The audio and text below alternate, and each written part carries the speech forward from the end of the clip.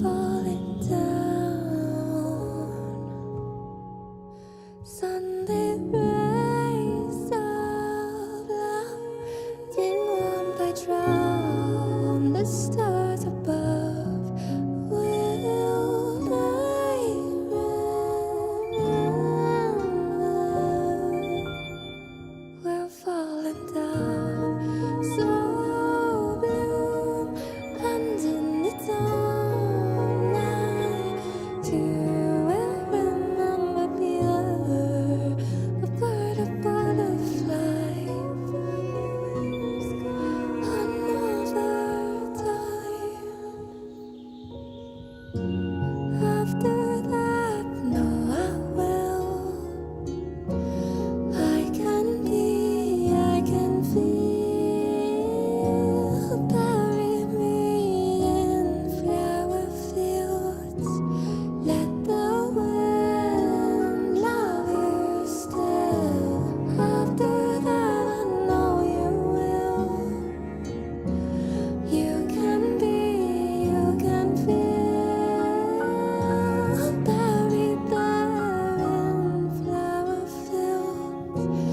Let the wind love you still. And there was only us raining from the sky. I'm not ready to go. I'm not ready to go.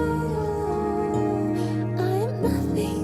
Hardly half of a whole. It takes me now, so blue.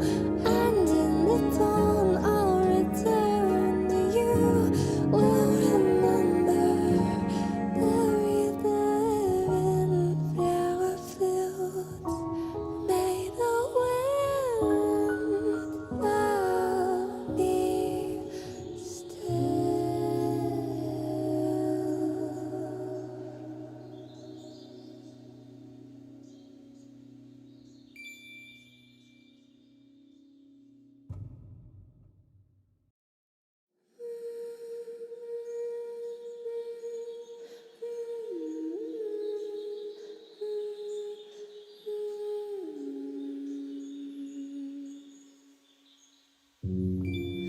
I'm falling down. Sunday rays of love, in warmth I drown the stars above. Will I At Arc Redeemer celebrates 1 month of membership. Mospos underscore Tofie lovers, Corona underscore Tofie lovers. so blue, and in its own night, you will remember pure, a bird, a butterfly, another time. After that, no, I will. I can be, I can feel. Bury me in flower fields. Let the wind love you still. After that, I know you will. You can be, you can feel.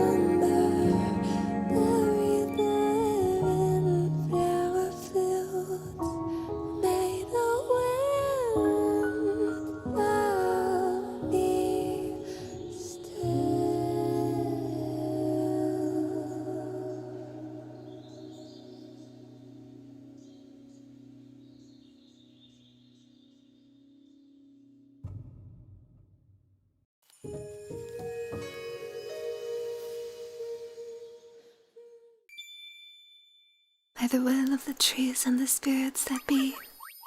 Once more may the gateway open to thee.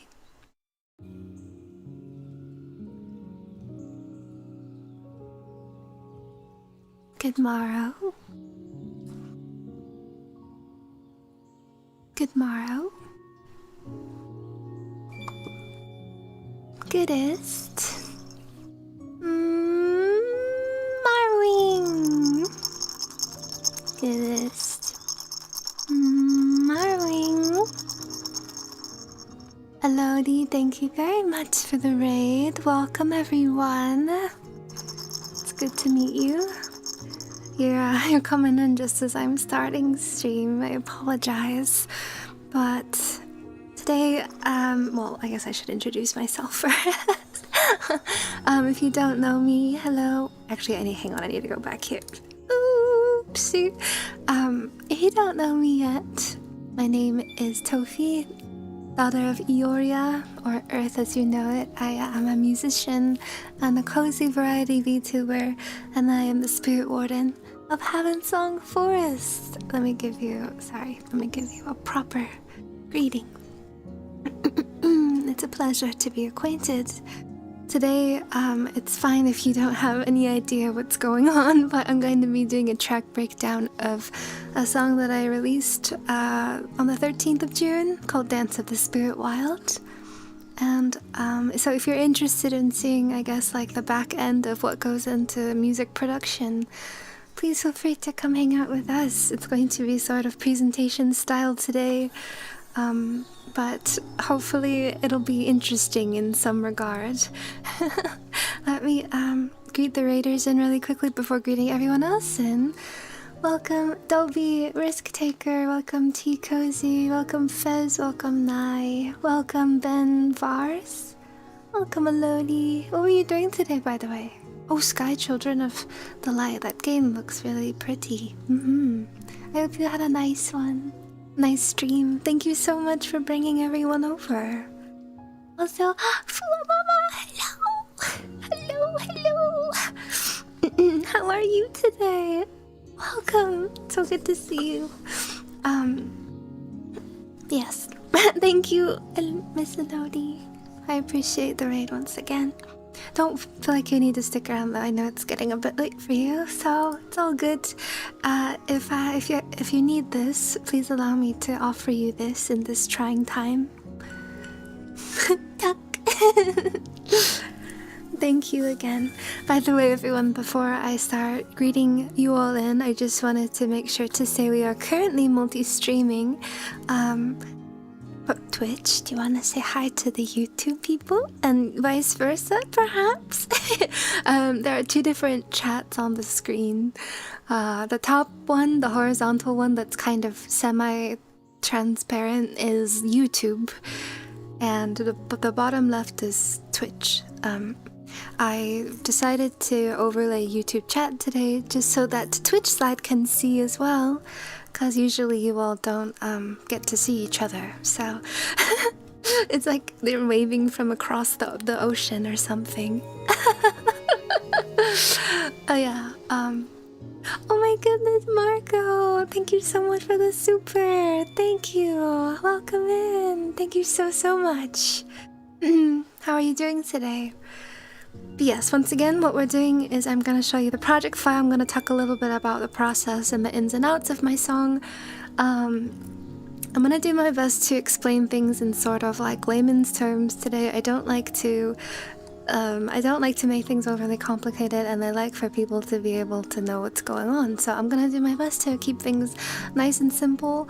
If you have any technical questions, I'd be happy to answer them, but in regards to the way that I explain things, I'm going to try to keep it nice and simple, and I guess entry friendly, if you will. Oh, hi Pity! Oh, welcome! Thank you for the raid! Oh shoot, what's going on?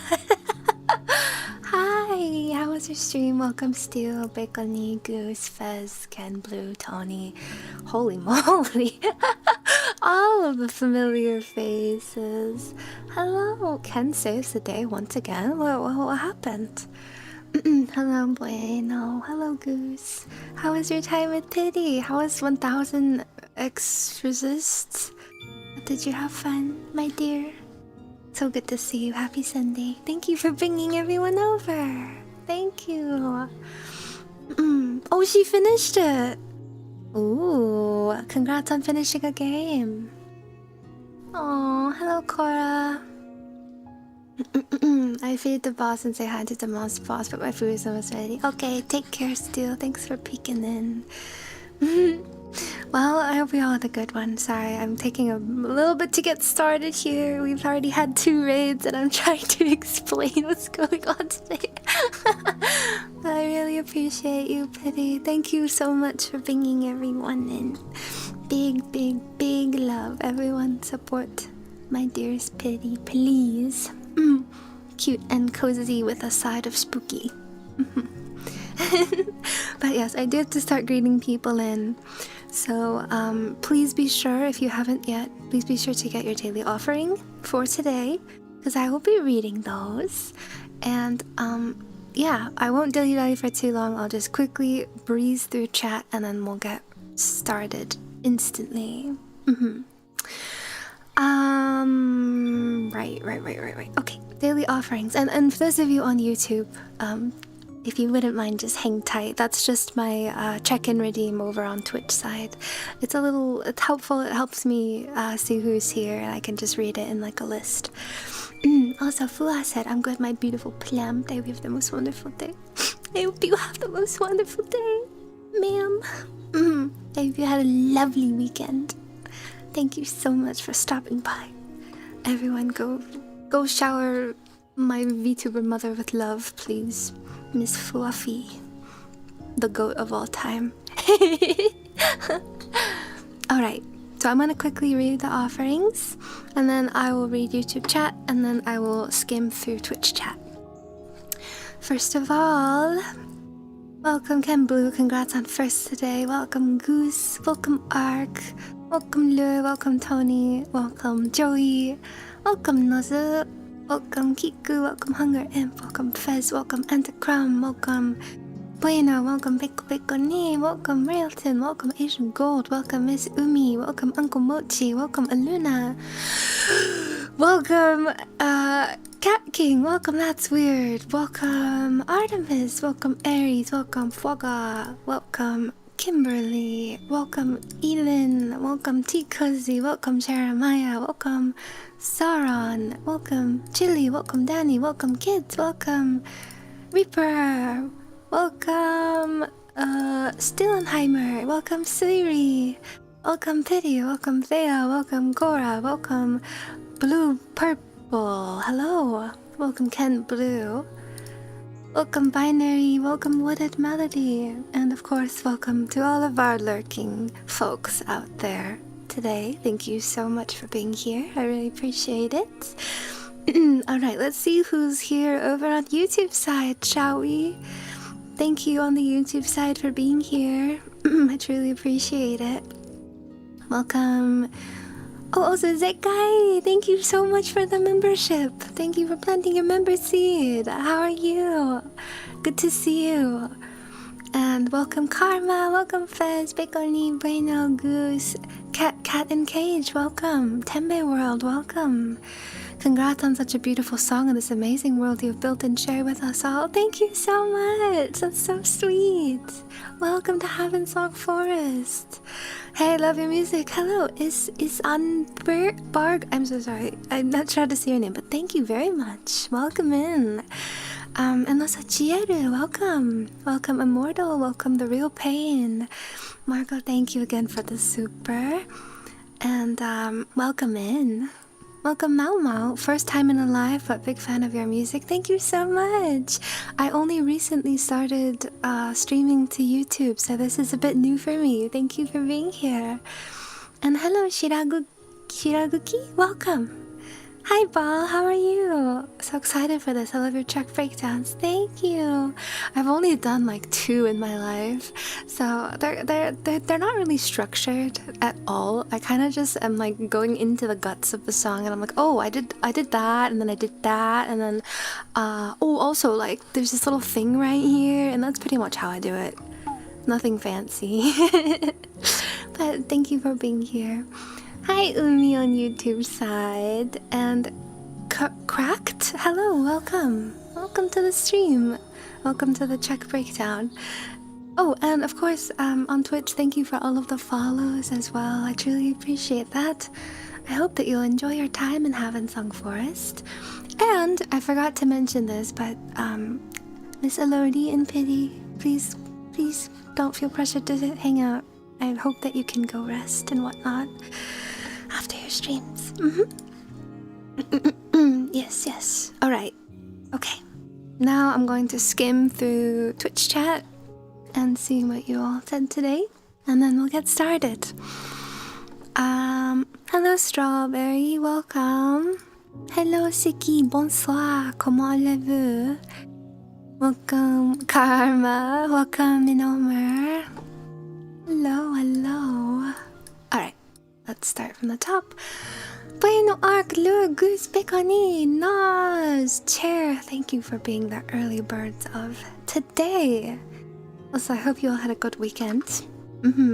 Did you eat something delicious this weekend? That's always my assignment for you all. So tell me if you did, because I'm super nosy. Right. Hello, Sniffle. Please tell me how to refer to you. Welcome. I'm so incredibly excited. I absolutely love getting an inside look at music files. It's a little bit chaotic in there, so don't have too high expectations. But hopefully you can make sense of the madness. Yes, but I'm glad. Hello Aries, how are you? You are all so amazing, cherished, and loved. Hope you and families are super duper wonderful. Great job getting through another day. Oh, thank you. Thank you, Shadow Blossom. I appreciate that. Welcome in. Let's see. Hello, that's sweet. How are you? How are you doing? Yesterday, oh, that's right. So about food. So yesterday I made a really yummy, bean and rice dish. It's like one of my favorite things to cook. Like one of my favorite like whole foods plant-based meals is like beans with like black beans with like green chili and all sorts of spices, like tons of cumin, chipotle pepper, everything slow simmered on the stove with tomatoes, spinach, okra. Just really good, really comforting, and served over rice. That was my yummy food of the weekend. Good morrow, Bueno, how are you? My slash key is acting up, so I hit enter without that. Where? What are you talking about? Oh, show. Show. So true. I just saw it. Thank you for the sub over on YouTube. Appreciate it. Welcome in. Right. Yeah, I'm gonna break it down. Dancing in the Spiritwild. Hello, says Tenma. I don't know if that is like negative, but hello. Welcome in. Right. Okay, where was I? Okay, made it to Pity Raid. Yes, flowers for raiders, always. I will be back after I eat. Thank you, Steel. Enjoy your food, yes. Congrats on a beautiful song and the amazing world you share with us all. Hello, Tiger Lily. Thank you so much. I really appreciate the first time chat. Thank you. Welcome. That's very sweet. Sauron. Yeah, we just got followed by someone named Sauron. Everyone batten down the hatches. We're being attacked. Sorry, not to call out the actual person. Right. So Karma prefers watching streams on YouTube. Is that so?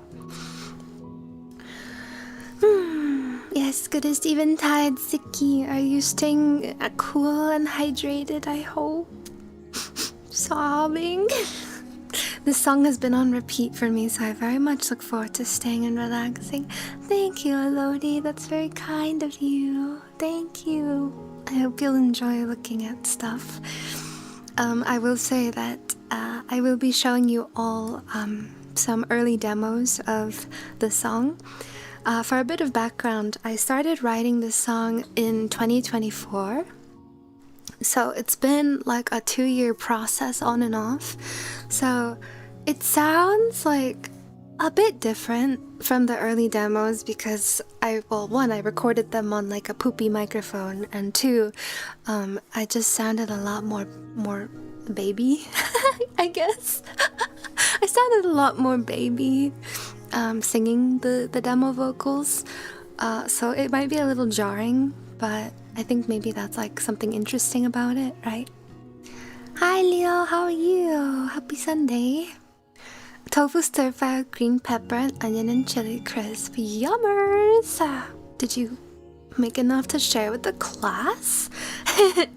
Hi Tofie, loved your karaoke during the relay you were in. They were beautiful. Hello Z-Tech, welcome in. Thank you so much. I really appreciate that. Welcome. Yes, the Sunlit Melodies hosted by Miss Taiga Toragami. That was fun. Hope I can do something like that again. The chaos is what we love to see. Yes, I hope that we can definitely normalize that the creative process isn't always glamorous, nor is it beautiful. It's kind of just, it is. It's very stream of consciousness. But I did clean it up just a little bit before the stream today. Tomato sandwiches. Oh, yum! Do you like to put mayonnaise on your tomato sandwiches, or like veganaise, or I guess either one? Because I like that. I think that the creaminess goes really well with the acidity of the tomato. Beans and rice and green chili. Oh yeah, yeah. Oh, and onion. I forgot. You start making it by sautéing the onion. Yes. Hello, Brandon. Welcome. How are you doing? Osanisachi. Hello.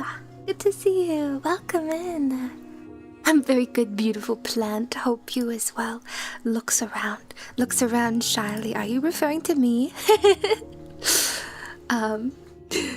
Shadows encroach on the forest. Oh, that's ominous.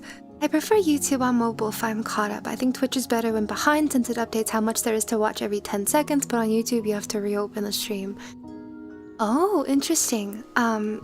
Right, and that actually reminds me of a point that I wanted to mention today. So any of you who are watching on the YouTube side, for some reason YouTube really does not like my settings, and so the stream is much more deep fried, I think, over on YouTube. So I don't know if it's gonna be cumbersome, but there is better picture quality over on Twitch, I'll just say. I remember when I was trying to take clips from my karaoke relay, which was only streamed to YouTube, so I only had that recording. I was looking at it and I'm like, why does this look like 360p? And then it turns out YouTube just really doesn't like my bit rate or something. I don't know. I don't know. So just, I'm sorry if it's pixelated over on that side. I'm not sure how to fix it. Starting to cool down over here. We got under 40 C. Wow. Okay, good. I'm really glad. I'm really, really glad.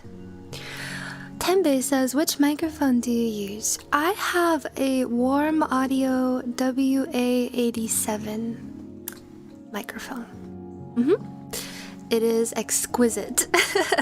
It is very good. Very, very good.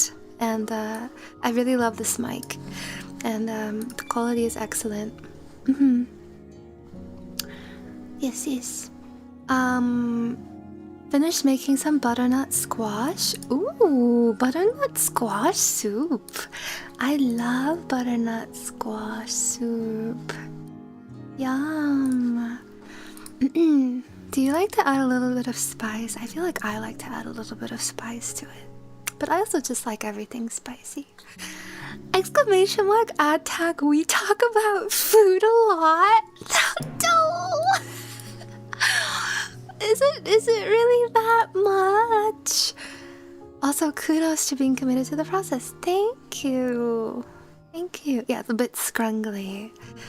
Everyone works differently. Hi, Kiro. Welcome. Caesar chicken and cucumber wraps and spinach and herb tortillas. Wow, that sounds yummy. I love making wraps. Tomato, vegetables, mustard, salt and pepper, herbs on some nice bread. Okay, this is really silly. If anyone like stumbles upon this VOD later on, they're gonna be like, why are they just talking about food? Like, get started already, woman. Okay, look, I'm almost there, alright? Calm down. It calls out an imaginary person that doesn't exist. Hi Nix, how are you? Also, thank you for the follow. Welcome to Havensong Forest. Bear in mind, a little bit of spice to Tofie is usually a Carolina Reaper. No. That's exaggeration. For me, it's mostly ghost pepper. I like a little sprinkle of dried ghost pepper. This is every streamer for Lucky. I'm just surprised the pancake arc has ended. Pancake arc is still alive and well. I just haven't made them in a while, but I do yearn. I yearn for the pancakes all the time. Yes. Also, I'm not doing a spicy noodle challenge at Offkai. You got me messed up if you think that's happening. Sorry, not sorry. You're on your own, pal.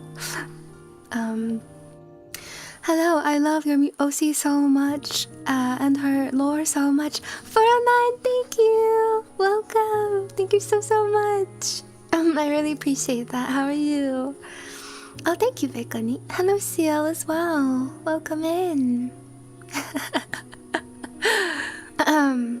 Yes, the Warm Audio WA87. It's a very nice microphone. I did extensive research on many different models, and I decided that this was the one, and I'm so glad. I'm so glad that I chose this one. Yeah, and I also got it during Microphone May, which is a Sweetwater month sale. Not sponsored, but they heavily discounted it, so I think it's usually $700, and it was $200 off when I got it. So huge value, huge value. Yeah. Yeah, nothing personal. Also, thank you for the follow. Welcome to Havensong. Alright, we are just about all caught up. Oh, do I have to actually do the thing now? Do I have to actually do it now? Okay, now I'm super nervous all of a sudden. Okay, how about to center ourselves, let's take a little standing and stretch. And then we'll get started. I'll show you the project.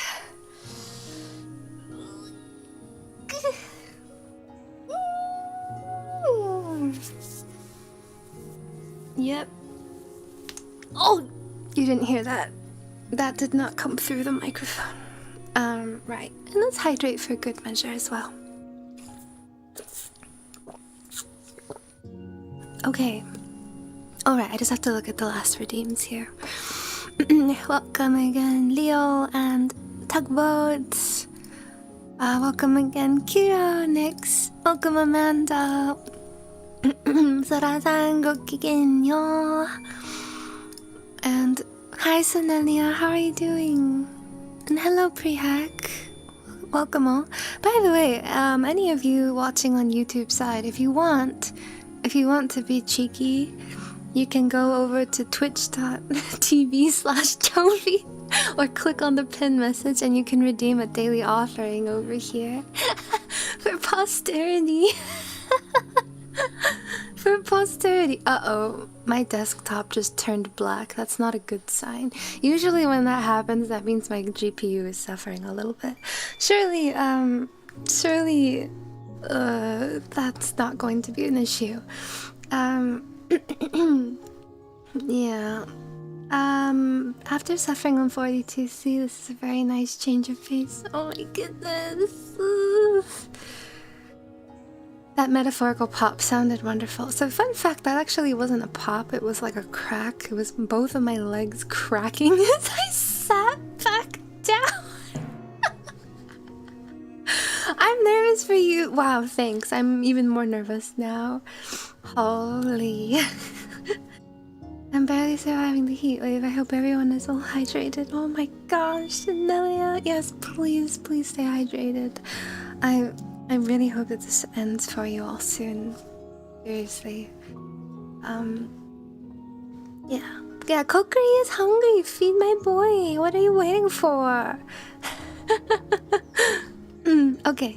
Okay. Alright. I guess it's time.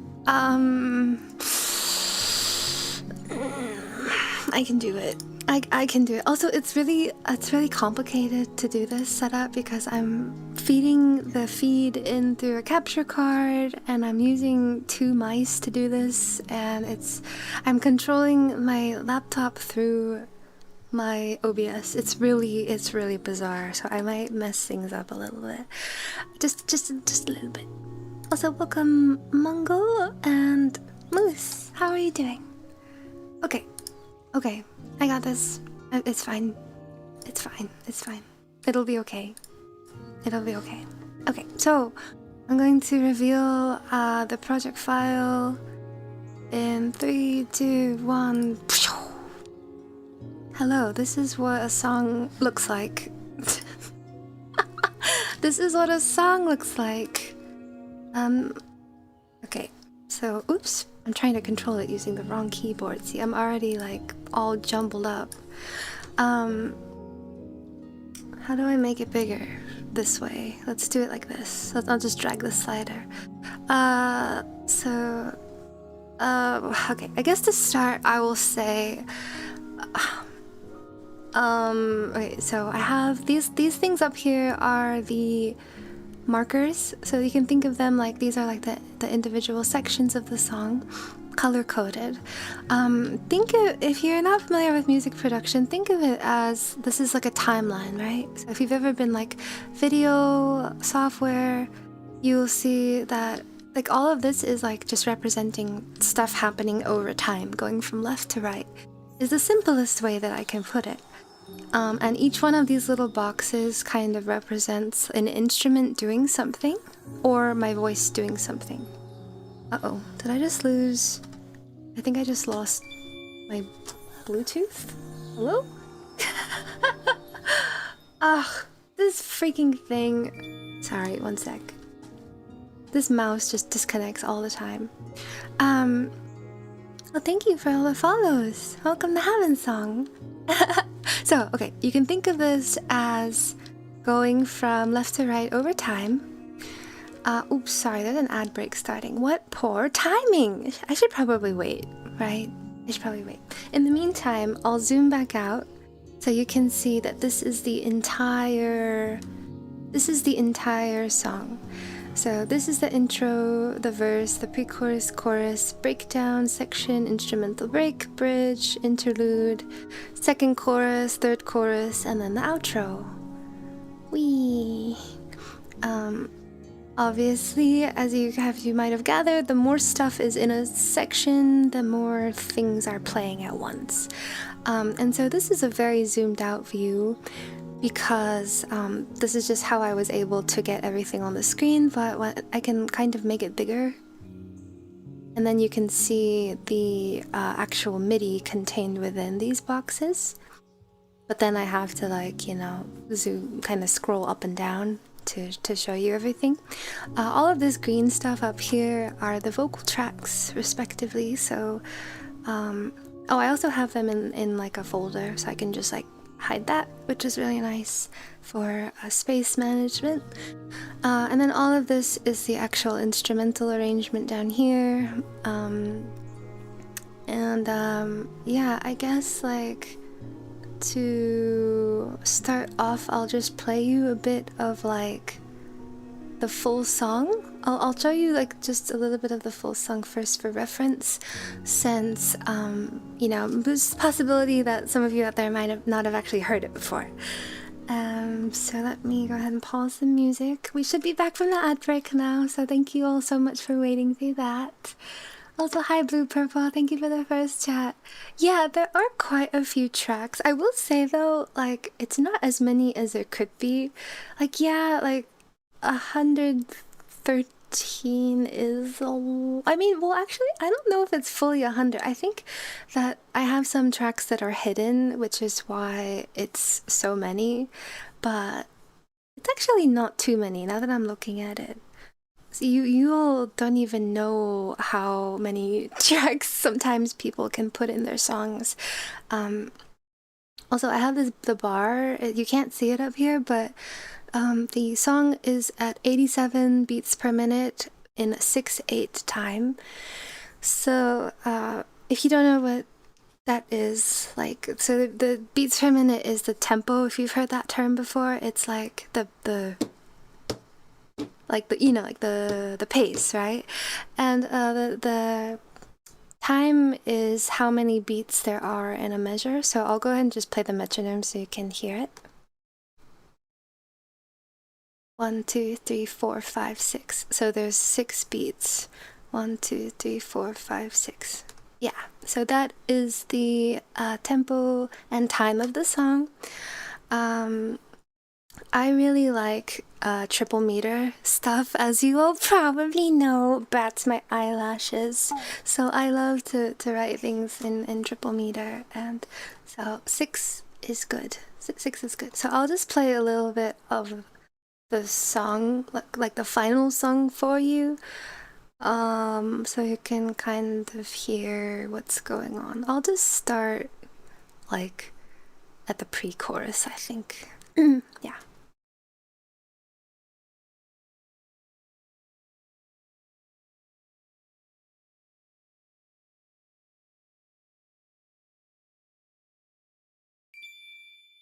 Oh, you can't hear anything? Sorry. Why is that happening? Well, sorry, let me take a look. You should be able to. Are you sure? Are you positive? Oh, it's muted. I had the. No! I only had the monitor on. I didn't have the out on. Sorry. Okay. Okay. I'll try that again. So I'll play the metronome again so you can just hear it.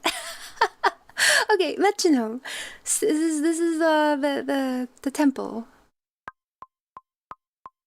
1, 2, 3, 4, 5, 6. 1, 2, 3, 4, 5, 6. 1, 2, 3, 4, 5, 6. So each one of these numbers up here, sorry, you can't really see it very well, but so like there's a 1 right here, and a 2, and a 3, and a 4. These are measures, and it's 6 beats in every measure. Yeah, so this is like, think of this as like the backbone of the song, and this is what you kind of write it to. Yeah, so that is the metronome, and I'll play you a bit of the song just so you can hear what it sounds like as a point of reference.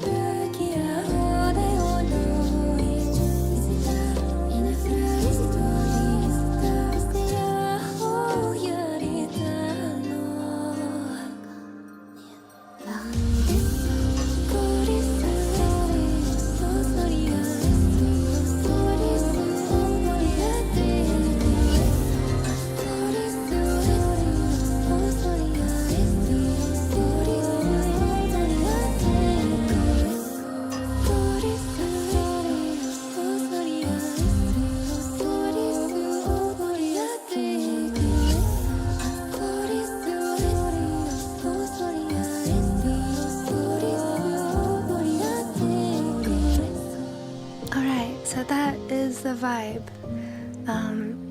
So I'd like to show you what actually the first demo sounded like when I had the idea for this song.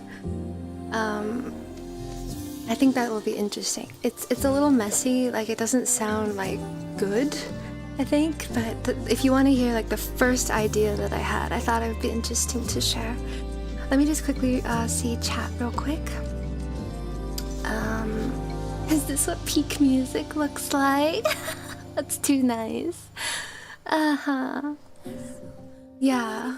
6'8" is 3'4", but more Chad, kinda. Wow. 130 plus people? That sounds like a nightmare, logistically. Moved over to Twitch because of YouTube ad. Excited to be here. Hi Z-Tech, welcome over to Twitch. Do you think your fondness of triple meter music comes from Celtic music? I know they use that a lot. Honestly, I really loved triple meter before I started really like listening to a lot of Celtic music. So I don't know. I just really like the rhythm. There's just something about the rhythm. I really love triple meter, and I really love what was the other one that I like? I really like 5. I really like 5/8, I believe. Yeah, 5/8 just hits too. Oh, but I also really like 7/8.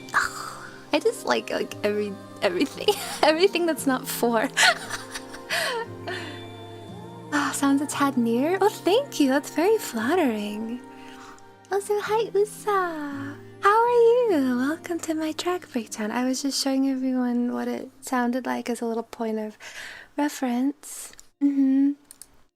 Uh-oh. Uh-oh, what did I just click?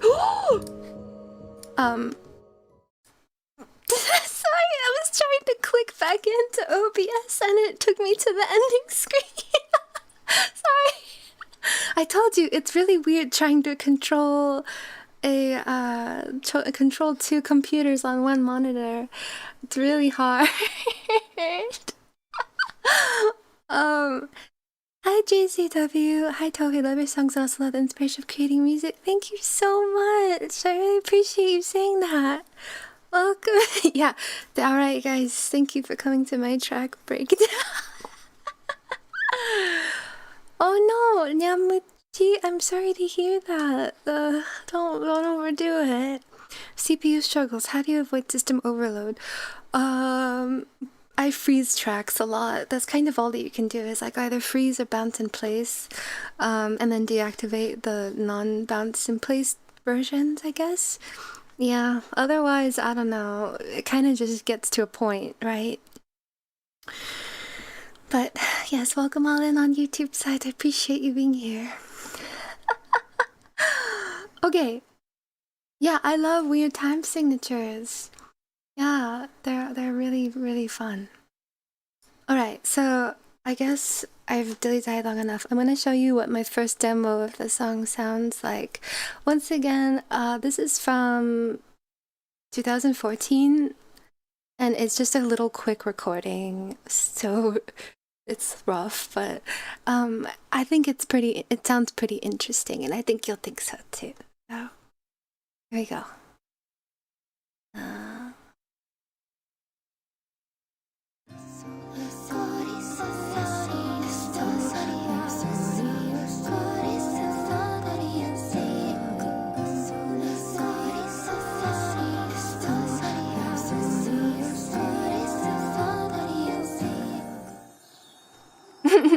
That was it. That was all that I had. So my idea for this song started with the chorus. Yeah, it's pretty fun, don't you think?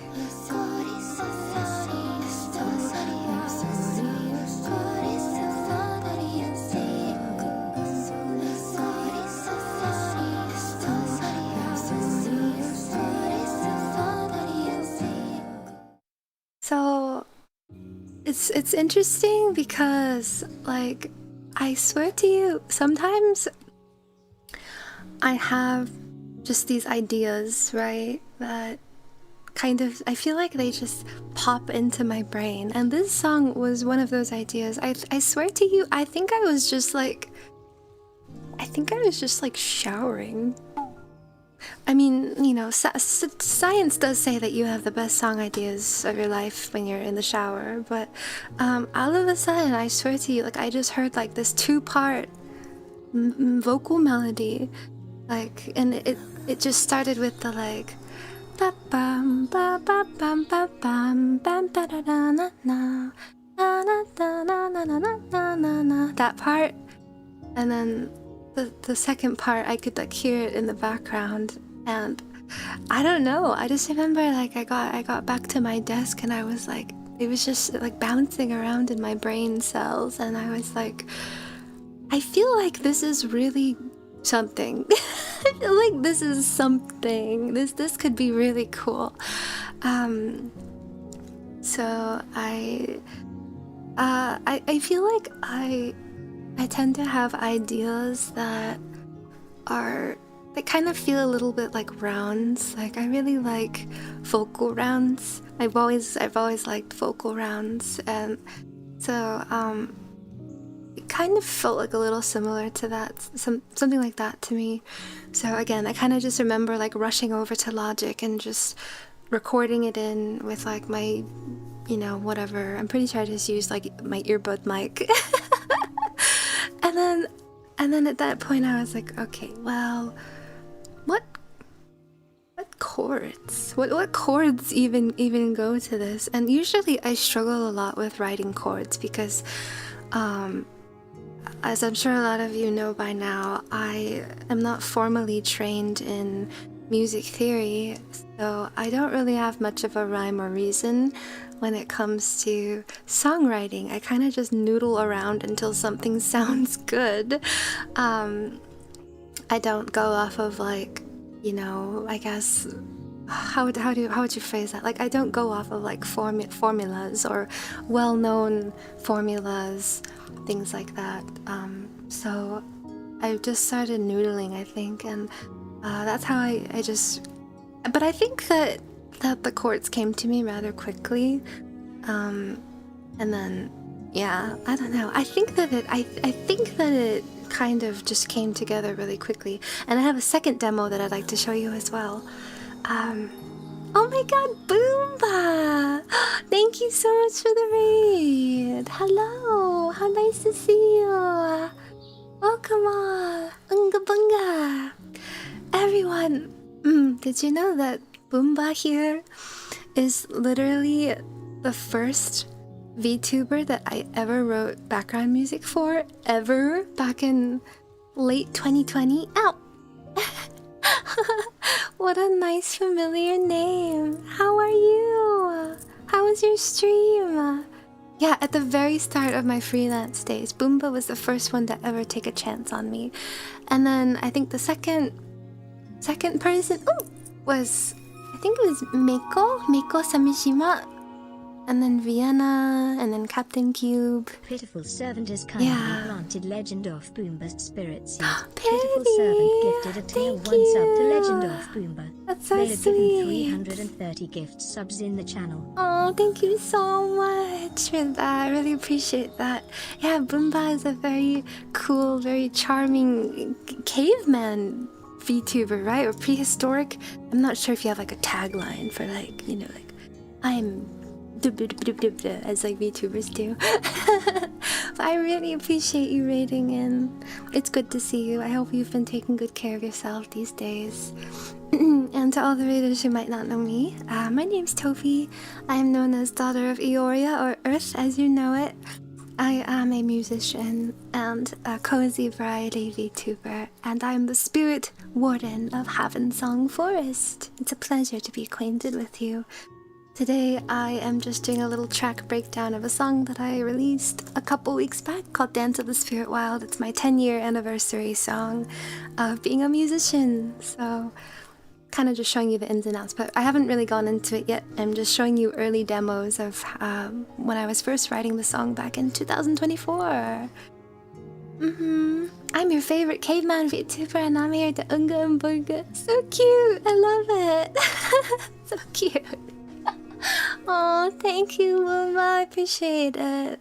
I hope you can get some good rest after your stream. Don't worry about sticking around Thank you again for bringing your community over. If any of you are interested in watching a track breakdown, by all means. But of course, no worries if that's not your thing. Also, welcome Thorn, welcome in. Yeah, I wrote a really fun track for Boomba. It was like really percussion heavy.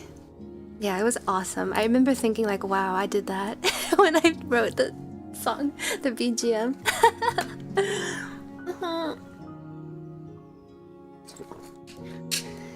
Yeah, I was telling them how far you've come. That's so sweet. Thank you. And I hope you had a nice time playing Deltarune. And welcome Diz as well. Welcome all. Yeah, rushing to the voice memos was basically what I did. Yeah, after the shower idea.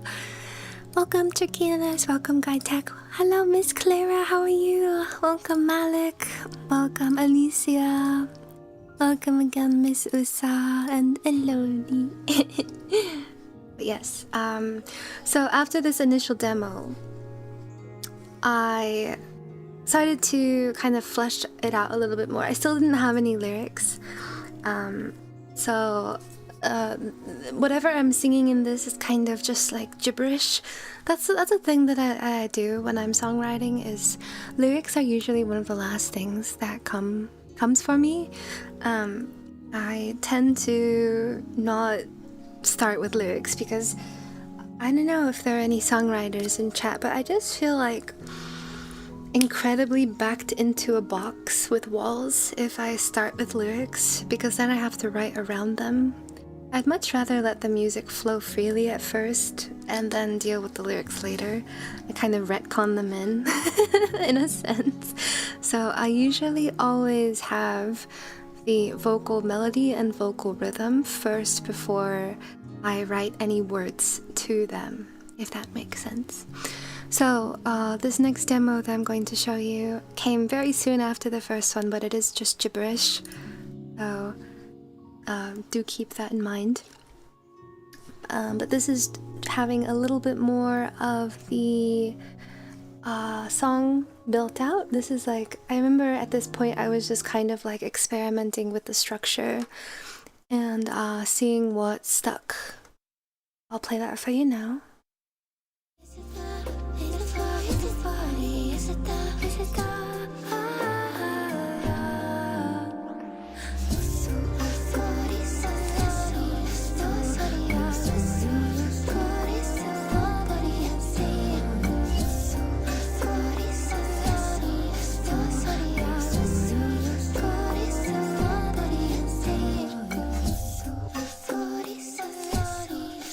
Oh, I did technically have the chorus lyrics. I did have that, but not the other stuff.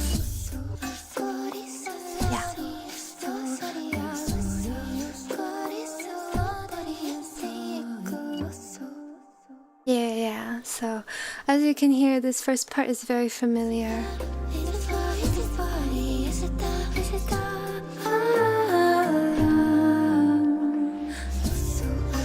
Yeah, and I always I remember when I had that like little like reverse sound going into the chorus, I just remember thinking like, ooh, this hits pretty good, like right here. I love the way that hits right there. So that was the second early demo that I had. Pretty much everything after that was kinda like the same as it is as you hear it now. The only section that really changed a lot was actually the bridge, the instrumental, or was it the instrumental break? No, it was the bridge. The bridge changed a lot, but the bridge is also almost entirely instrumental. And I remember back then I didn't really know what I wanted to do with it. I just knew that I wanted to have like something that sounded a lot different from all of the chords that had been playing thus far, to kind of break up the monotony. And if you don't know what section is the bridge, I'll just go ahead and quickly play it for you. It's this part. I'm going so quiet. This part.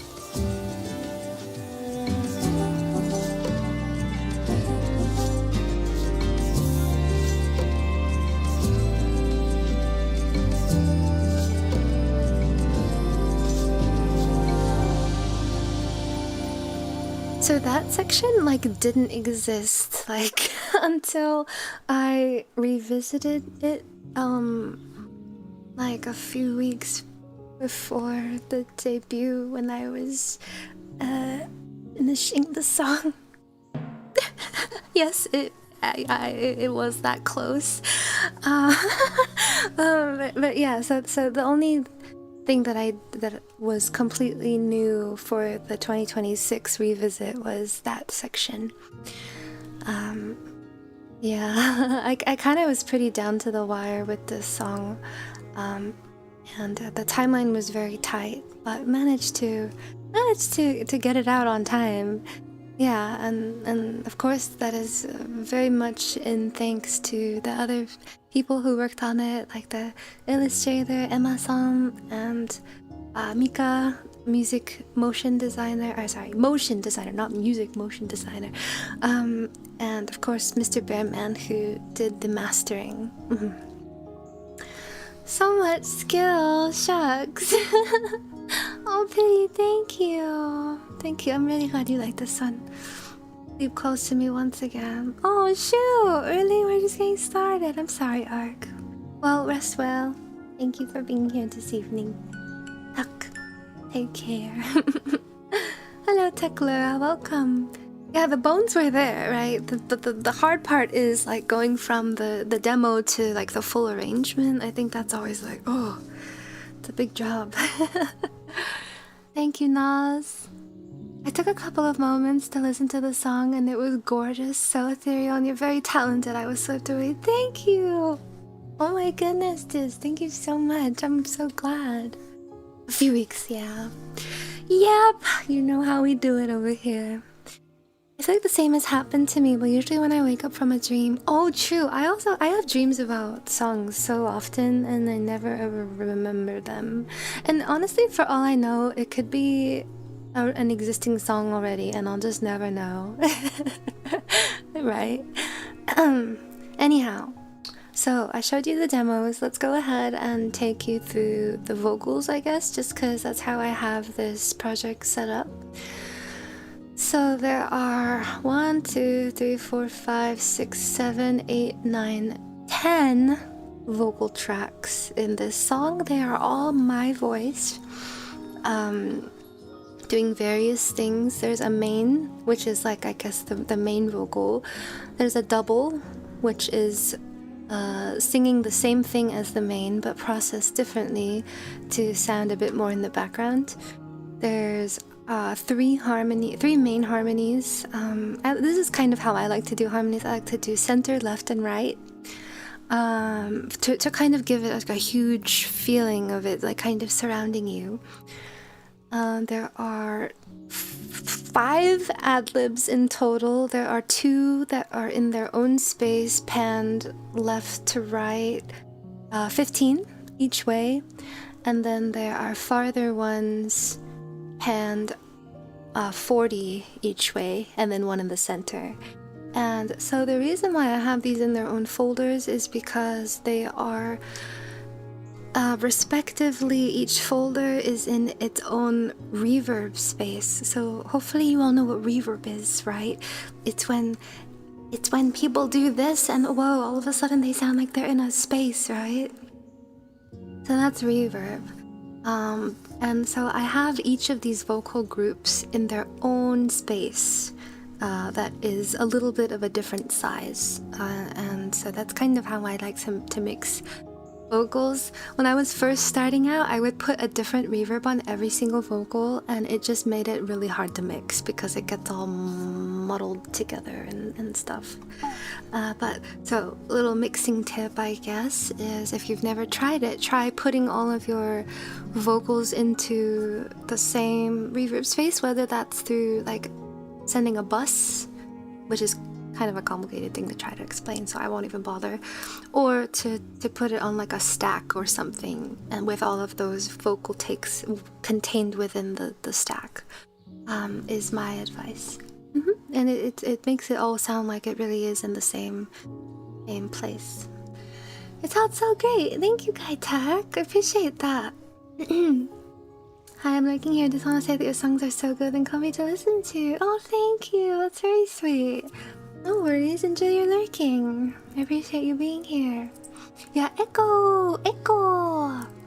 So, the main... Oops. Okay, here I go using the wrong mouse again. Okay, mains track has... So I just use Chromaverb. This is the default... This is the default Logic reverb. Or it's not the default one, but it's one of the default ones, and it's not really too fancy. But basically, you know, you have your knobs. Dry wet controls how much reverb and how much original signal is coming through. This is like the length. You don't need to worry about the complicated stuff. And then this is just like the EQ of like the sound. So I usually roll off of the lows and the highs a bit. So the main together in the reverb space would sound like this. VTuber.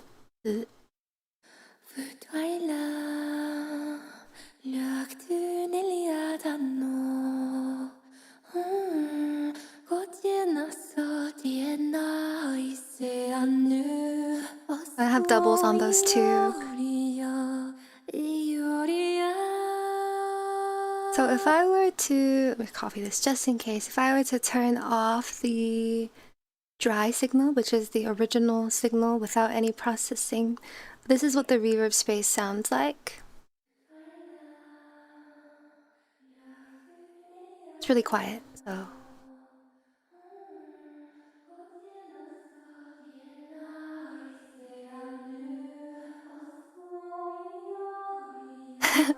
so that's what's going on in there, basically.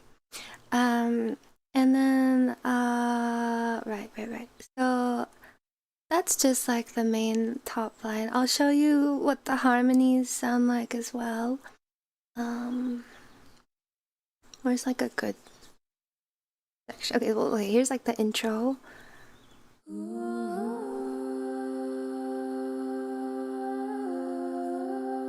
As you can hear, they're left and right if you're wearing headphones.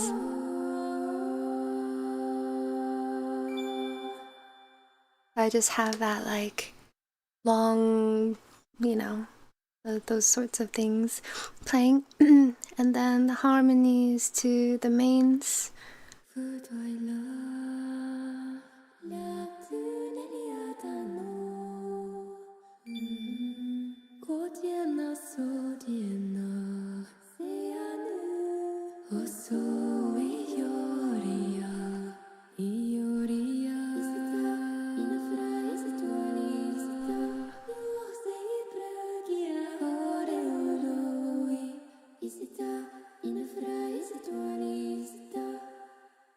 Yeah, so that's what that's doing. Right. And then so there's like the little 3-part harmony. Oh, I'm sorry about the ad break. I'll take a little break here so that we don't keep going on.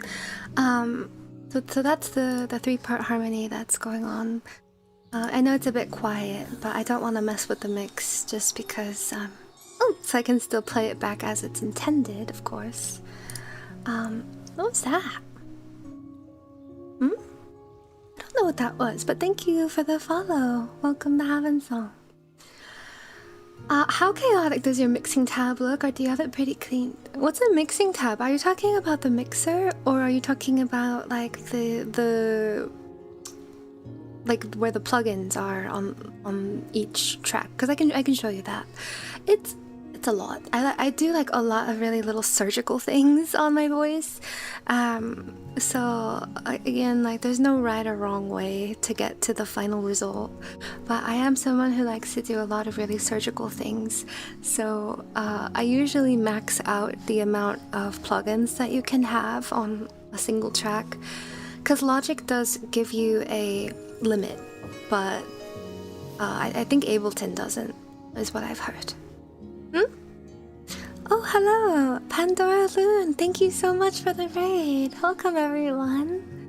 I'm so sorry, we're in the middle of an ad break. I don't know if you can hear me, but I really appreciate you raiding in. Hello!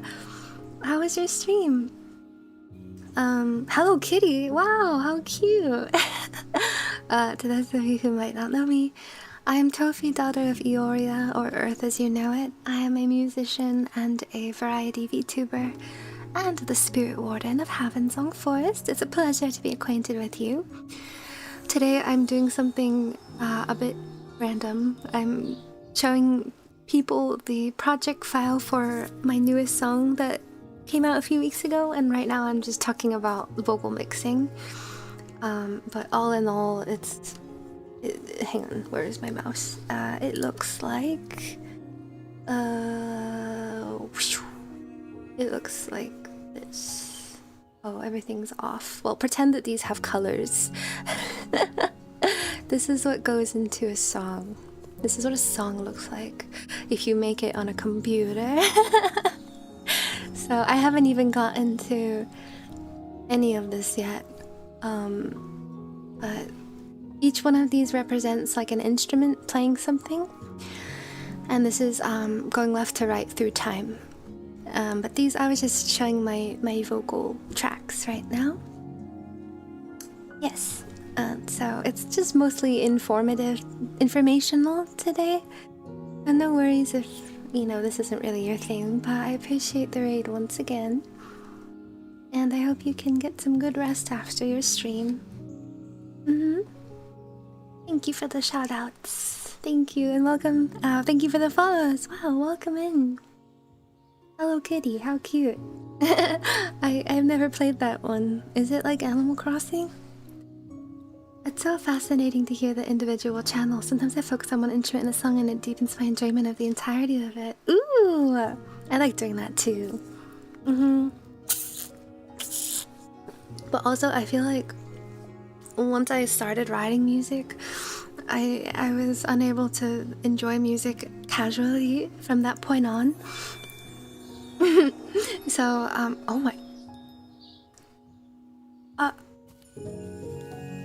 Guys, is there something going on today? Why have we had like 10 more billion raids so far?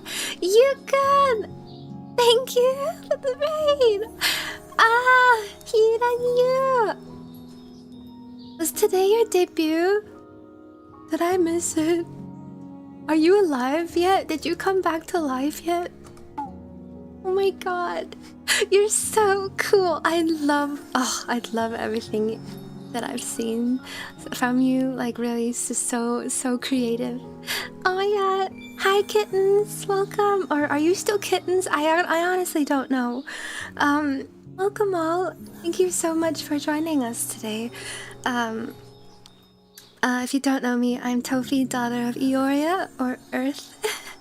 I'm a cozy variety VTuber.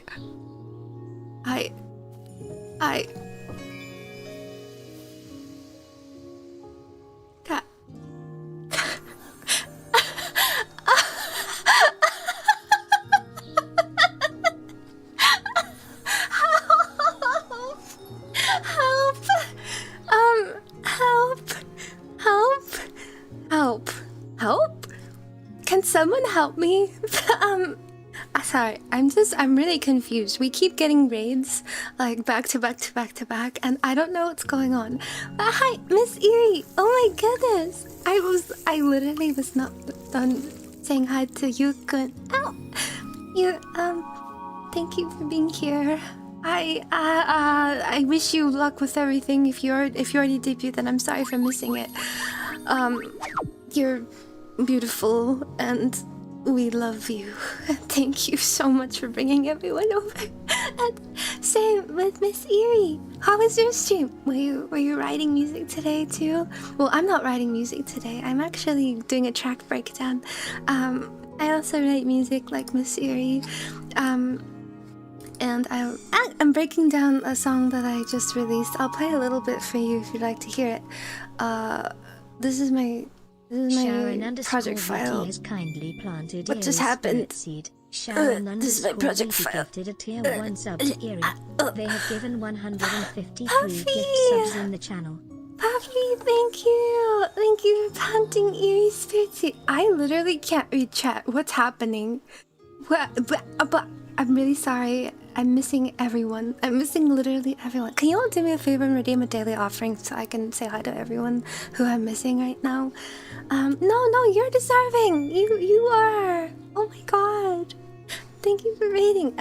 Let me show you. Let me show you just a bit of the song for those of you who haven't heard it. Once again, what I'm doing today is I'm just going into the project file and sharing, like how I wrote it. But here is just like a little bit of like what it sounds like as it is.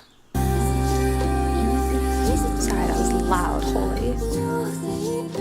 It's called Dance of the Spiritwild.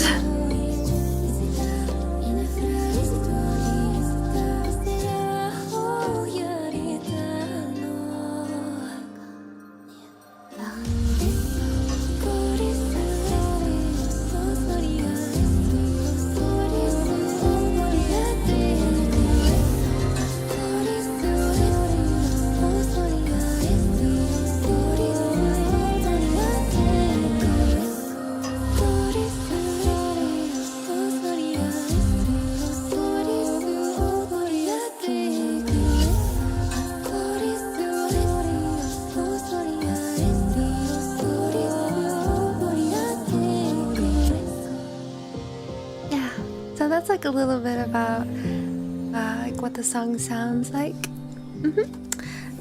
So yeah, obviously you can kind of hear there's a lot of stuff going on. So I wanted to show everyone what's going on inside. Right now I am going through the vocal tracks. There are 10 vocal tracks. If you're at all interested in what goes into a song, please feel free to stick around. We'd love to have you.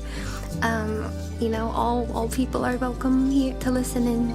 It's not just for the music nerds, even though I do also appreciate the music nerds who I can answer questions for. But of course, there's no wrong questions at all, and I'm happy to, I guess, share as much as I can. But thank you for listening. How many layers are there in total? I'm not too sure because it counts like the hidden ones as well, but this is telling me 113. But I don't think it's that. Like, this doesn't look like 100 to me, so it might not be accurate. It might be counting the hidden ones that I hid away to like clean up the project. And usually those are just like extra vocal takes, but yeah, there are a decent amount. It's definitely not my biggest. It's not my biggest project file. Definitely not. This is how everything looks smushed down. Let me turn the colors back on so you can enjoy the colors. Yes. But yeah, that's what we're doing today, so please feel free to hang out and listen in if you'd like. Thank you all so much for being here. Let me just quickly scroll up and see if there's anything that I missed. Also, Lolo, thank you very much for the seeds. Welcome in.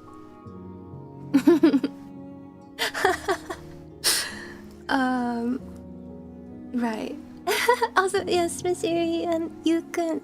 Don't feel like you have to stick around for any of this. I hope that you can get some rest. And yeah, sorry. I usually greet everyone in by name, but there was just a lot of raids and I'm a little bit lost. I'm a little bit lost. Everyone go check out Eöriia though. Eöriia makes music live on stream and she's so cool. She's braver than I am. That's for sure.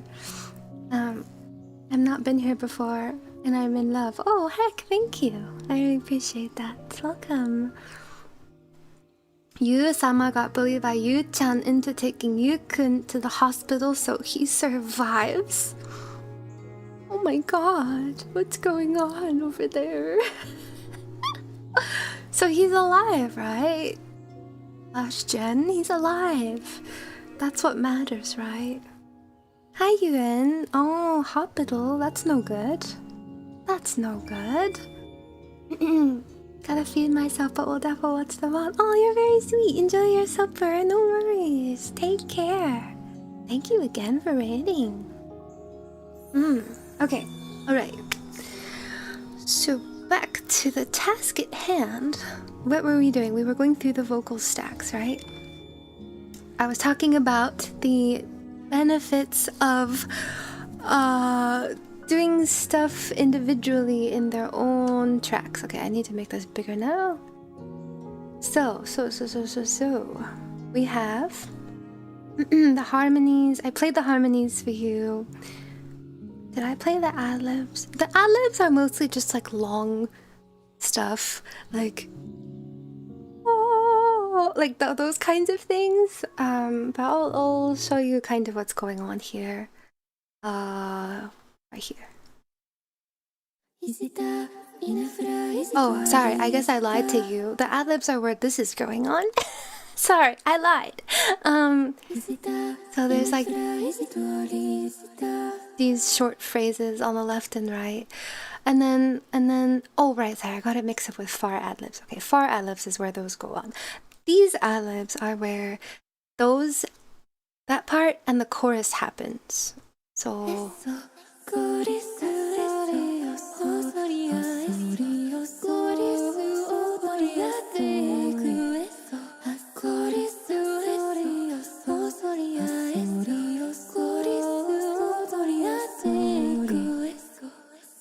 you might be able to notice that there's a little bit of like an echo going on.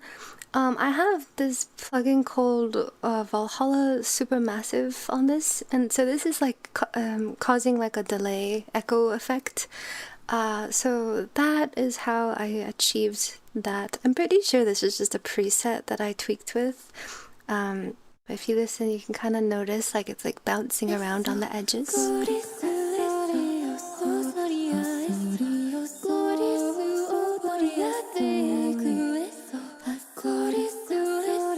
I feel like I really like adding delay because it makes things feel super big and ethereal and such. And then I just have like, you know, another chroma verb going on here. This one is much more wet than it is dry, so I really wanted it to feel like a bit farther away and more ethereal. So that's what the chorus is, and as you were able to hear, it is two separate vocal parts. I wanted to try something a bit unconventional. Again, this was like the original idea that I had. I was like, what if instead of the chorus, instead of it being just like one person, just, you know, one voice, right? Like, what if it's two voices singing two separate melodies, kind of bouncing off of each other? And I thought that was a really unique concept. So I'll like solo just this one.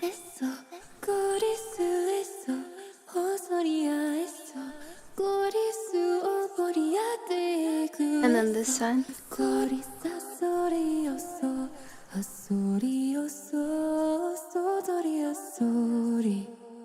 Those are the two separate parts.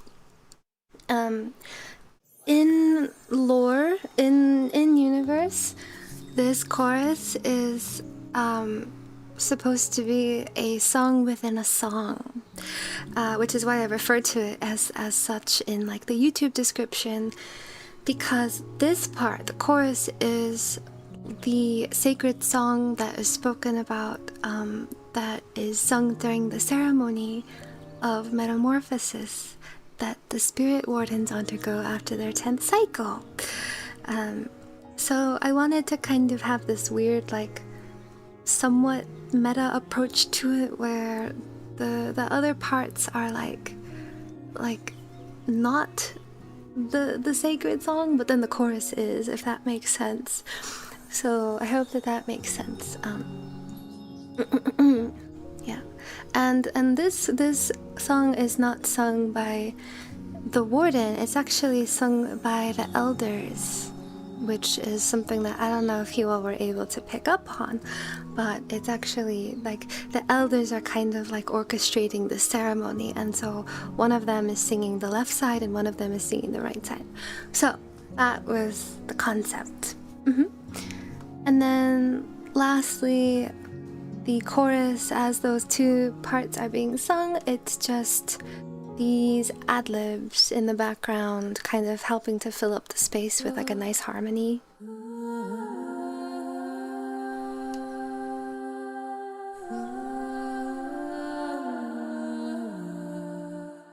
Yeah, so just kind of stuff like that going on. And then during the bridge there's also some harmonies going on here.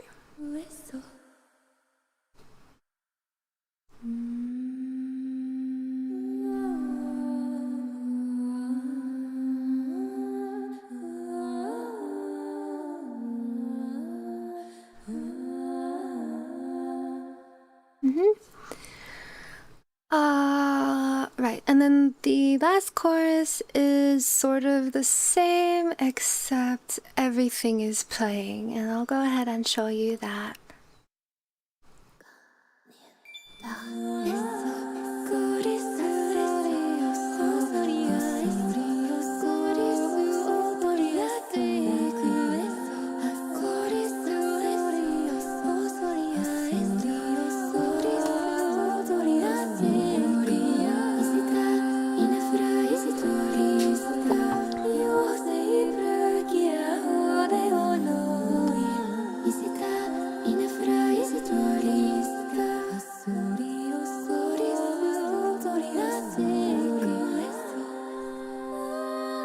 This is the outro.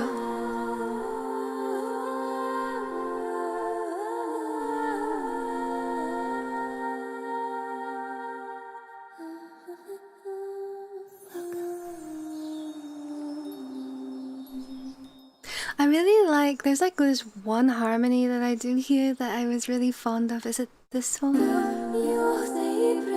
That part. I really like that part because it feels like very like chordal, I guess. So when this thingy, I don't really know what to call it, the track head, when this hits like this part.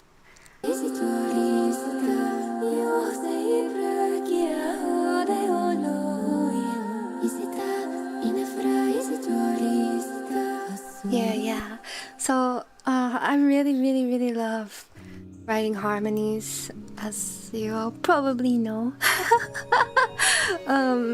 And so this kind of stuff really brings a lot of joy. The voice is like my favorite instrument, honestly. I don't really have a rhyme or reason to how I write harmonies. I kind of just record them on the fly and see what sticks. That's really my logic behind it. It's very much like feeling driven for me. Also, oh my goodness, thank you for the super chat. Thank you so much. I love song. Thank you. Welcome in. I really appreciate the support. Thank you. Thank you. So beautiful. Thank you so much. Yeah, so any of you like writing harmonies? I'm the type of person that I just like to fill up a space as much as I can without it kind of taking over the whole entire world. So that's really how I approach stuff. Also, thank you for all of the follows. Welcome to Havensong Forest. So that's really what's going on with the vocal side of it. Again, it's really just like reverb spaces, and then we have a little bit of echo going on, and everything is kind of panned left and right in its own place in space. And that's how I approached that. And now we can move on to the instrumental arrangement. Yay! So, the way that I like to break up sections is I like to have a stack. This is the stack right here of stuff that is kind of driving the chord progression. And so I call that stack chordal. And then I like to have a stack of like little, I guess like accessories, if you will, like little detail sorts of things. And I call this stack the ornamental stack. And then lastly, I throw all of my percussion into its own individual stack as well. This is the percussion right here. And so I'll take you through each section individually. By the way, these grayed out blocks, if you were wondering, I just turned those off because I ended up not using these parts. So just don't pay attention to those. Those are like, that's basically like sketches. Those are sketches that I ended up not using. Yeah, but I didn't want to fully delete them in case I wanted to use them at some point. So I left them there just in case. And I'll tell you all of the instruments that are playing in the song. We have a piano, an acoustic guitar. Those two are the main instruments that are kind of driving the chordal information. There's also some plucks going on. There's a harp. There's a mandolin that only appears like every now and then. I have two different pads going on, which are like synthesized, kind of distant, spacey sounds. I have a choir. I have two cello groups. I have an upright bass.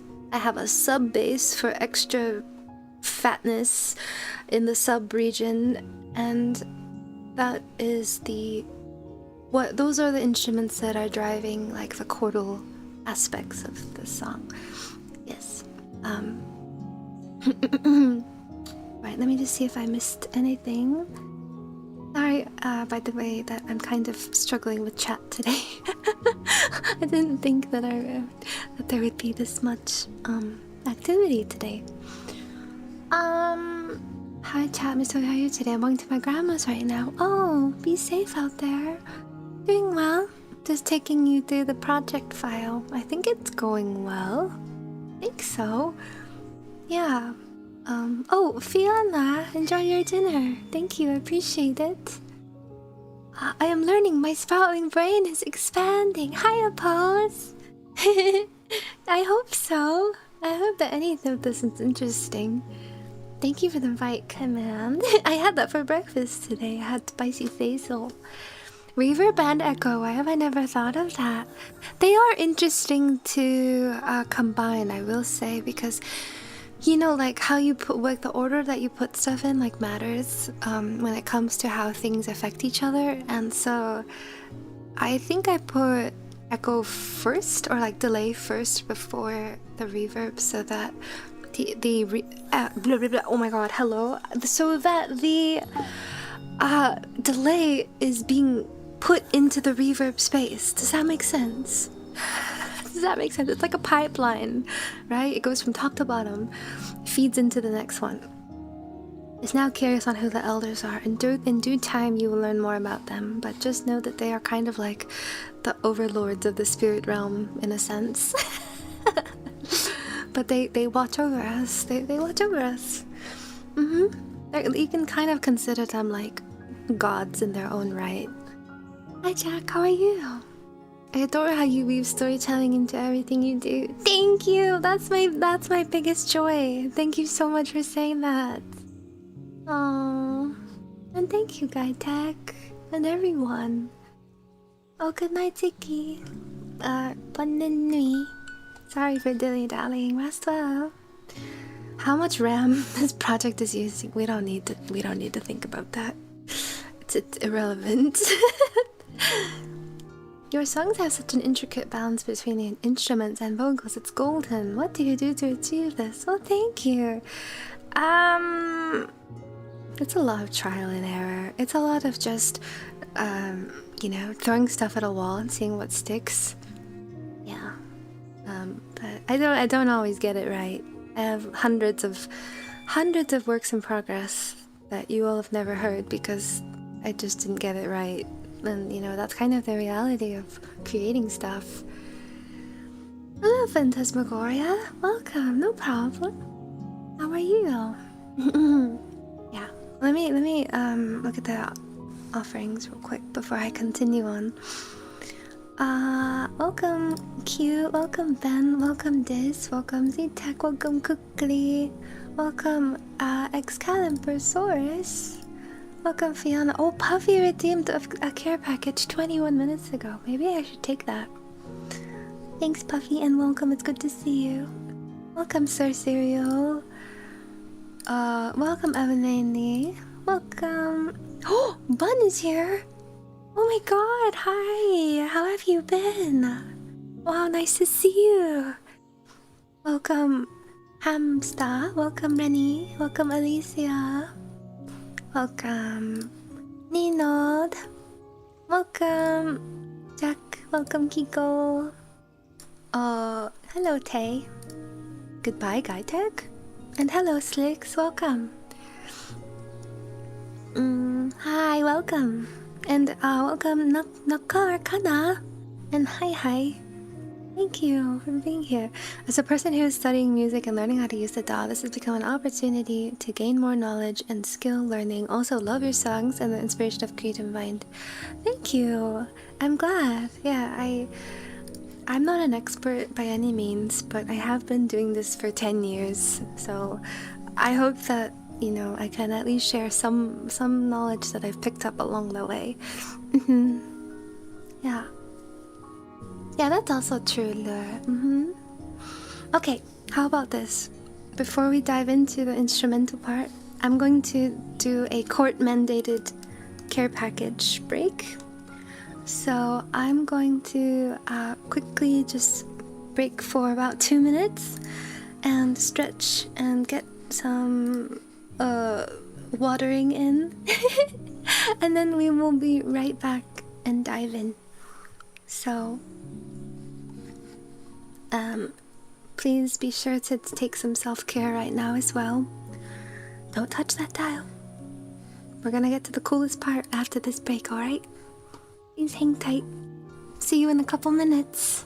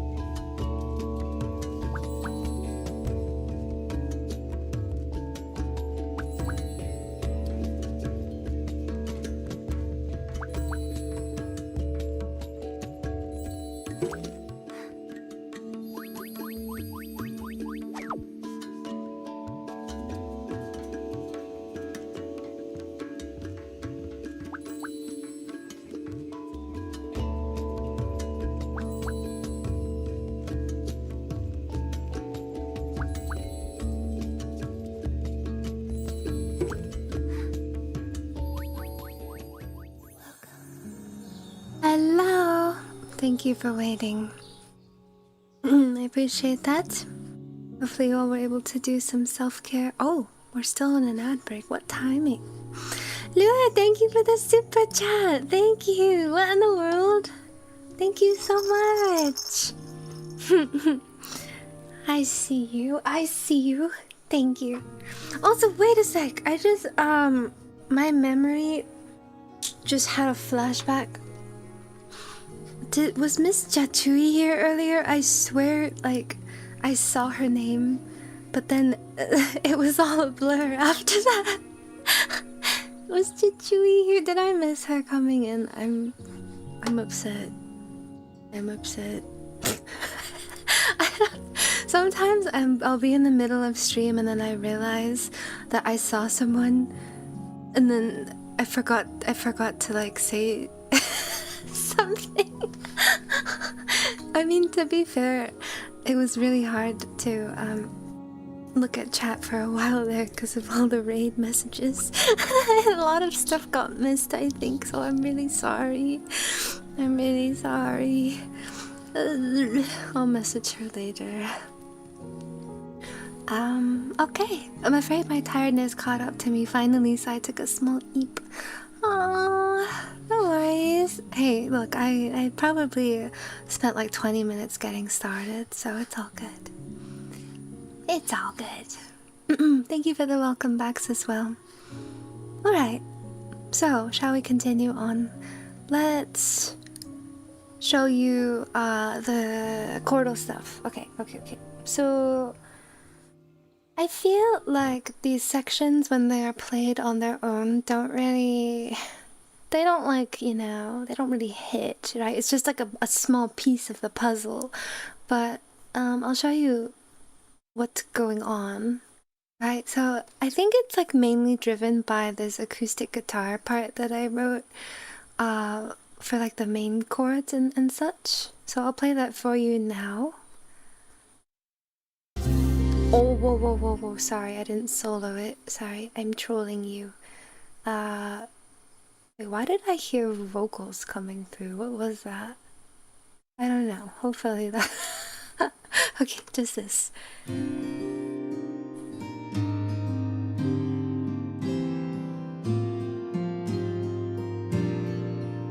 So this is like kind of what's driving the main chords.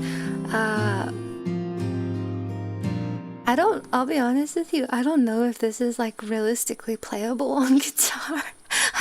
I tend to not really think about that when I'm writing stuff. I was just like, oh, this sounds good. I'm gonna put it in the song. But yeah, this is like the main chordal stuff. And then the piano kind of does the same thing in the chorus. I'll play them together. Oh wait, just kidding. It's playing like a counter thing. Sorry, I should take you through this like one by one. I'm kind of stumbling through it though. So in the verse, let's go through the verse, right? The verse is just like a quiet piano moment. It starts very softly. You might have to turn it up a bit. Or, I know this is sacrilegious, but I'll turn up the master out.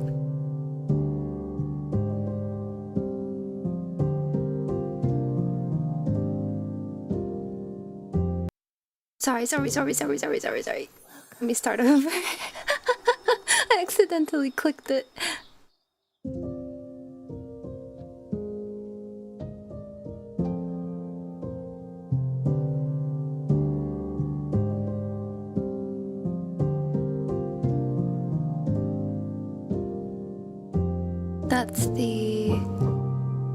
That is the verse, piano, and then that transitions into guitar right there. And then they kind of play off of each other. So this piano part is kind of mirroring the melody of the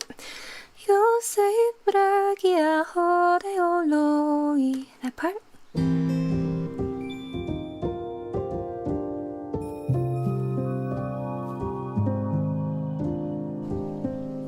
Yeah, and then they kind of come together right here before the chorus.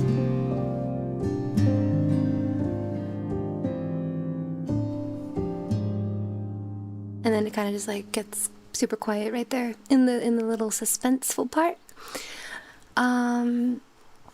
So that's what the piano and the guitar are doing. And same thing for the intro. I think it's kind of just like the same stuff. Oh, a little flourishy. I do like that little guitar thing I did right there. Dun, dun, dun, dun. That part is nice. And then that's the leading into the intro. Alright, so next up, we also have a lot of harp going on in this song. I love my harp. You all know this by now. Also, sorry. Hi. Thank you for the planting your member seed. Thank you so much. Welcome. I appreciate that. Welcome to Havensong Forest. If you're going to sleep, please rest well. Take care. Thank you for watching. This is the intro harp.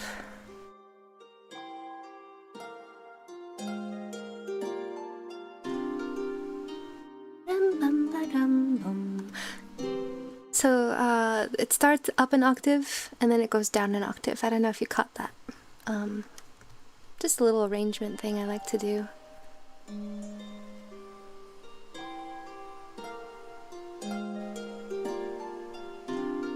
See how it gets lower?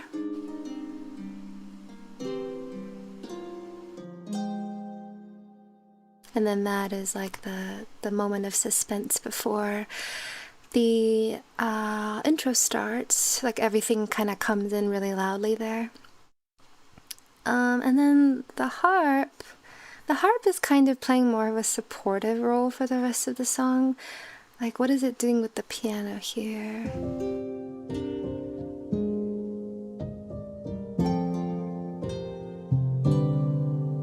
Just like chordal strums.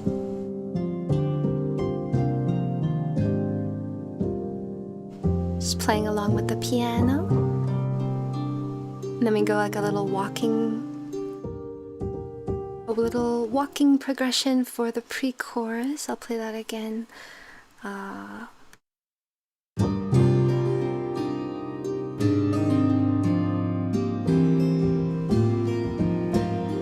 it walks again.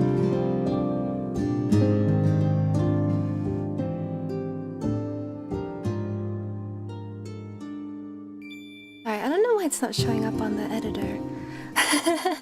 But yeah, so it just does little supportive things to support the chords.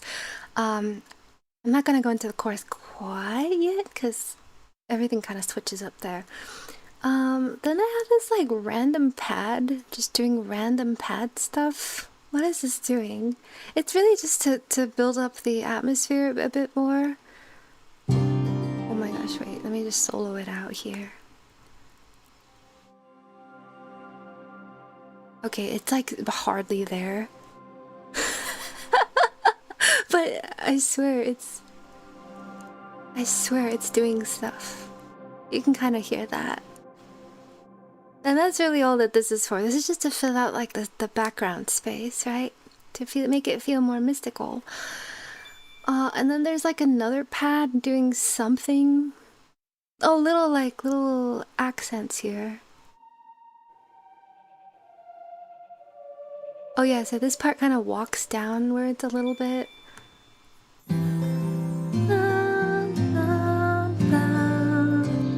That's all that it does, really. Just stuff like that. And then there's also a choir doing... Oh, I haven't showed you the automation. Oh wait, I don't have automation on this one, do I? I thought I had automation swells on this track, but maybe not. But this choir is kind of mimicking the chords here, like so. Wait, what? Oh, okay, it just pops into existence. So I use Valhalla Shimmer to achieve like a certain effect on this. So it kind of just like swells up and then it cuts off. It's like one of my favorite things to do. In context, it sounds like this. This is just only the chordal section. And it just drops out.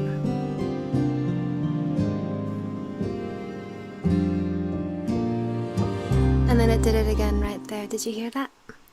I don't know why. This is just messy. This is just messy automation right there, but it does it again here. Yeah, and this is a Spitfire Labs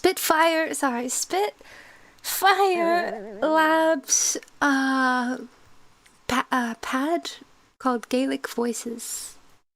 Gaelic Voices, yeah. So that's the choir part. And then I have some delicious, beautiful cello groups doing the same stuff. This is also Spitfire Labs.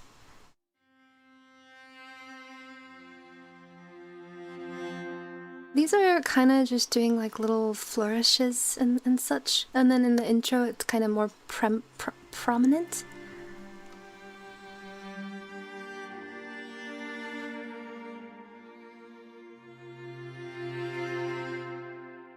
So that's the Spitfire Labs cello.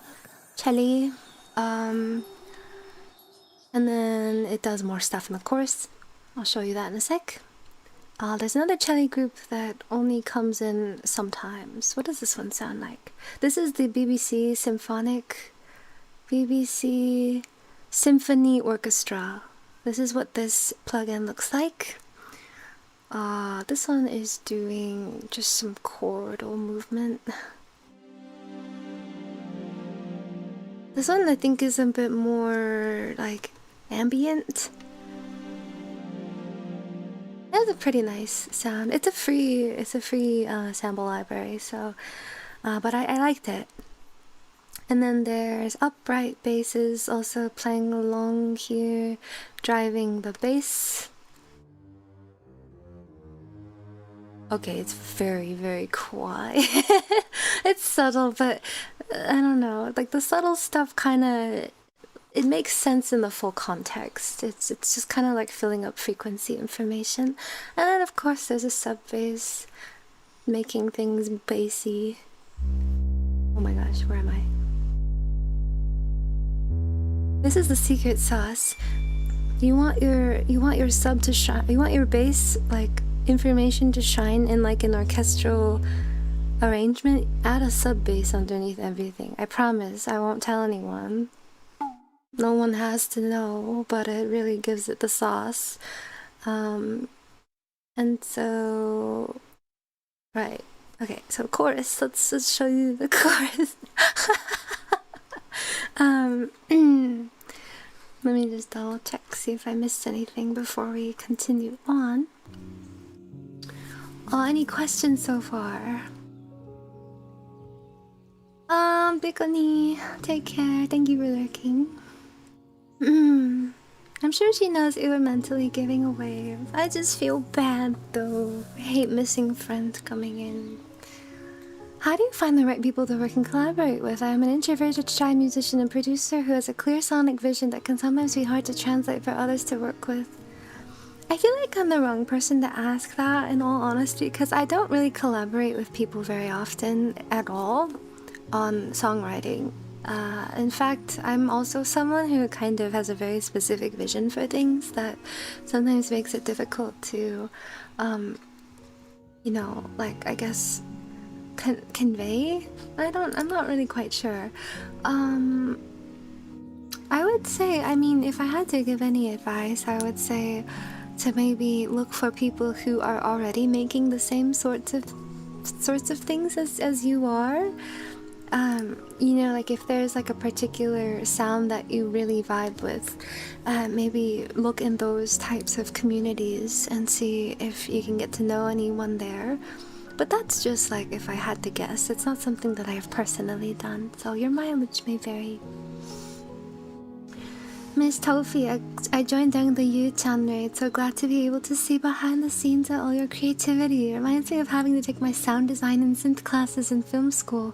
I may not know all the magic you're conjuring, but I do love learning and watching someone skilled share their process. Big love. Thank you, Pants. I appreciate that.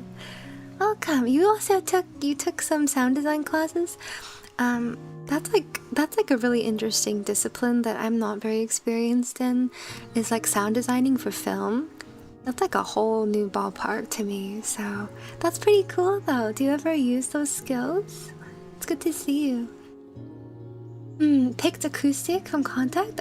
It's not picked acoustic, it's sessions. Sorry, I didn't even show you the guitar. Oops. Again, I'm sorry, I'm really kind of bumbling through this. The sessions acoustic guitar. This is the guitar right here. Picked acoustic. Wait, so you were right. That's right. I forgot it's called. Because for me, it's just called Sessions Acoustic, but then when you open it, it says Picked Acoustic. So I don't know which one is the right...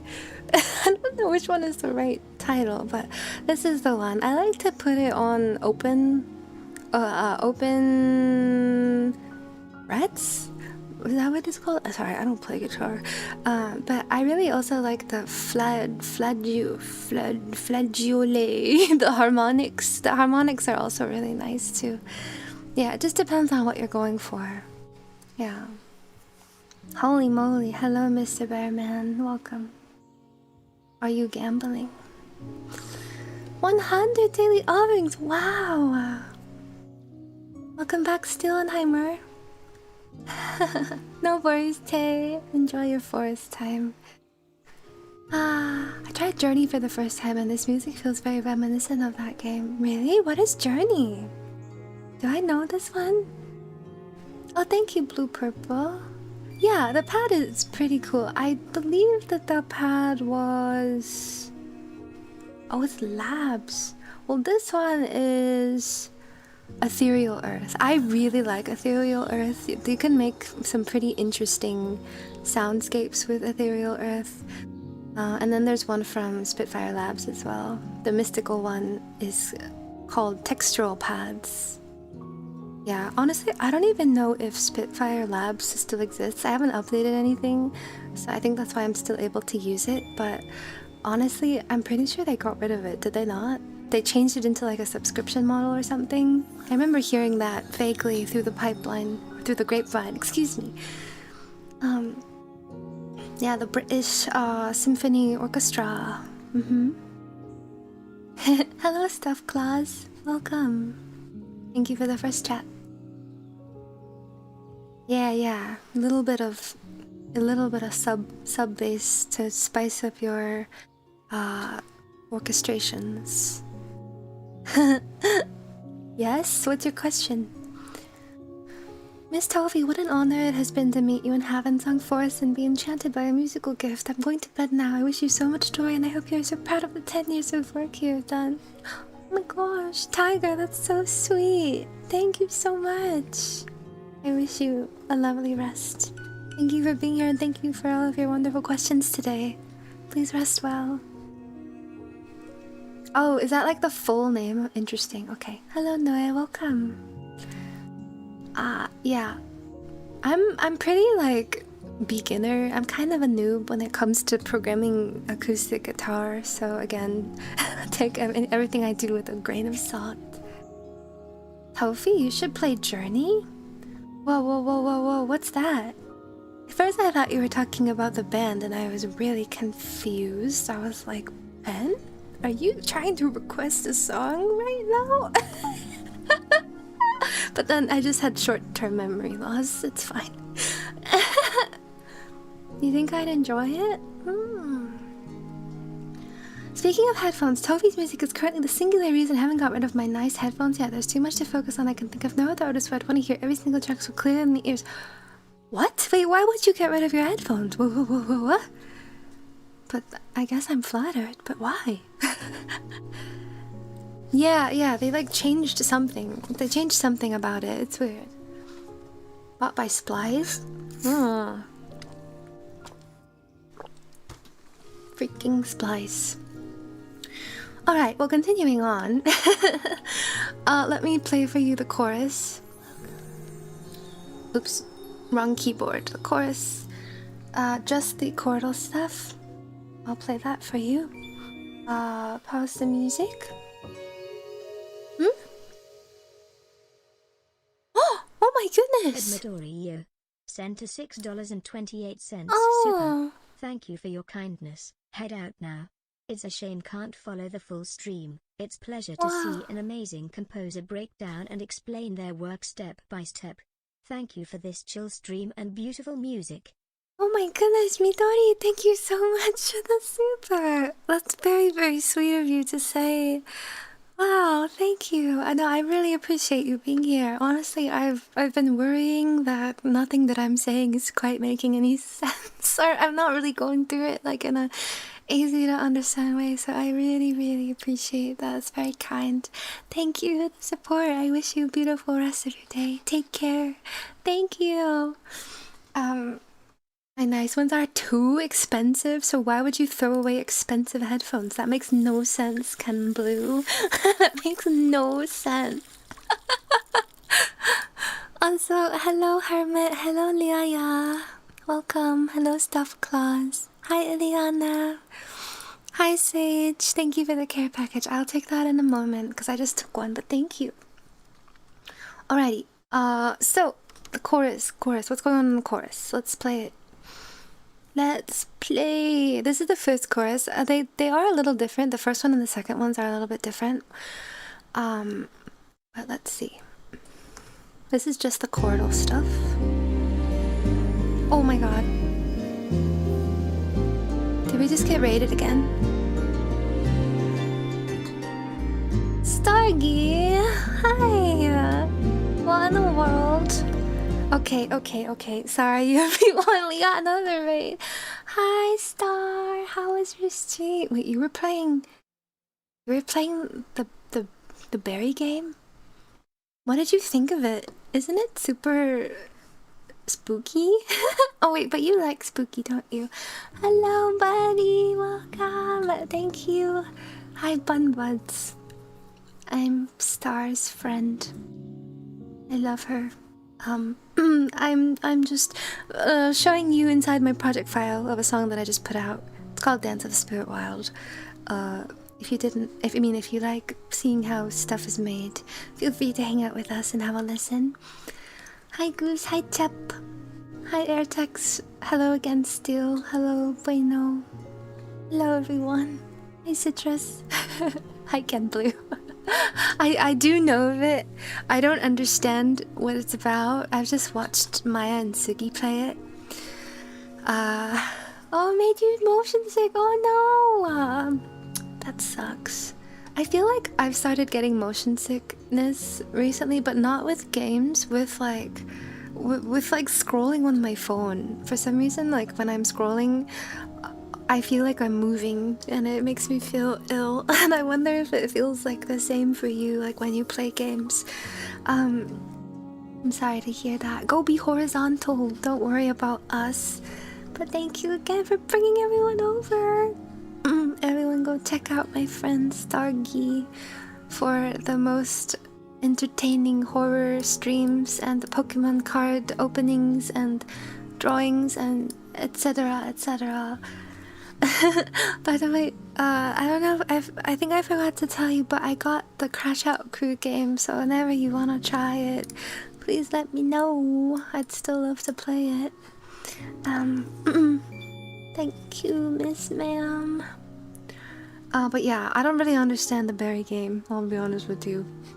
I feel like it feels like tense the whole time you're doing stuff. It's just like an air of tension. A freak? No. We don't talk about freakiness. No. That doesn't exist. Hi, Miss Alice. Good afternoon.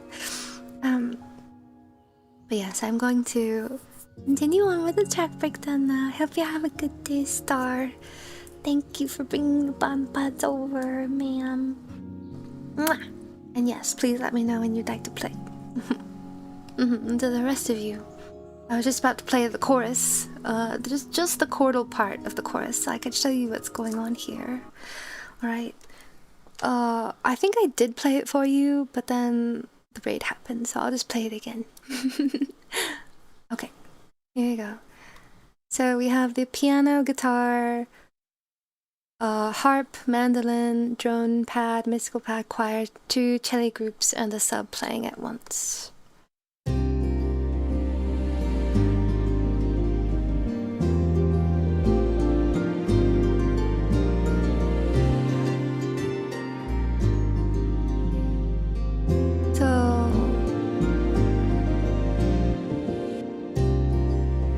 So that's just the chordal group. So I have the guitar and the piano kind of playing off of each other here. The piano is so the guitar is doing like the same chord stuff as before, but the piano is just kind of like going crazy on its own. You'll see.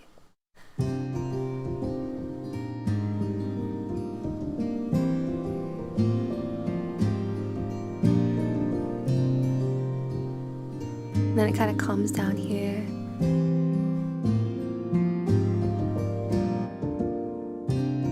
Yeah. So that's what's going on there. I really like this measure particularly for some reason. It's just like very pretty to me when it's kind of doing the walking thing.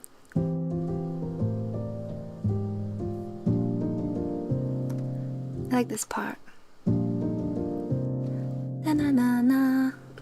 That was like the little motif that I put at the ends of like each part, the first part and the second part of the chorus. So that's really like the main stuff that's driving it, and then we have just like a harp doing like random little plucks as support.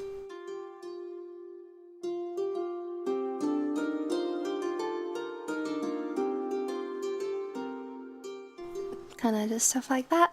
And then the pads are just going. They're just filling up the room.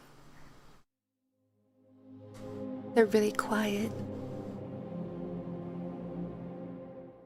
And then we have the choir swells. Oh wait, is this one not swelling? Do these not swell? I swear to you. Oh, that's what. That's why. Okay, the automation is hidden because the track size. Oh, there we go. There we go. Now you can see it. Okay, yeah, so the choir is doing the swells. And then, but these ones don't cut off at the end. They kind of just keep the tail. Yeah, I really like to do that to lead into like the one beats of stuff. And then we have the cello groups doing this.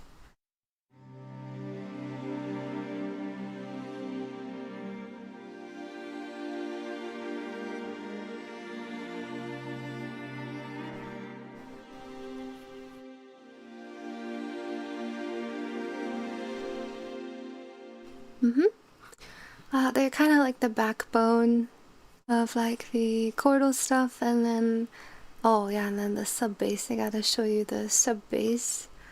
I'll stack it up with like the guitar, so it makes sense. And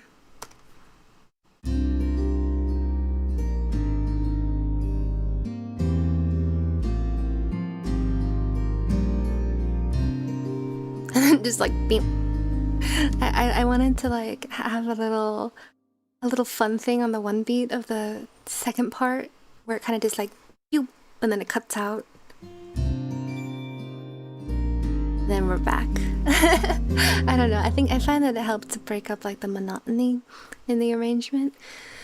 Cause there's something interesting that happens on this part, which is the second half of the chorus. In the ornamental section, which we will get to. But so for a little bit of tension, I just have it like a little blip before it continues on. And so that is what's happening once again in the chordal section. And it's pretty much the same for the rest of the song. I mean, I do have some special chords in the bridge, as you know.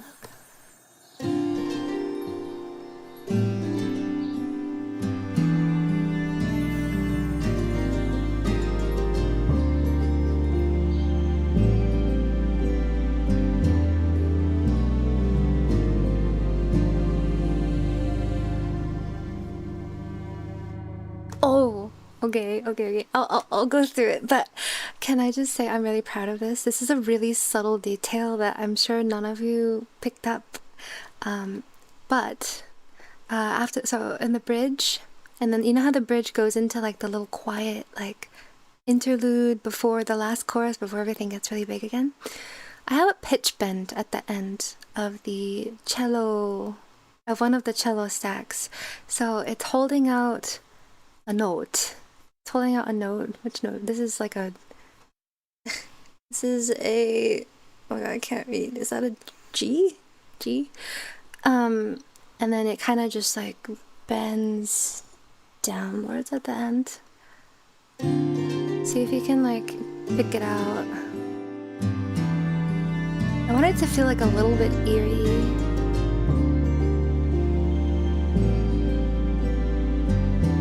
That's this note.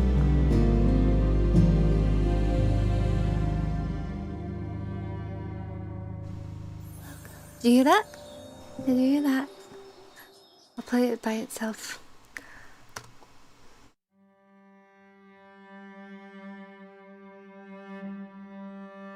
It's just going.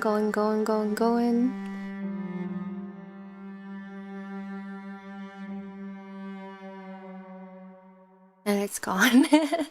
So I really like doing little detail work like that. I thought it was just like interesting on the ears.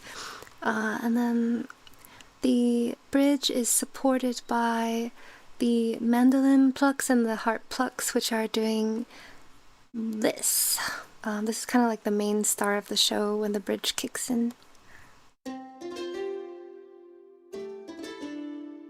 I love mandolin. I just love the texture that it has, and I felt like it went really well with the harp. And I think they are respectively panned on two different sides, so it really feels wide here.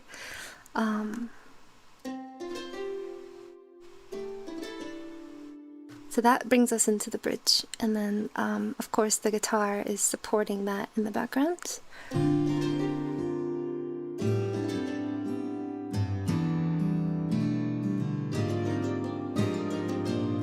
And then yeah, it does that little like walking flourishy thingy here.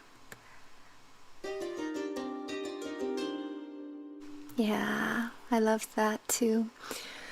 And then we have like, I don't know. I think that's really what's mainly going on. Everything else is kind of just like accents. And then leading into the interlude, I have this interesting texture that I did, which is literally just a reverse piano. It's very quiet and without, like, when it's not in context. And then that leads into the quiet piano interlude with just the piano and my voice.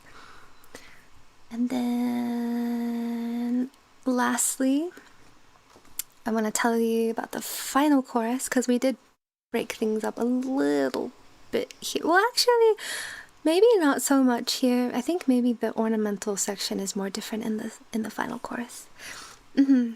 But I'll play it anyways in a sec. Let me just read chat really quick.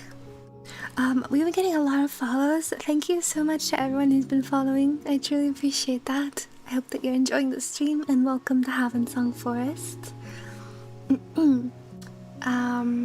What program? This is Logic Pro 10, which is an Apple native DAW. Yeah. Do you have any bespoke instruments that exist for literally one or two parts in the song? I do. That stuff is in the ornamental stack. Yeah, I'll show you that. Woo, musicians! Hello, fancy tunes. Welcome to Havensong. Yeah. Showing you my project. Welcome in. Oh, and bye, Tech. Thank you so much for tuning in. I appreciate it. Rest well. I really appreciate that. Thank you. Kitchen nightmares? Oh, like the funny cues? Yeah. I know what you're talking about. Hi, Jen. How's it going? Do you build your flourishes along with the main composition, or do you build your main composition first before working on flourishes? I always usually start with like the bare bones, like chord stuff, and then the detail work is one of the last things that I do. Hopefully that's what you meant by that. Yeah. Love this song. Thank you, Isanbarg. Welcome in. Or did I already greet you in? Sorry, I'm lost. Hello, Arisa. I'm so lucky to have found your music. Tofie, you changed my life for the better. Thank you for your wisdom, your kindness, and warmth. Lots of hugs as I leave to rest. Oh my goodness, Tempeh, that's so sweet. Thank you. Thank you. That means a lot. I wish you a pleasant rest of your day. Take good care. And also, hello, Nadan. Welcome in. How do you go about composing when you have so many layers? Do you do multiple sessions on the same project solely when you feel inspired, or do you feel like you need to rush to keep the momentum? That's a really good question. Not gonna lie, I kinda just do everything in the same project. I do a lot of noodling, so like my projects usually look like this. Like, you see all this stuff over here? This is the scrap pile. This is the stuff that we don't talk about. This is the stuff that we don't use, and in the end, that's the graveyard, as I call it. So everything from like the initial doodling to the finished recordings are all in the same file. So yeah, it's kind of a mess sometimes, but I typically do try to keep things moving as fast as I can, because, you know, yeah, the momentum is real. Once you lose it, it's hard to get it back, which I think is why it took me 2 years to write this song. 2 years. I took a break from it for a long time because I didn't know how to arrange it. But yeah, I hope that answers your question. Yeah, that's kind of how I approach things. So I'm gonna play the last chorus, just the chordal stack for you, so you can hear what's going on here. I'm pretty sure it's mostly the same as the last stuff, but I'll play it.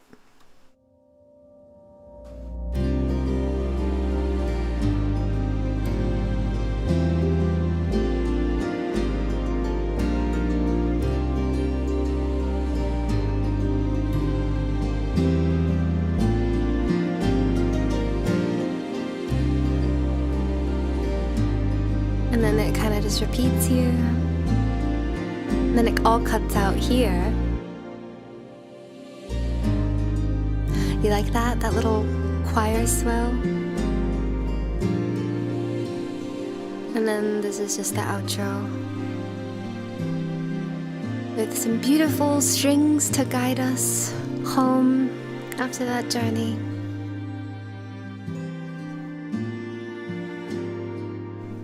Oh, and I'm sure you've noticed, but there is a tempo change at the end. It slows down to 43 BPM. I like to do this. It kind of feels like you're coming home in a way.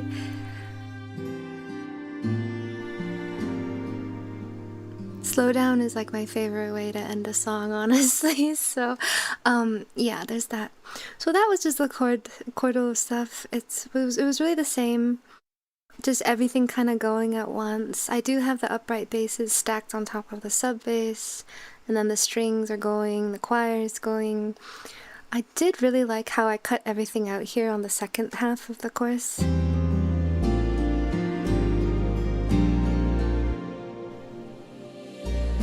It hits really hard with the percussion in the full thing. Yeah, let me see if I can just play that for you. Full song. Right here, right here. Right there.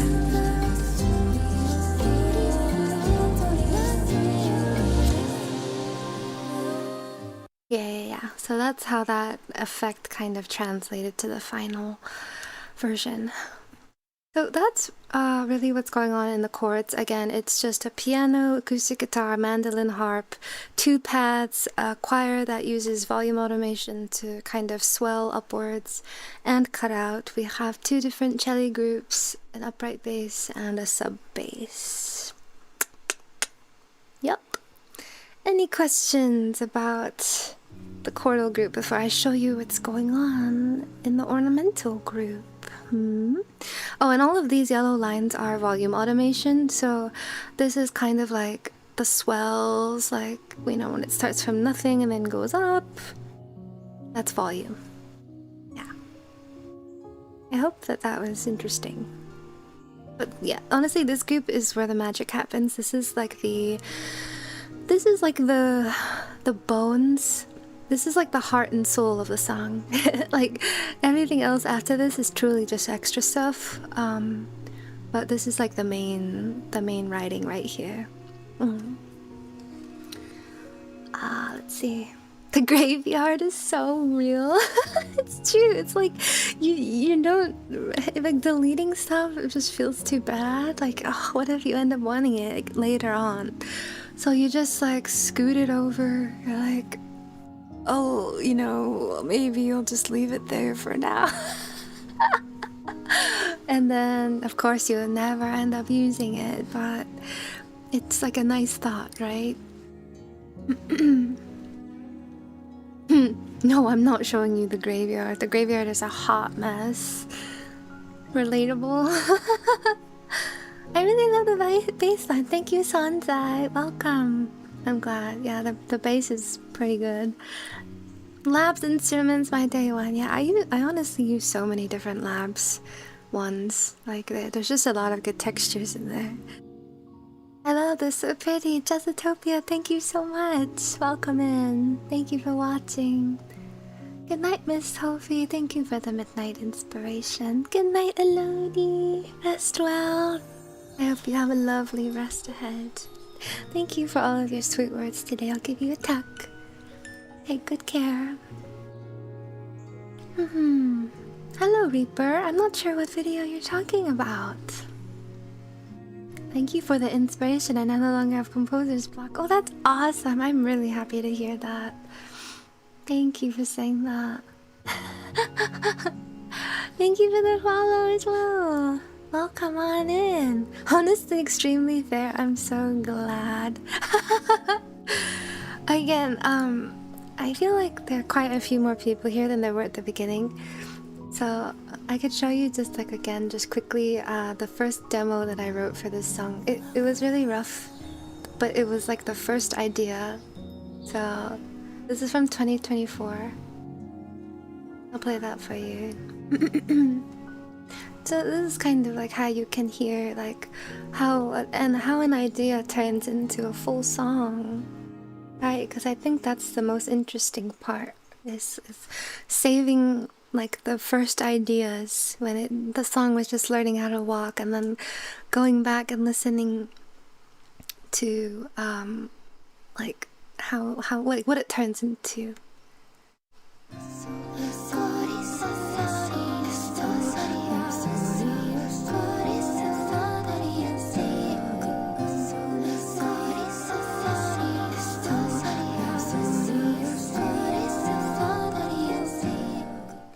That was the very first idea that I had for it in 2024.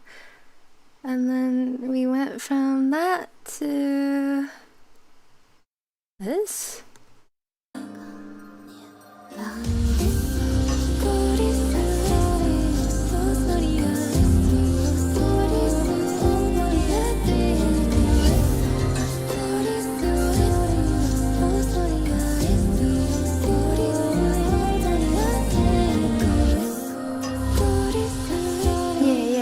So that's the evolution there.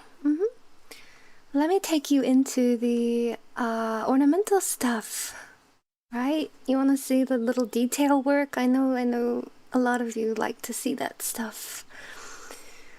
Alright, so this section is arguably less interesting Then, oh, everything's turned. Why is everything turned off? Hello? Then the chordal section, but this is where some really interesting stuff goes on.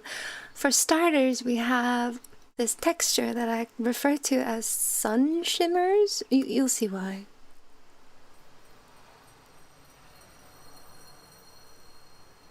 Hear that?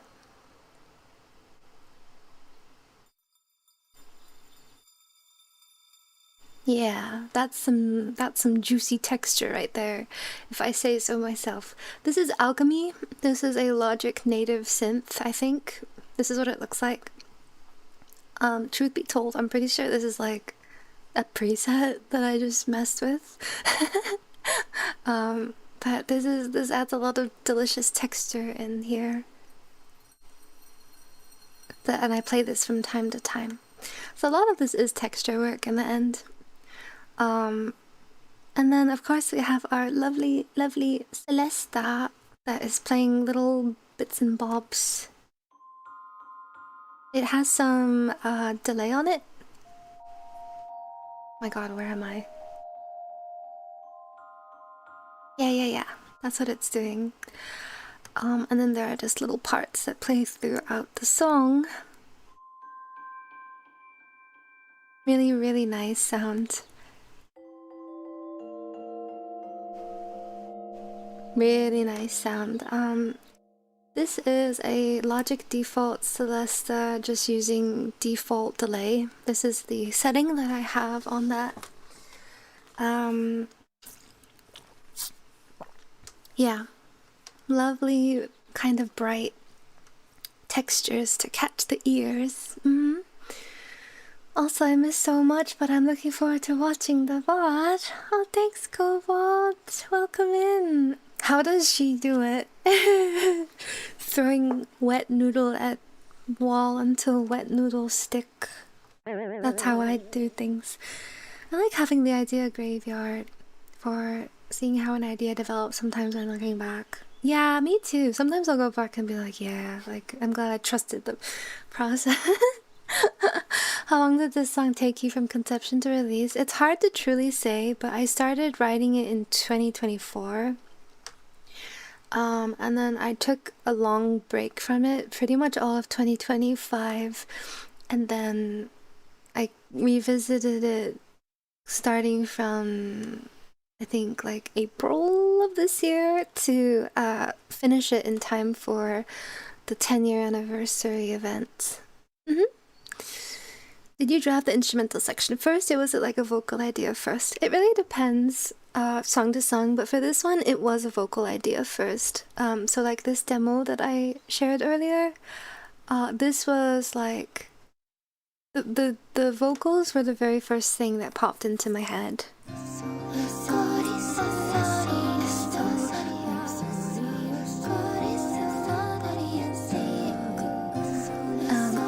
I just knew that I wanted it to be like a two-part vocal. And that melody kind of just popped into my head one day. I was very lucky. It literally just like spawned into my brain. And then I wrote the chords to it after, and then I worked on the instrumental arrangement from there. Yeah. The vocal interweaving is so satisfying. Thank you! I'm really glad you think so. I feel like it ended up losing a bit of its rhythmic nature for the final, which makes me sad, but I still think that the concept was really good. Yeah. Hello, Pepper Puff, welcome. Right, where was I? Okay, so the Celesta's doing Celesta things, and then I have a reversed Celesta doing reverse Celesta things here. Where am I? Here. More mystical textures. Wow. Again, very subtle. Very subtle. But if you'd like to know how I achieved the reverse, I use Kiloheart's reverser. It's literally 2 knobs and a time selection, a beat selection. This just takes whatever the signal is and it reverses it. Pretty simple, straightforward. But as you can see, it goes a long way, right? You get it like sound like this. And then, you know, this is with reverb on it, of course. If there's no reverb, it sounds like this.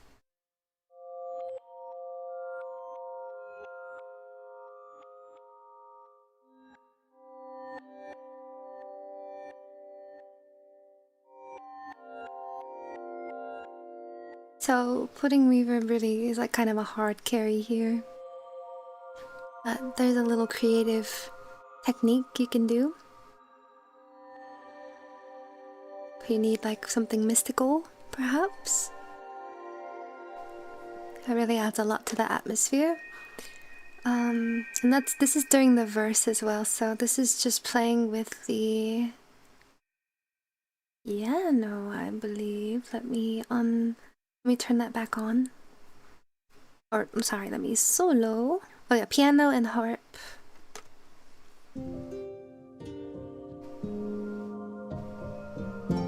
Hear that?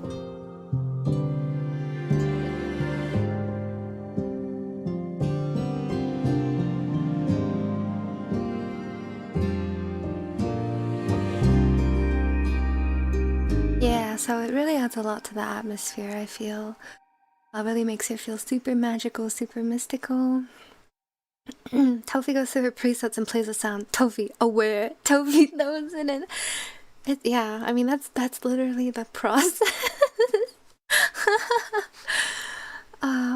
Yeah. FL has a tool that tells you time spent in / on a project. Oh, is that so? Yeah, for the best to not know that, I think. But let's not think about that. Right.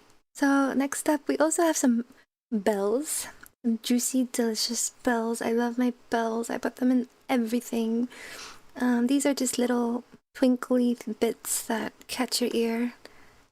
Hang on. Where am I? That's it. That's it. That's all it does. Oh! Hi, Georgia! Welcome! Oh my goodness! Hello, Miss Georgia. Hello, Chestnuts. Oh shoot.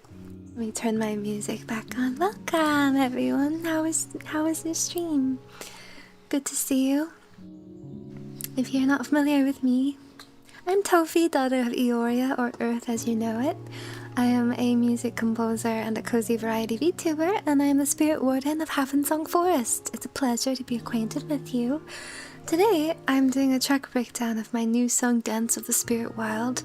I'm kind of showing everyone, I guess, what goes into a song, how you make a song, and how I made my song. There's quite a bit going on, but we're going through it one by one and checking it out. It's kind of what it looks like in full glory. Pretend there's colors on those gray bits, but otherwise, that's the song. Yeah, so if that sort of thing is interesting to you, we'd love to have you. All folk are encouraged to listen in if you find it interesting. And I appreciate the raid very much, Georgia. It's good to see you. Welcome Yosome, welcome Yuka, welcome Starry Bunny, welcome Kevin, welcome MG Noggin, welcome Ken Kaneki, welcome Mayday, welcome Bahamut. How is everyone doing? OMG, I literally followed you on Twitter a few days ago. Your vibe is immaculate. Hi Yuka, yes, I recognize you. Welcome in. It's good to meet you. I like your design, it's very pretty. I love the little cuffs in your hair. Yeah, it looks super interesting, complicated. Nice to meet you. Thank you. Nice to meet you. Yes, I can imagine it would seem that way. But rest assured, I'm doing my best to explain things in layman's terms, so to speak. So, by all means, anyone is welcome to listen in. It was a lovely stream, thank you. I look forward to seeing the breakdown. Your new song is so beautifully done. It's late, so I will lurk in. No problems at all, Miss Georgia. I hope you can get some rest now after your stream. It is getting awfully late, so I'll go ahead and give you a tuck. Thank you once again for bringing your lovely chestnuts over. It's good to have everyone in Havensong Forest. Once again, please feel free to have a listen in. Or, please rest well if you must go rest. And please feel free to redeem a daily offering, which is our daily check-in redeem. It feeds my son over there, sitting on the stump on the bottom left. And we are multi-streaming to YouTube as well, just to give you all a heads up. Spookier without reverb? Yeah, it's very spooky. We went through 80 tracks already, by the way. Did we? There's no way it's been that many. Alchemy is interesting. I don't think I really used it to its full potential yet, because I'm kind of a preset guy, but I think there's a lot of stuff you can do with it. Yeah. Silent VOD supporter Yorizako, thank you so much for being here. It's all good. I appreciate VOD watchers just as much as live watchers. Thanks for saying hi. Good to see you again, Tofie. Have a lovely stream, everyone. Yeah, take care. Rest well. Thank you. No, you. Oh, you're sweet. Yeah, we'll go ahead and continue on now. We were just taking everyone through the some of the ornamental stuff, which in layman's terms would be like decorations, I guess, little detail work, right? This is just like accent work. So I was showing everyone this reversed Celesta texture, and now I want to show you my bell texture. This one is using a default Logic plugin called Sculpture. I think it's a bit of an older one based off of the UI, but honestly, you can make some interesting textures with this one as well. So this is what this one sounds like. Let me play it for you. Where's my BGM? I must head off to sleep, please, but it was so nice to meet you on stream. Oh, okay, Miss Yuka, please rest well. I'll tuck you as well. Yes, nice to meet you. I look forward to seeing you around. Take care. Right, okay. So bells are doing something else here. What are they doing? Oh, this is during the bridge.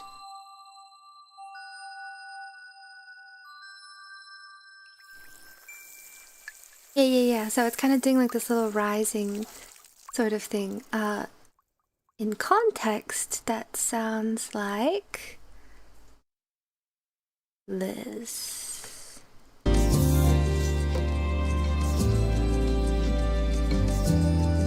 You hear them in the background?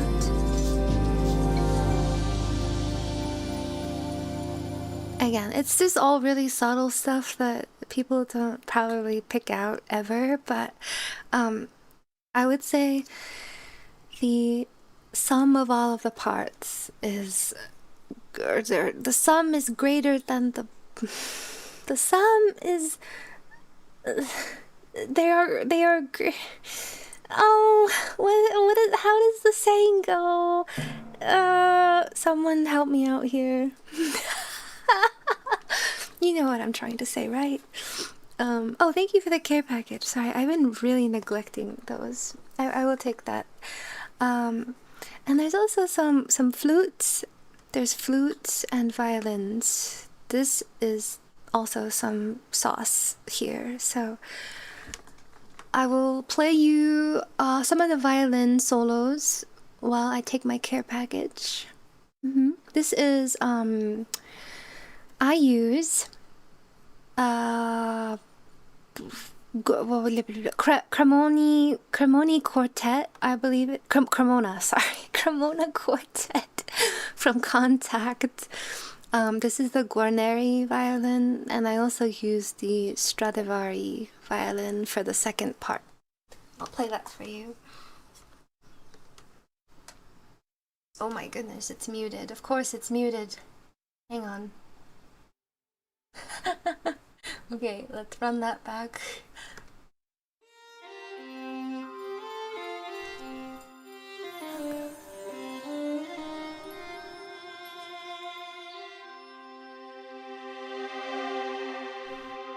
Yeah, so that was the intro.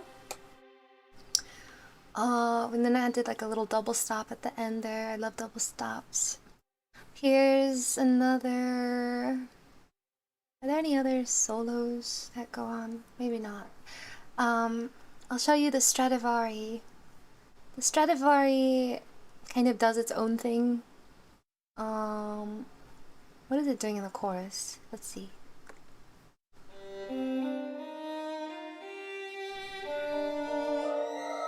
Oh, spoilers! I didn't solo it out. Oops!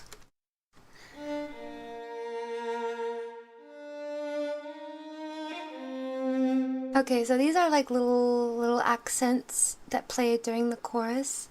I will play it alongside the piano and guitar so you can hear it in context. Here.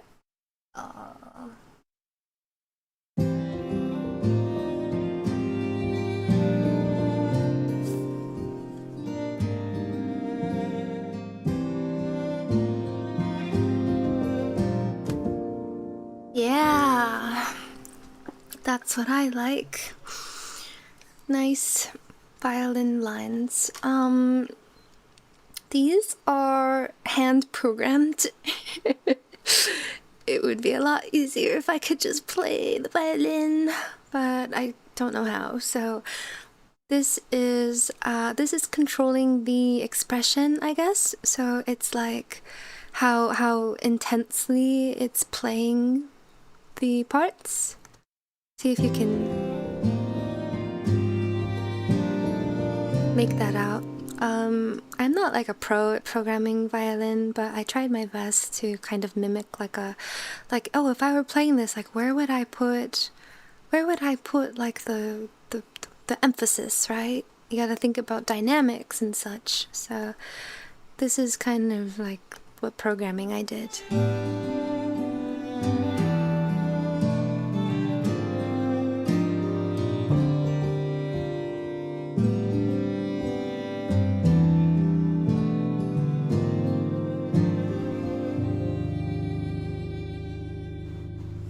Yeah, kind of a headache to punch all this stuff in, but it makes a really big difference. Like here, I'll turn it off so you can hear the difference when it's not when the dynamics are not programmed.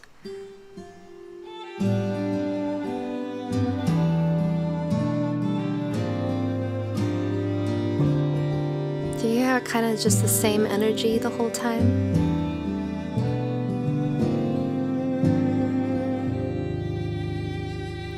Kind of just the same energy, but at least with this, it just adds like a little bit more realism to it. What is not a real person playing it.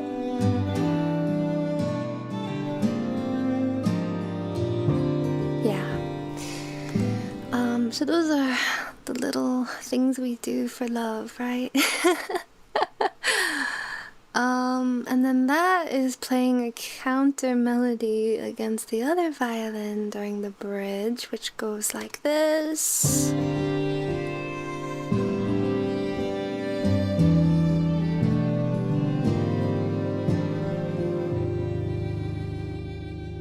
Yeah. And there's also a flute. I'm sure that you heard the flute.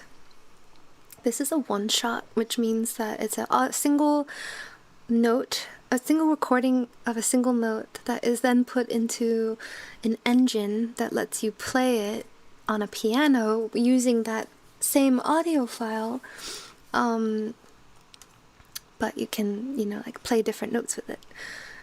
So that is what that is, and this is what it sounds like. Hang on.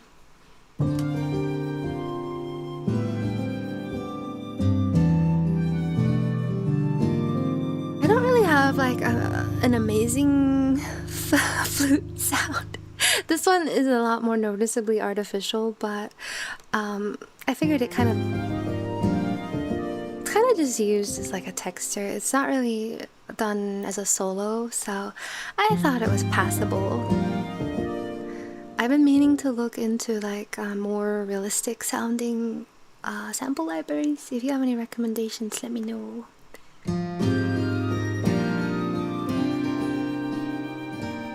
yeah, that's just what that's doing.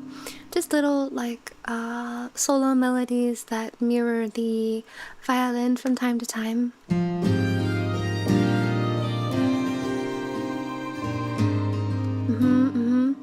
That's during the chorus. And then here is something that I thought was really interesting that I wanted to show you. So there's some kind of strange sound design in this song. Maybe you heard this sound at some point. Okay, sorry, this is still playing for some reason. Maybe you heard this sound at one point or another.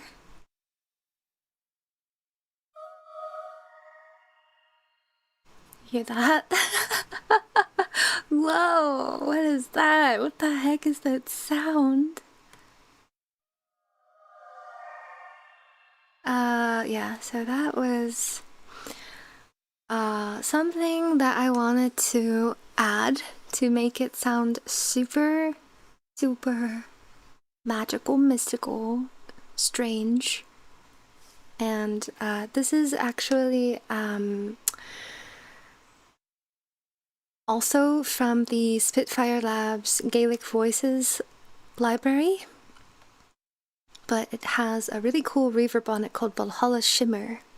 Any of you like Valhalla Shimmer? Any of you heard of it? So without shimmer, this is what it sounds like. Hello? It's so quiet that you can't even hear it. That's actually really funny. I guess I can't show you. But essentially what shimmer is doing is how do I describe this reverb? So you can control, like, so it pitch shifts it. It pitch shifts the reverb signal, and it kind of like has like a feedback thing, and you can control the size and like the mod rate and depth. But essentially it's like pitch shifted reverb. So and you can have it play like at the ends of things depending on like the feedback knob. So that kind of weird effect that it has is Valhalla Shimmer. Like you hear it goes like, there's like the initial sound and then there's like the higher sound that kind of plays on the other side. That's what shimmer is doing. Yeah, and it's just like a really subtle accent that I have playing at certain parts of the song. Yeah, and then this one is a little different. I think I processed this one differently on the right side. But again, these are the little details we live for. Yeah, and so I called this sound spirit voice because that's what I wanted it to sound like. Because you know, you're in the spirit wild. Of course, things are going to sound strange out here, and so I felt like it really adds a lot to have that little detail.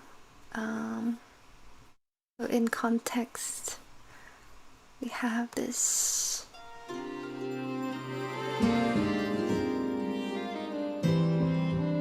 plays like right before the drop.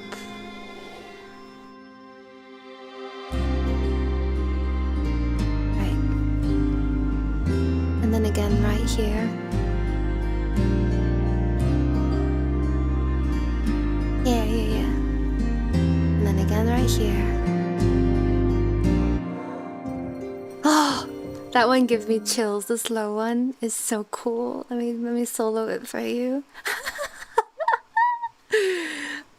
Where is it? Where's the note? The single note. It sounds really cool in context.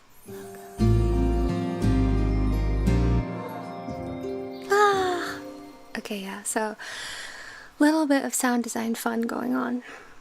And really that's all the stuff that is making up the ornamental section. We have the sun shimmers, the celesta, the reverse celesta, the magical bells, the flute, the 2 violin parts, and the spirit voices.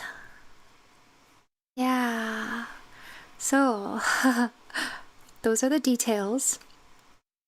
I can play like the chorus, like chorus 2 of just those, just so you can hear like what exactly is going on. With only those.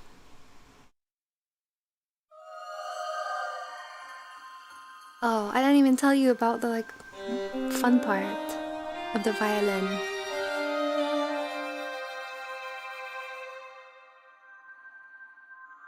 I'll show you in a sec.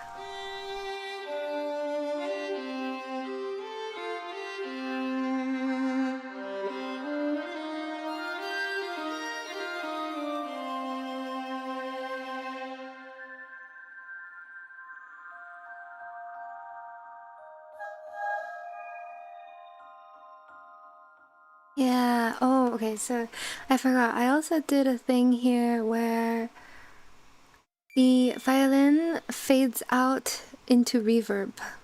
So it kind of gets like washed out at the end of the chorus.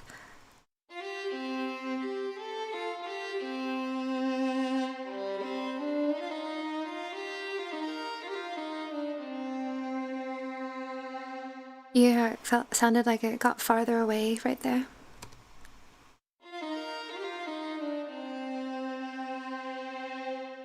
Yeah.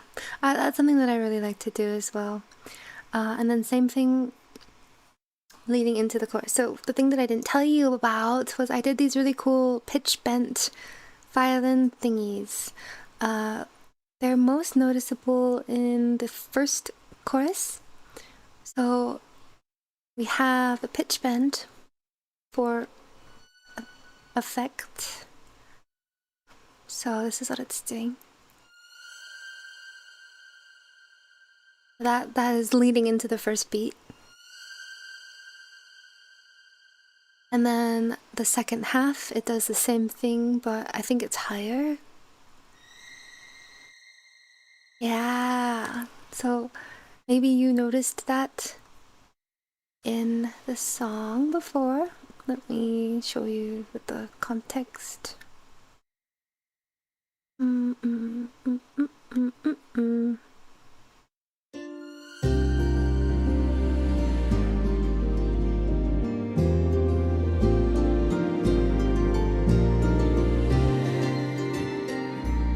You hear that? I love this one. I feel like it adds a lot of like energy on the one beat. And then we have. So I think that's all of like the really interesting stuff that I did in the ornamental part. I think we might be ready to move on to percussion, which is equally fun. I'll play you a little sampling. Play you a little sample what it sounds like. I don't know why. Oops! I don't know why all of this is still turned off. There's a bunch of really fun types of drums in here. But I'll play you just like a bit of what the percussion sounds like on its own.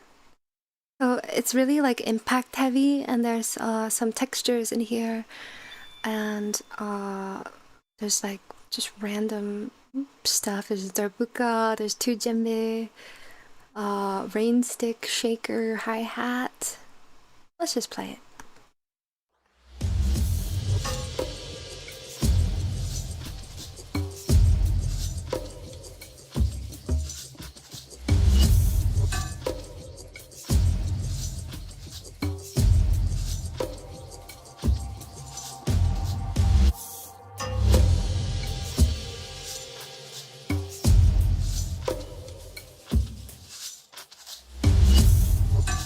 I want wanted it to feel like a drum circle.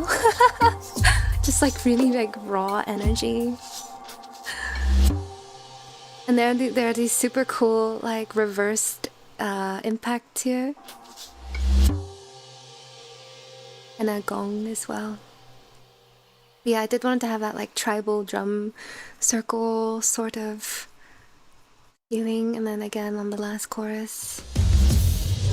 There's also like a little loop that I put in the last chorus.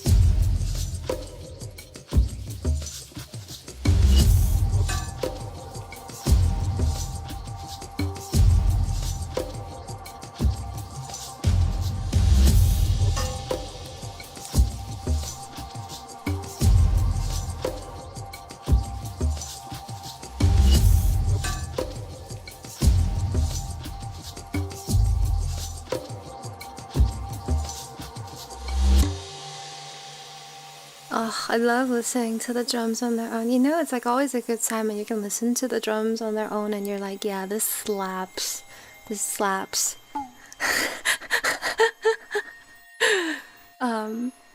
Yeah, I just love, I love. So I'll take you through everything that's exactly going on here.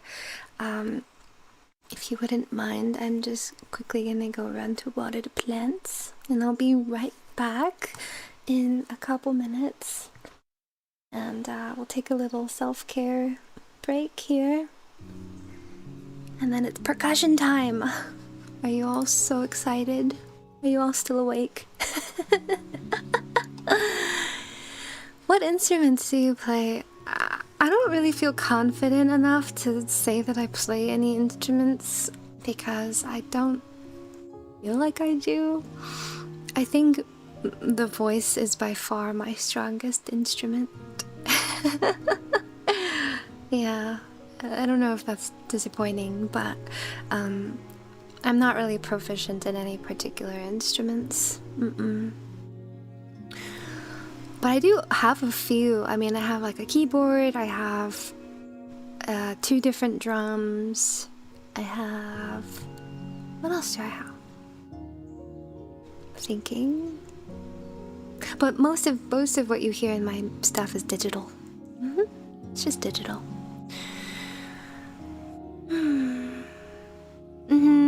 Yeah, new programming and technologies advanced a lot over time to a point where now it sounds so real. Yeah. Digital instruments are extremely advanced. Like, you can really program things to sound super realistic. Unfortunately, a lot of them are very expensive, but you know, it's just the price you pay for good tools, right? Alright, I will be back in a few minutes, and then we'll continue on with percussion. I look forward to showing you what's going on. Everyone, do your self-care. Be right back.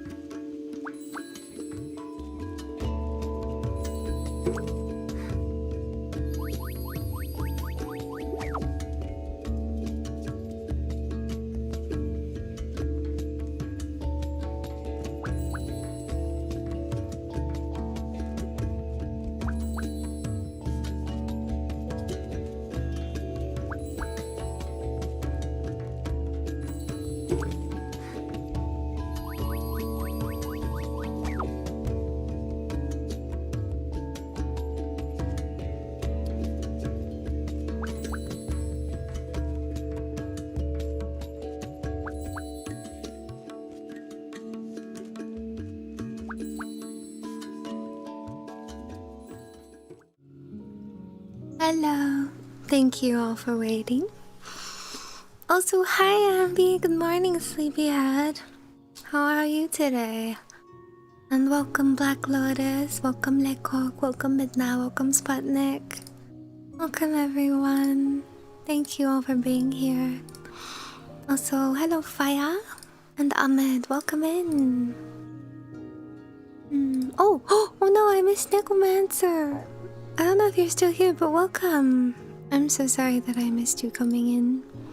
And hello Shirohane. Sorry, my attention's all over the place today. Thank you for the welcome backs. Let's see. Oh, Alorian. The first time chat feels strong, man. What's going on? All that manual work is well worth it. Yeah, I think so. I think that like programming stuff by hand is like you can just do a lot more with it. I think, yeah. Cremona Quartet from Contact. That is a tongue twister, isn't it? Sum is greater than the parts. Of course, that must have been the phrase. Shrieking violin. Well, it's not supposed to be spooky. It's just supposed to be like mysterious. Yeah, violins and all both string instruments are actually very interesting critters to work with. There's a lot of things to keep in mind.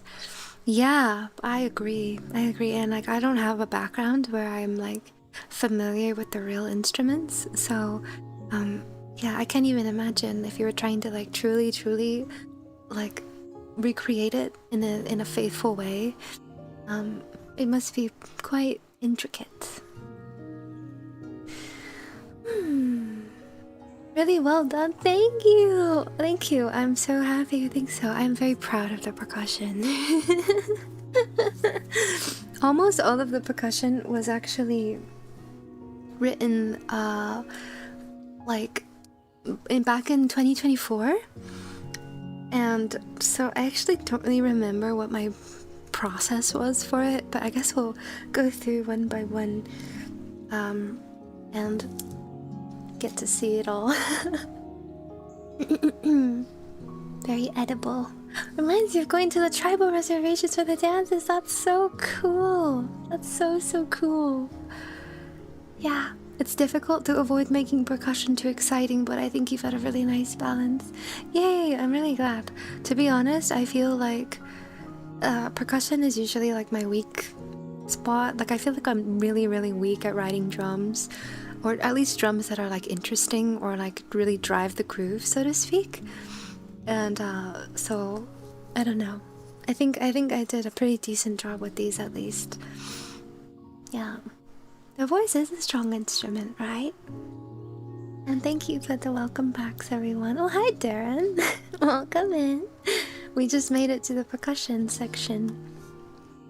So, right. Okay, where were we? So I have some sounds. So I have some textures going on, first of all. I have this interesting texture that is kind of playing throughout at random times. What does it sound like?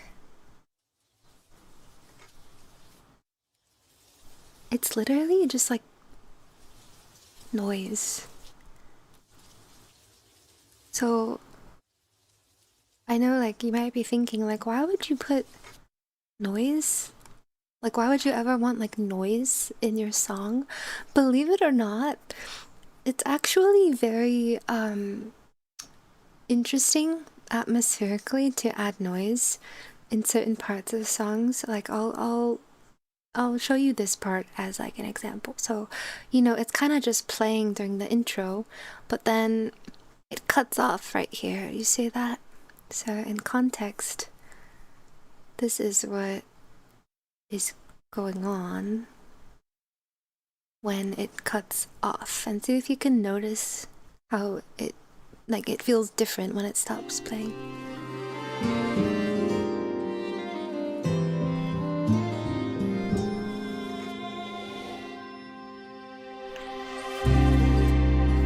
So again, it's just like a really subtle thing, but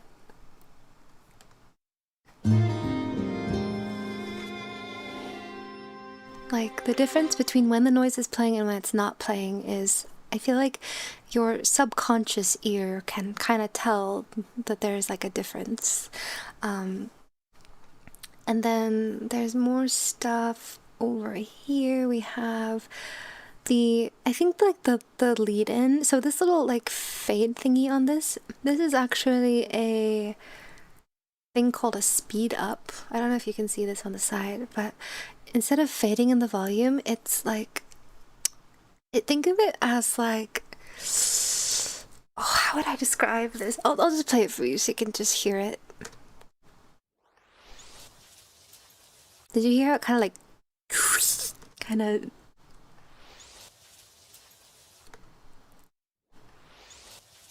But that is a really small, subtle detail that gives it an interesting feeling when you lead into the chorus, combined with a reverse impact.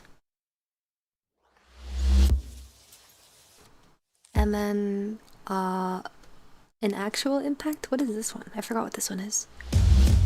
Oh, it's literally just like the pre-drum. So it's like sweeping up into the one beat. Yeah. And that's how you kind of get like an interesting, like you start the energy and you lead it into the one beat versus just everything starts on the one and it kind of just feels anticlimactic that way. Really small details that add a lot, I would say. So don't forget to like think about what happens immediately before like an impactful part, because it can actually increase the impact a lot more, in my opinion. And so right, so it's just like that part was just like some interesting noise texture that's kind of going throughout. It has a thing called kickstart on it, which is basically just causing it to duck down every like measure, like one beat per measure, I think. Yeah, it just like stops and then it starts up again, then it stops. That's mostly just for like space purposes, to not kind of crowd the mix too much. Think of it as like a side chain. If any of you know what side chain is, that is what that's kind of doing. And right, and then so that's the noise texture that's going on. And then I also have this really cool rain stick from Cymatics that plays throughout.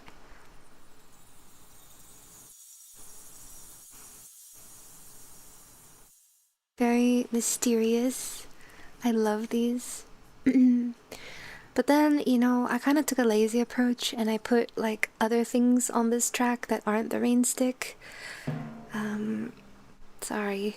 So there's also like some garden ambience in here. Just some random garden ambience during the instrumental break section before the bridge. And then it goes back into the rain stick. A bit of a schwa. There's that. That's really good for like having a very mystical entrance to stuff, in my experience. And then we have this other tonal ambience thing. I can't remember which pack these were from, but let's see what this is doing. A click there? Oh my god. I left a click in. Oops. Surely no one notices that. So this has shimmer on it and step effects, which is like, I can't remember what exactly that is doing, but I think it's like messing with the samples a little bit.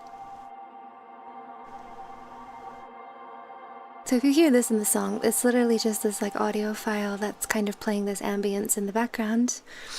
And then these kind of like have little swells from time to time as well.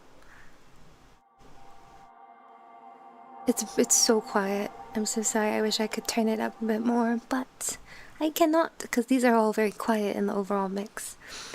And then next up we have a gong. This one is also from a Cymatics pack. it really adds quite a lot to the impacts on the one beats. Big. I mean, it doesn't really have much bass information. Unfortunately, I had to get rid of like all the bass information because it was like causing the bass drum and the sub and everything else that's in that frequency range to like phase a little bit. So I had to only keep like the shimmer of the gong in here. Yeah, very sad.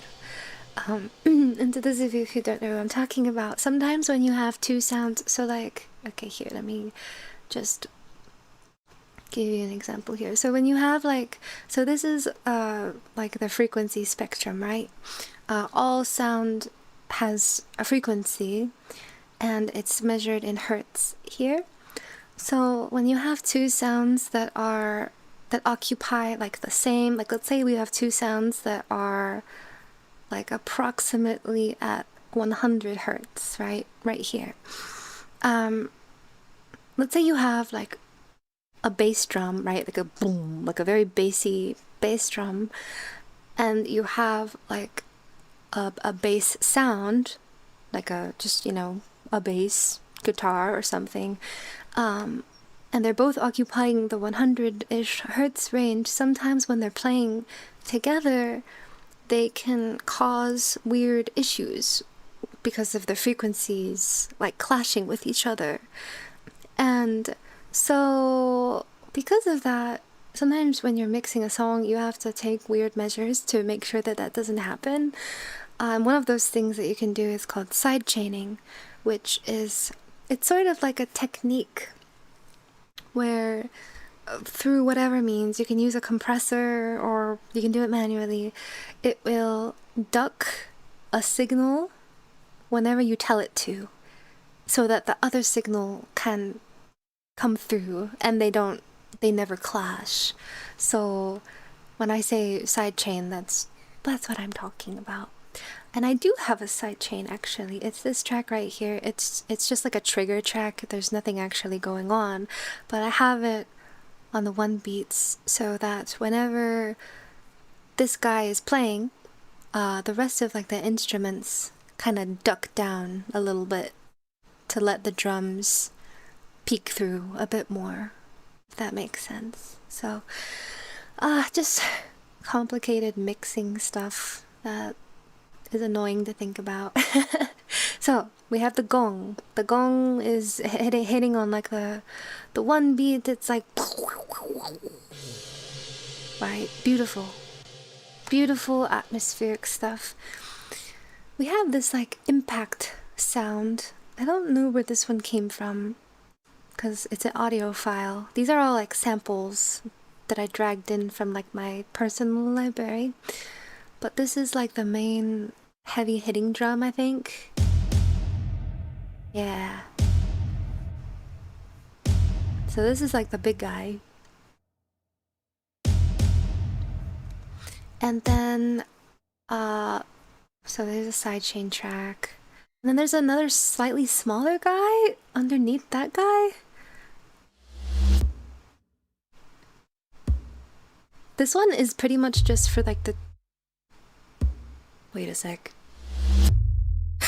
Okay, okay. So I was lazy and I just remembered that I had two different sounds on the same track. So, oops. Okay, well, there's just a lot of different bassy drums on this one apparently, and I just thought that was okay to do. There's no rhyme or reason to it, but I guess these two are different. You can see that the waveform is slightly different. Again, I did this in 2024, so this is like... I forgot that I had two different ones on the same track. Do you hear that? This one's like softer, and then this one's more like transient heavy, like initial transient heavy. Okay, don't be like me. Don't do this. This is a pain to like figure out later on when you're mixing. But anyways, so that is another little drum that is kind of driving the one beats. And then I have a drum kit called Eöriia, from Spitfire Labs once again. This one has all sorts of fun sounds that kind of just fill up the space a bit. I'll play it for you. Here we go.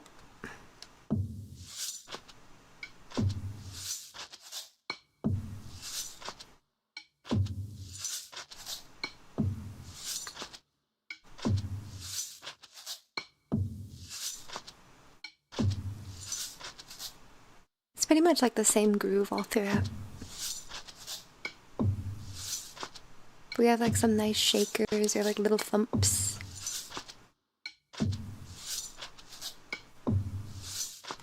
Yeah, so that's the Eöriia kit. And then I chopped up this like drum loop. I think it's just called like jungle perk. I don't know where this one came from either. But I think I manually chopped this up to just like add some texture to the percussion section. Let me see what this sounds like. Good heavens. Okay, let's see what this sounds like. Oh, okay. Oh, I remember this now. Yeah. Can you hear that?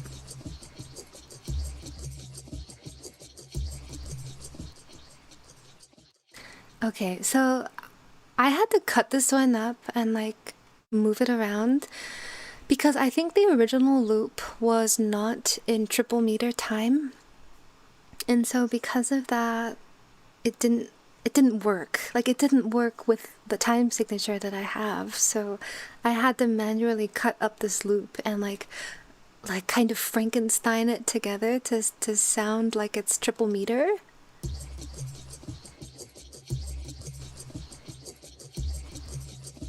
It's not bad. It's like kind of interesting. So this is kind of just playing in the background of the chorus. And then we have a lovely bongo as well. Beautiful, nice and big and reverby. We love that. We have some shakers. Pretty simple. I swear I didn't do anything to these. They don't have any reverb, they just have EQ. And then, so that's just kind of playing on the ones. We have a darbuka, which I think is playing backwards. It looks like it's backwards. Oh! I remember this. Okay, this one is really cool. This is like a little swell thing for taste. Okay, and there's also more than one track on this one as well. Go Past Me. So these are like little reversed details. Hear that?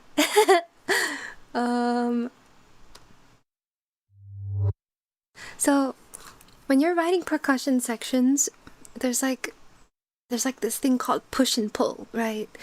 And I feel like if you want like a good, so you have the push, right? The push is like just the normal stuff, but if you want like a good pull to it, you gotta like add some reverse stuff in there to like lead into stuff. I don't know. It makes sense when you listen to it in the full context. And then we have some djembe beats going on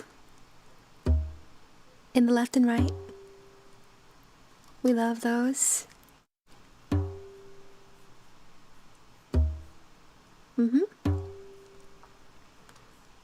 And then what is chimed perk? This only plays a bit later on, like in the chorus. Let's hear what this is.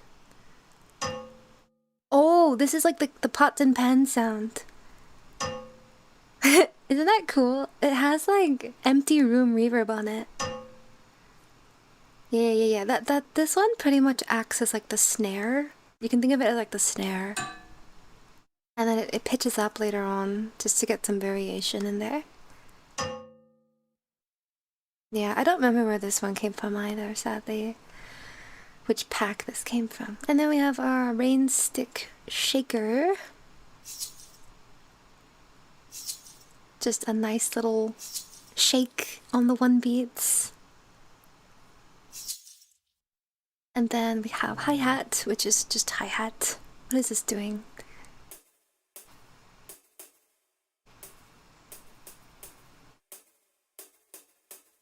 It's pretty subtle, honestly. It kind of just exists to like take up space.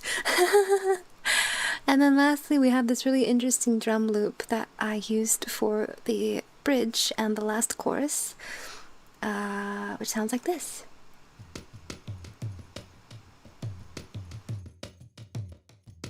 This one is also Frankenstein's.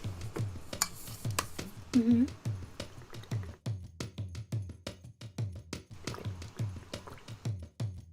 it has a delay on it, which is causing the echo on the left and right.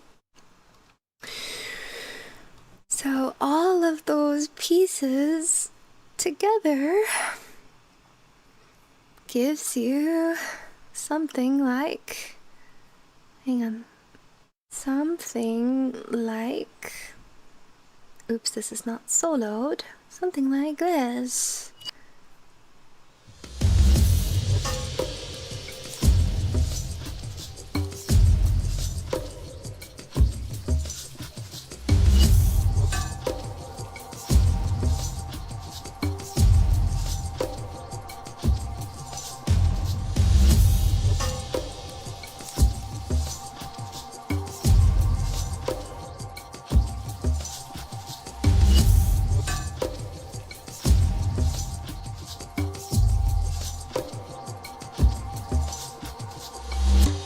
Oh, you want to hear something cool? I'm gonna play just the percussion and just the vocals.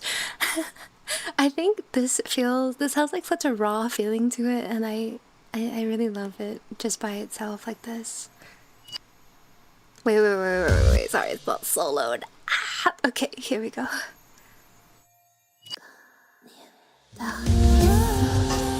Sorry, that's loud.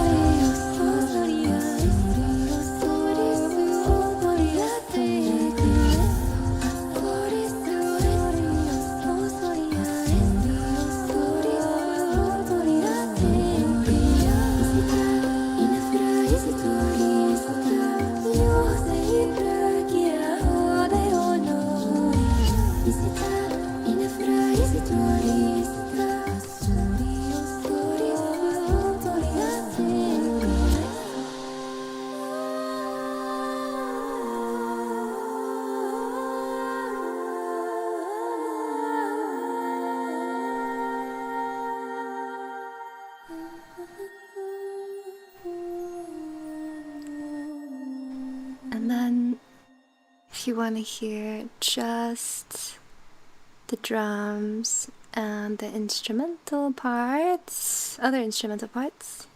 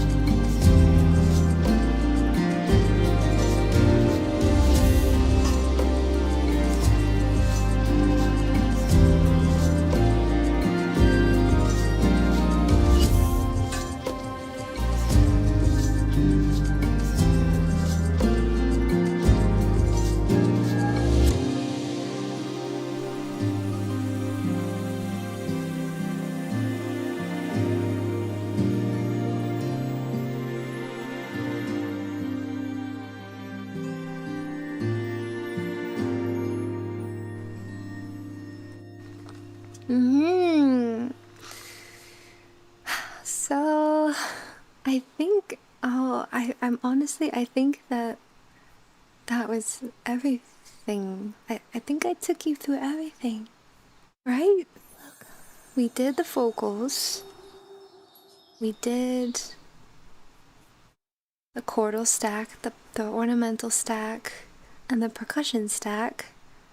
Oh my god, is that it? Is there anything else that you all would be interested in hearing while we're here? I can play the first demo for you again if there's anyone new here who didn't get to hear that. Or like the first two demos even, I can do that as well if anyone was interested, like the first idea that I ever had for the song. But other than that, I mean, there's just like automation, which is slightly not as fun to think about.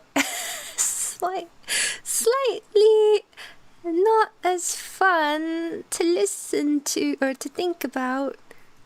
But it's mostly volume, I would say. Mostly volume. There's some reverb, like dry wet reverb play. But mostly it's like swells, like stuff like this where it goes like and then it cuts out, because I love that stuff. But if there's anything else that you would like to hear in the project file whilst we are here, please be sure to say something. Or if you have any questions, I would love to answer anything. All in all, again, this was kind of like a 2-year process. I started the writing in 2024 and I put it on the shelf for a while, and I came back to it this year. And then, as you can see, there are a lot of moving parts, but it's really not as complicated as you might think, or maybe it is. I don't know. All you need to know is there's a piano and a guitar, there's a harp and a mandolin, there's some synth pads, there's some cello, violin. It's pretty much like a full orchestra in terms of size. And then everything else is just like sparkly little details. Yeah, that's really it. But please feel free to let me know if there's anything else you'd like to hear. I'm gonna quickly read through chat and see if I missed anything.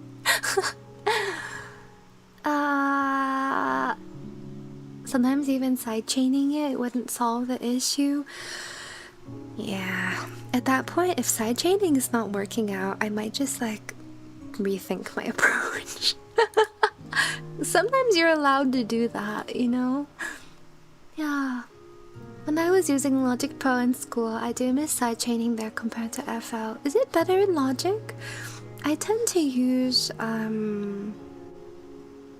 well, I use Neutron to sidechain. I didn't really go into like mixing tech because mixing is like the most soul-sucking part of music creation to me, and I prefer not to think about it ever. So I don't really have much to say about mixing. Just know that it was very difficult to mix this song. A lot of moving parts. I relied heavily on like panning stuff, I think. Like panning really helped. Yeah. Yeah, small jump. So much ear candy, thank you! I'm glad you think so. It all functions so well together, very cool. Thank you, that's weird. Also, lovely Abyss, hello, thank you for the first chat. Welcome to Havensong Forest. I just like looking at peeping how everything is set. Really? Can you sing it for us? What in the world? Are you for real? Ugh, do I have to? I could try. Okay, but like I can just do that with a karaoke version. I don't have to do it with like all this stuff rendering in real time and blowing up my laptop. You know, songs like, why don't you sing it? Why is it always gotta be me? Why can't you be the one singing it for once? Ever think about that? Pouts. Thank you for the follows. Welcome to Havensong Forest. Oh my goodness, I just saw the auto mod. Hello, Samir. I'm breaking down a song that I wrote. Yes, this is like the project file for a song that I just recently released. It's hard to pick out individual things, but it's great to see how everything comes together. Thank you, Darren. Yeah, I like to add a lot of little insane details that no one will ever hear. But that's okay, because I know that they're there. Yeah, it's very like, it's supposed to feel like very like tribal, I would say. Like I really like the raw energy of stuff like that. Hello Livid7, welcome. I'm beat. I enjoyed my time and very informative. Love the song and the breakdown. The drums were fantastic as well. Thank you, Lishun. I really appreciate you being here. Thank you for all the lovely questions and such. Take good care. Nah, it is complicated. Oh, okay, maybe. Thank you, JZW. I'm glad. Yeah, I loved the percussion too. Yeah. If sidechain don't work, it's better to just change the sound. True, yeah, that frequency shifting, that's a good point. I have never used a frequency shifter personally. Like, I do like tune my percussion, but I don't like frequency shift it. Sometimes, I don't know, like it feels a little bit different to do both of those things. Yeah, I don't really quite know when you would want to do either of them. This is a really complicated song and it comes together so amazingly. Whoa, shucks! Thank you. Does percussions help connect to nature theme or is it to help enhance a calm environment? Hopefully I'm understanding the question correctly. I feel like, so definitely this song is meant to be very like high energy, you know, it's like kind of stomping in your face. But in terms of the actual drum sounds that I chose, I do quite like more organic stuff. I really love stuff like the djembe. Big fan of those sounds. I don't really know, like the rain stick, like the kind of natural woody, shakery stuff. Like I love that stuff because it really is just like some of my favorite sound palette to work with. Yeah, I love things that sound organic, but also sometimes I do like to interweave like more synthetic elements. Like as some of you might know, I do have like an electronic background, electronic music background, and so I do like to throw in those elements. Like I'm not a purist by any stretch of the imagination. Like I put sub bass, I put like serum sub bass in my orchestral stuff to round it out. I don't know, it's just fun. It's fun to like weave together a lot of different sounds, I would say. Yeah. Hello Tofie, I'm here to tell you that I loved your songs. They are also marvelous. Hello RV, thank you so much. Good to see you. Thank you. And welcome in. Appreciate you listening. I loved how I could find in every element a consistent theme and vibe, even down to the drums. Very inspiring. You're very good at capturing emotions like that. Well, shucks. Thank you. Appreciate it. Yeah, shifting the frequency versus tuning it has different spectral width of the sound, yada yada yada, complicated physics stuff. Right, that's the sort of stuff that I'm just like, sorry, no offense, but I'm just like, I'm not into the really technical side of music production, I'll be honest with you. Like, I don't really like sound designing, if I could be honest.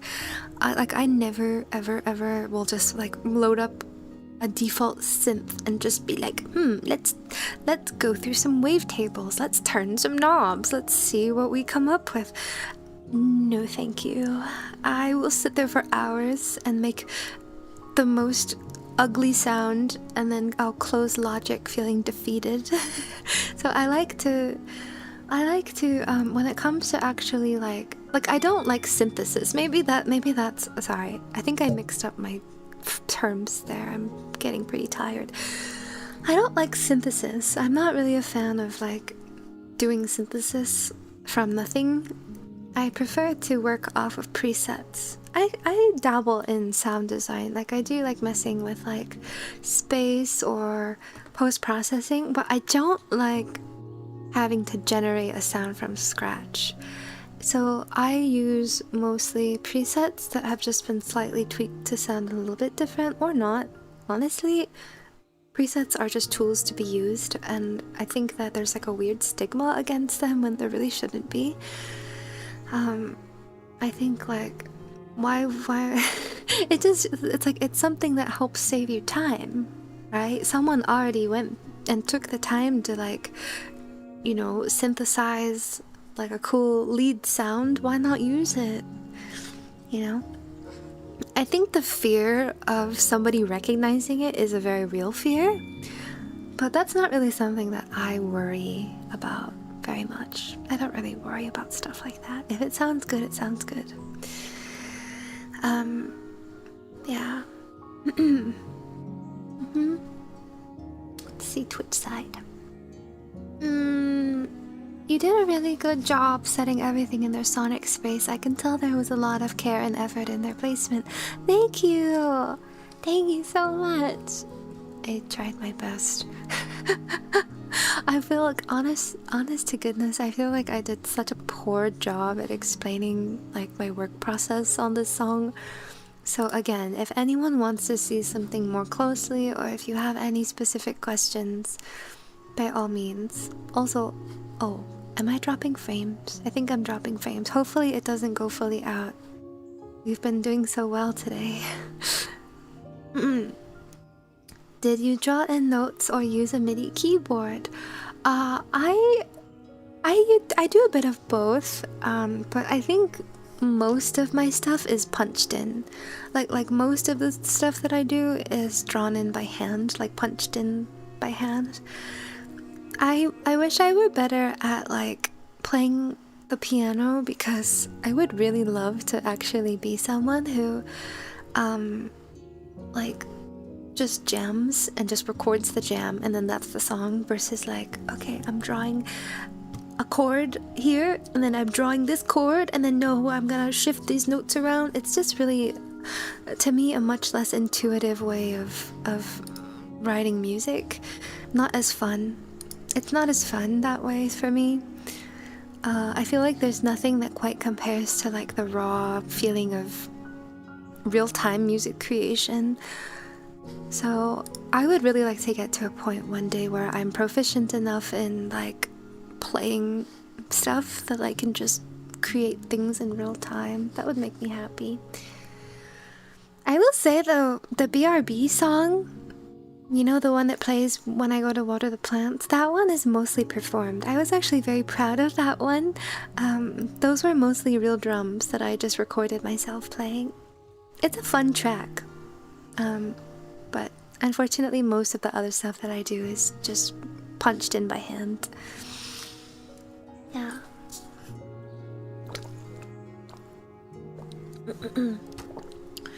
Hearing the stems from the harp and bells were my favorite. Really? Oh, I'm glad. Yeah, they're kind of like the unsung heroes of the whole process. I'm pretty sure the harp was one of the first things that I started with though. Like thinking about like when I first started writing it, I'm pretty sure I started with the harp and then the guitar came later and such. So many parts or even individual tracks sound so nice just on their own. I'm glad.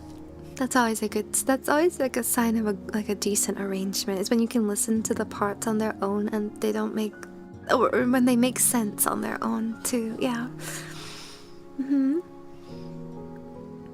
Oh, you can do sidechaining in a lot of different ways. I see. Mixing be like tweak a knob 1 millimeter, save, repeat for 8 hours. It's the literal worst and I hate doing it. Yeah. Oh, do you have a really deep voice, Sonza? Are you like a baritone? Would it be wrong to add our own chanting noises in our own cover version? Oh my goodness. Not at all. Have fun with it if you'd like to make a cover. Yeah, why not? Why the heck not? I love when people kind of add their own pizzazz to stuff. Yeah. I know throughout the process there are things that are made and completely scrapped. How often do you think you had to completely rewrite something? So, I for sure completely rewrote the intro section. Like, Yeah, I'll show you. That's a good question. So the intro section. Oh wait, my window is hidden. I'll just play it on the rendered version so that we can save on resources here. This part. Hello?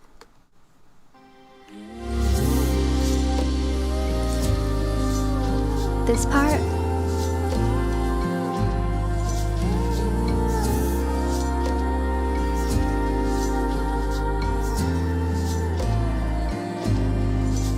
That was like one of the last parts that I wrote. I think it was really tricky because I knew that I wanted it to have a soft start, right?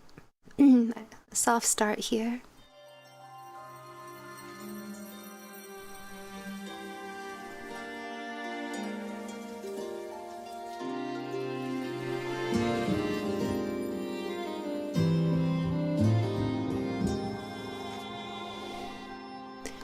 But it's like, how do you get from like the very start of the song to like the verse, right? Like, what do you put before that, I guess? And so having to think about that was like, what kind of energy do I want here? And then I decided to just go like fully, just like we're just going into like a magical place, right? So with like the big gong and then all the vocals and the drums and yeah, so I completely like, this part was just like a shell until pretty much the end when I had like all the vocal recordings that I could draw from to put here in this part. I don't know if any of you noticed, but these vocals in the intro are the same as the outro.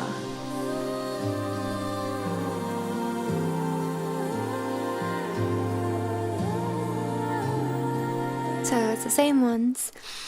And then the other part that I completely gut and rewrote was the bridge. The bridge before was like, I don't even know what it was, but it was not nearly as cool as this.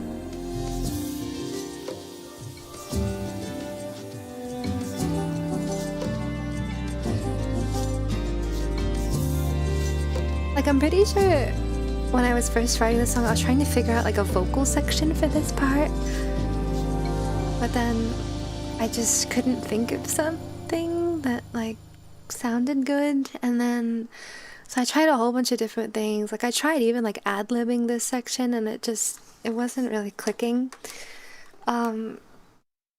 So when I revisited it in 2026, I completely like gutted it. I wrote these new chords that I think are really interesting. I knew that I wanted them to be like spicy chords. Like I wanted them to sound really cool.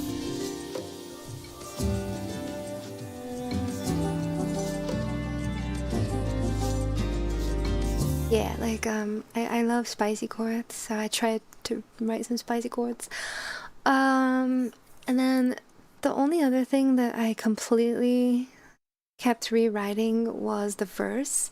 The verse melody has changed actually like a lot. Like I've probably written like 6 different verses for this song, and then this was the one that stuck.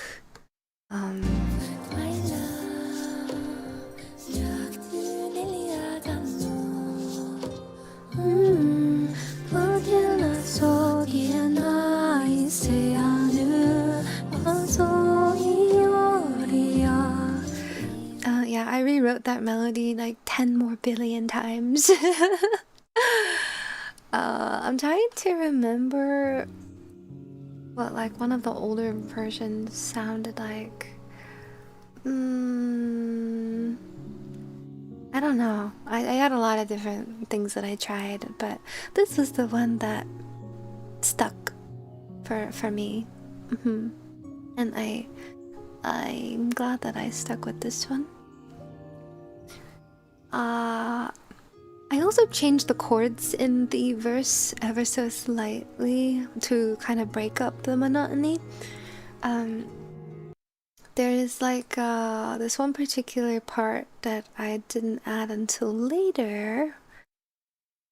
It also sounded a lot more like, I don't know if like Phrygian is the right term, like in like the earlier parts or the earlier process.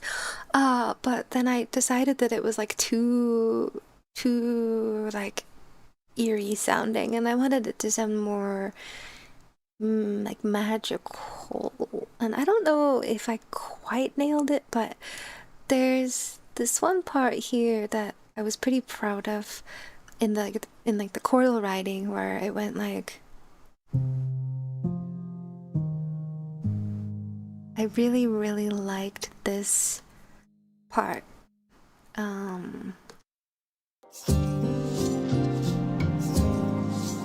That little sequence of I don't even know what's going on here.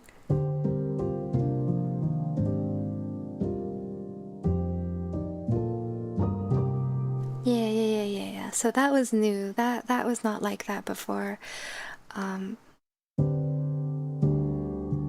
But generally, like, yeah, like it's like in a minor key, so it's already gonna sound somewhat mysterious. And I think like I hit like a good balance between like it doesn't feel quite bitter, but it also isn't quite sweet. Do you know what I'm saying? Like, it doesn't sound happy, but it also doesn't sound sad. I think I hit like a sweet spot where it's just mysterious. And a lot of that is just in the arrangement.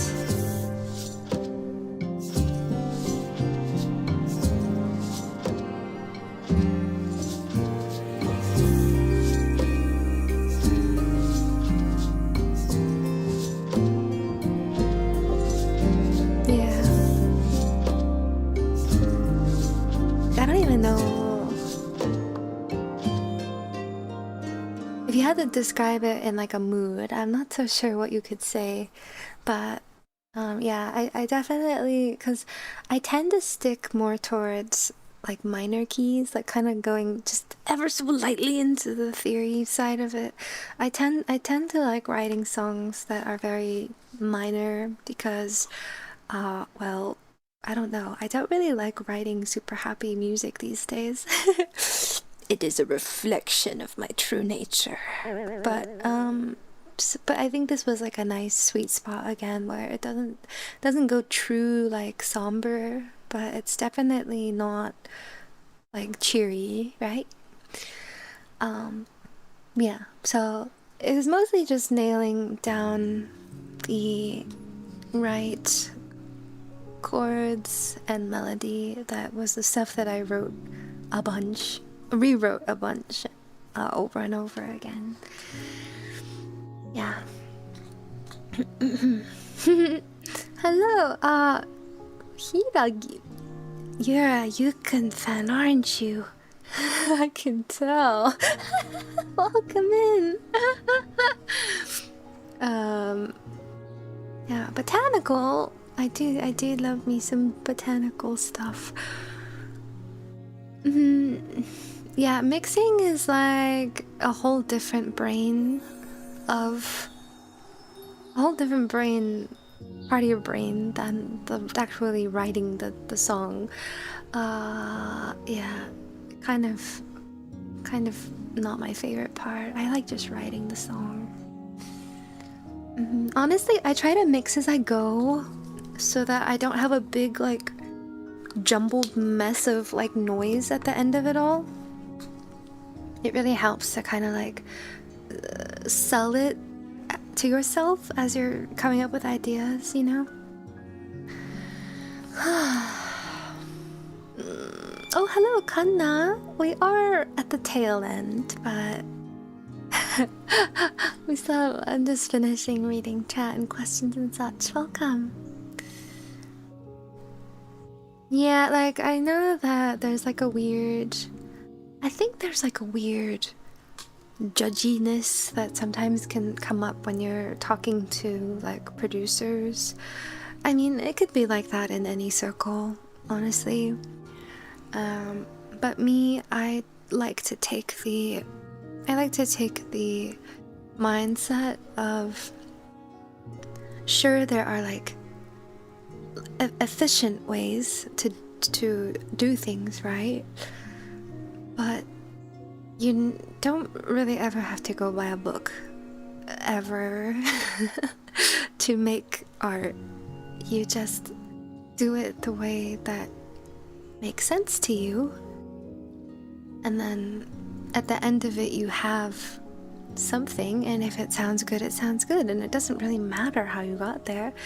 You know, I like to think that I'm somewhat of a living proof of that.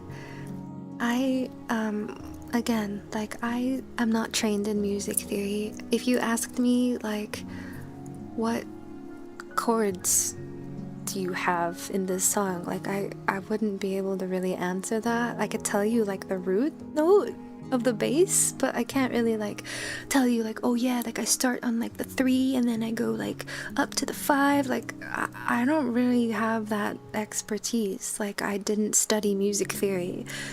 I just write from feeling. I literally just noodle around on a piano until something sounds cool. And I've been doing it that way for 10 years.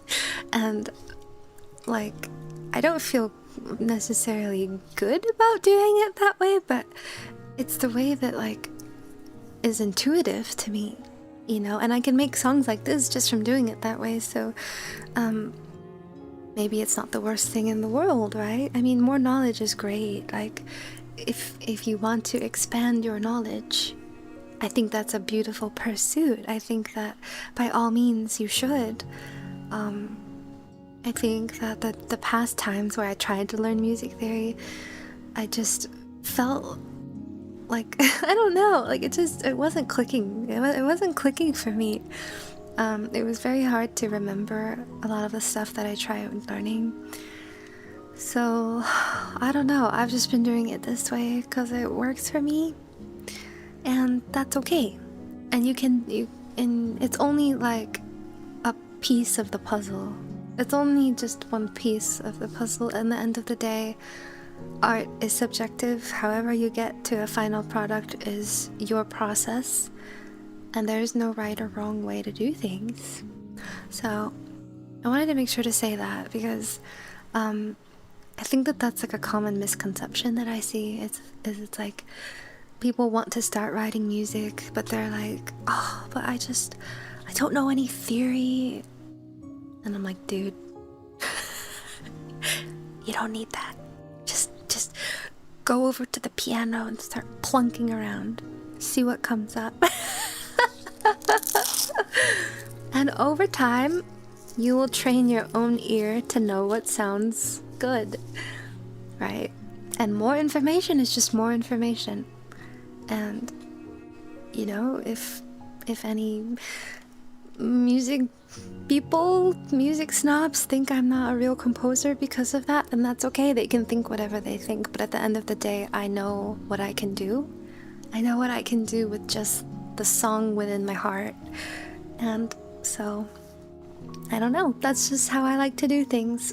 So don't ever let anyone tell you that, like, you need to know theory, you need to study theory, you need to have, like, formal training, blah blah blah. And that goes for, honestly, like, any creative discipline. It's only a bonus if you do, but you don't need it to get started, okay? Don't let anyone tell you that. A bit of a random question, but was there any specific inspiration behind the vocals? Specific inspiration? I'm not sure. I can't think of anything I've quite heard that I could compare it to. But, because again, like, I just had the idea. But my inspiration was like, you know, like, I wanted it to sound like a circle, right? Like you're in like a circle and like things are happening back and forth. That was kind of like my original intention behind it.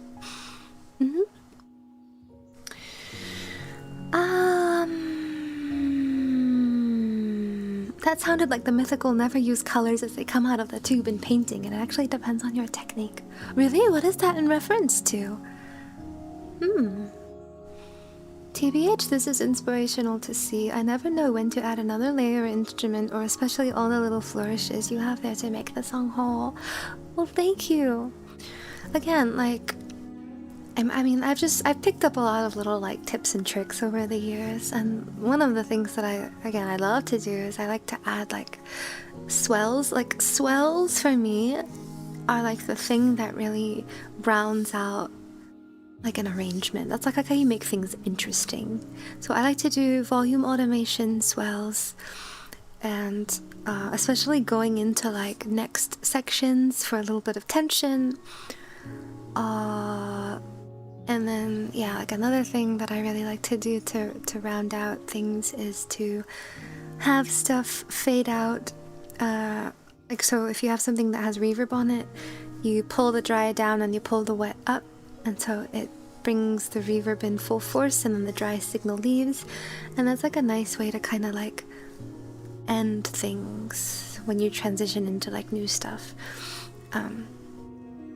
So, I don't know, a lot of little fun little things fun little techniques you can do, yeah. But I feel like that's more like arrangement stuff. Arranging is kind of hard, I won't lie to you. So, arranging is like putting together a puzzle like blindfolded for me.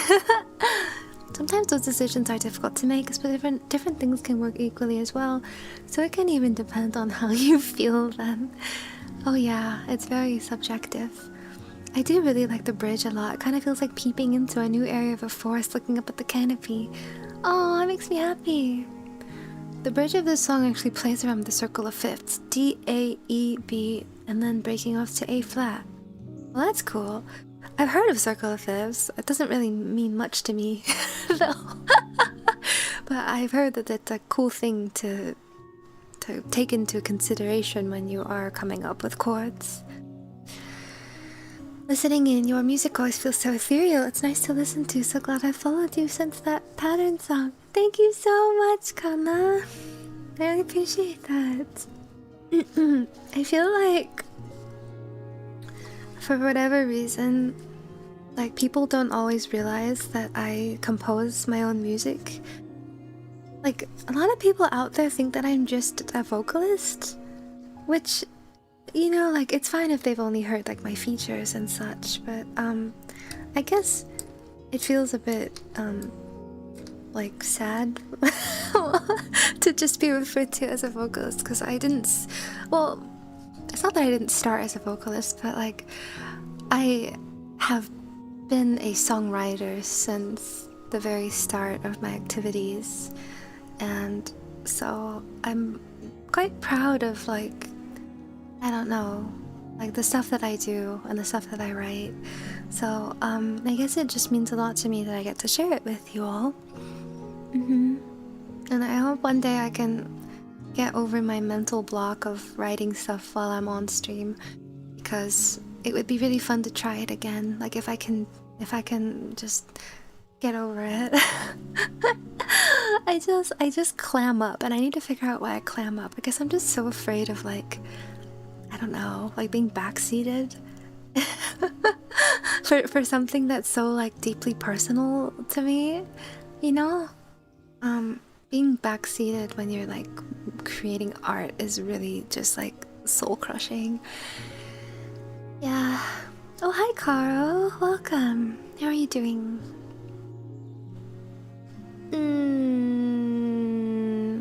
Yeah. Whoa, Nanode! You just showed up on my Twitch feed. Hope you're doing well these days. Oh my god, it's been forever. How have you been? Thank you so much for saying hi.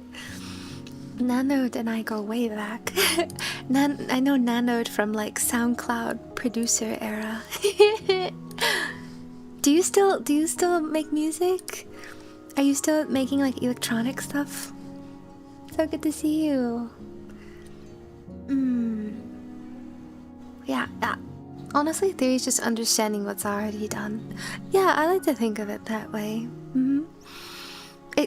it can be like a lot more efficient to know theory, because then you can just like call upon things that you know will work. But I don't know, there's some part of me, like, yeah, it takes a lot longer, but there's some part of me that kind of likes stumbling around in the dark, because when I do discover something really cool, it's like very exciting. It's like venturing through a great unknown, and then you find loot somewhere. Tofie, I'm not a gamer, I swear, but you know what I'm trying to say. They would be so surprised to find out how many of the biggest musicians don't know theory. Right. Like, again, it's just not 100% necessary, in my opinion. Heart wins out over the theory every time. Yes, yes, yes. My hot opinion is that if you write something with theory but no soul, you can tell. But if there's no heart in it, if there's no passion in it, you can tell. And that's not necessarily a bad thing. It just is a thing. it just is a thing. I would rather put my whole soul into whatever I'm writing and stumble around in the dark while doing so, because the payoff for me is sweeter, maybe. I don't know if that makes any sense, but I think that at least in my opinion, like, the thing that I will always want to prioritize when songwriting is soul. And I know that sounds a bit abstract, but it's just the feeling, it's just the passion, it's just the you know, the inspiration and all of that. It's just a tool for guidance, and 90% of the time the rules are wishy-washy. Rules are meant to be broken anyways. Also, at the same time, just because you know theory doesn't mean you were able to write. That's also a good point, right? Yeah, that makes sense to me. From an uneducated standpoint, if the OG musicians only wrote to the prevailing understandings of music theory at the time, I bet music would have been solved centuries ago. Surely there's something about one's human experience that begets innovation. I like the way you phrase that. I agree with that sentiment. Yeah. People think you're just a vocalist because usually people have one talent.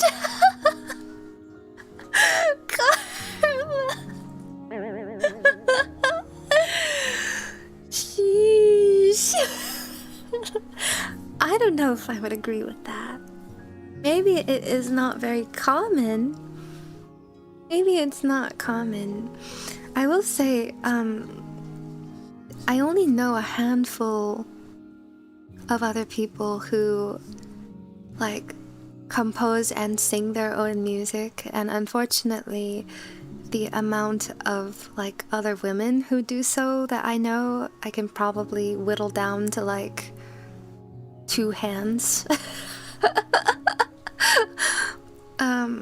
So, I don't know. I guess that's fair, right?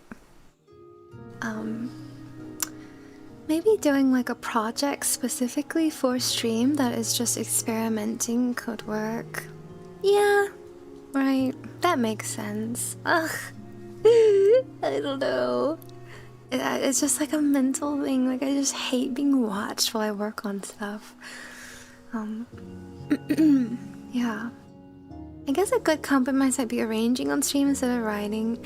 Yeah, like before, like when I first started streaming, that's what I would do, is I would take like a work in progress and I would try to flesh it out a bit more when I'm on stream, but I still have like those bones to work from. But yeah, I don't know, we'll see. I was toying around with trying it again, honestly.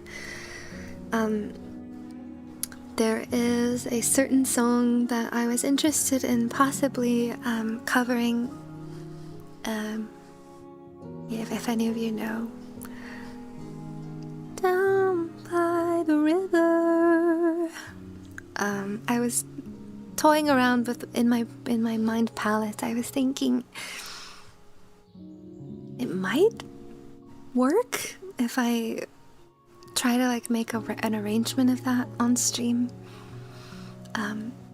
because I have source material to work off of. But again, I'm not I'm not sure. I'll have to figure out how to be brave.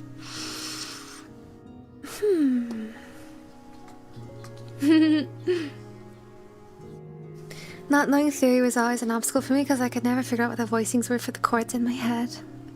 Yeah, sometimes, I mean, I'll be real with you all, sometimes it does present obstacles. But I just kinda deal with it.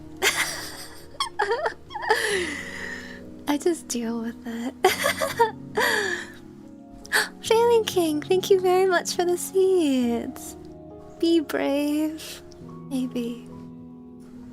Tofie, crippling fear of being judged. Right?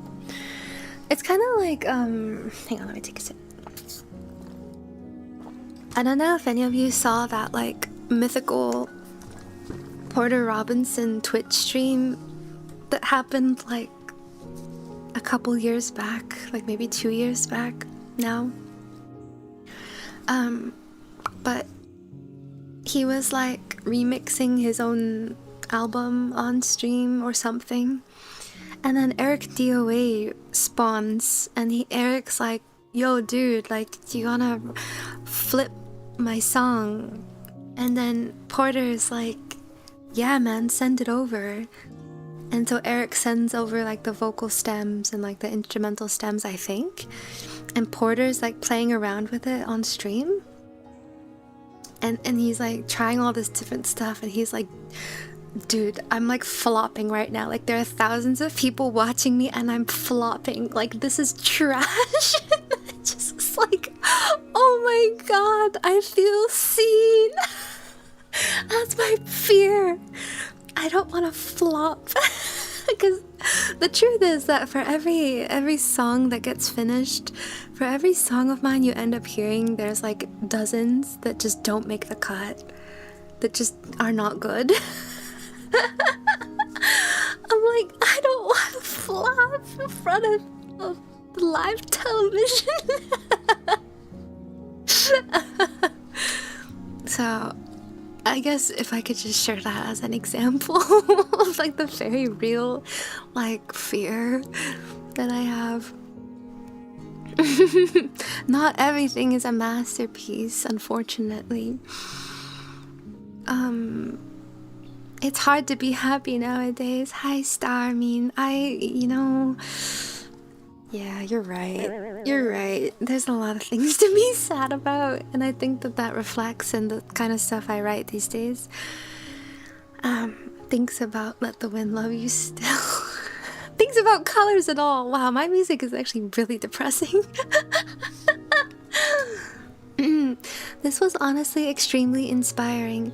I didn't have a good time at all the past few days, but this lifted my mood quite a lot. I mean it. I'm glad I found this again. Thank you a lot. I meant to say it. And I'm so happy to hear that. Really, thank you for being here. I'm so glad that I could lift your spirits a bit. Thank you. I hope there will be happier days for you ahead.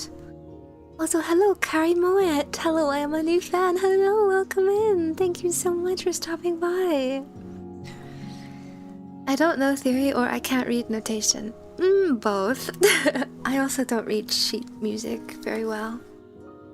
I kind of get stumped when it comes to like the flats and sharps. I'm like, what? How does that affect the note? What? Huh? I can like read just the basic like staff, but when it comes to like sharping or flatting, I get lost. What? Really, Darren? Oh. Music, stories, art, and more have huge impacts on many ways the world of humanity, with inspire, heal, to paint, sharing stories, sharing knowledge, and to create sound art. Yeah, art really drives the world, I think. Oh yeah, you like Porter? Porter is very cool. I saw him live doing his Smile tour. Him and Eric DOA, they were awesome.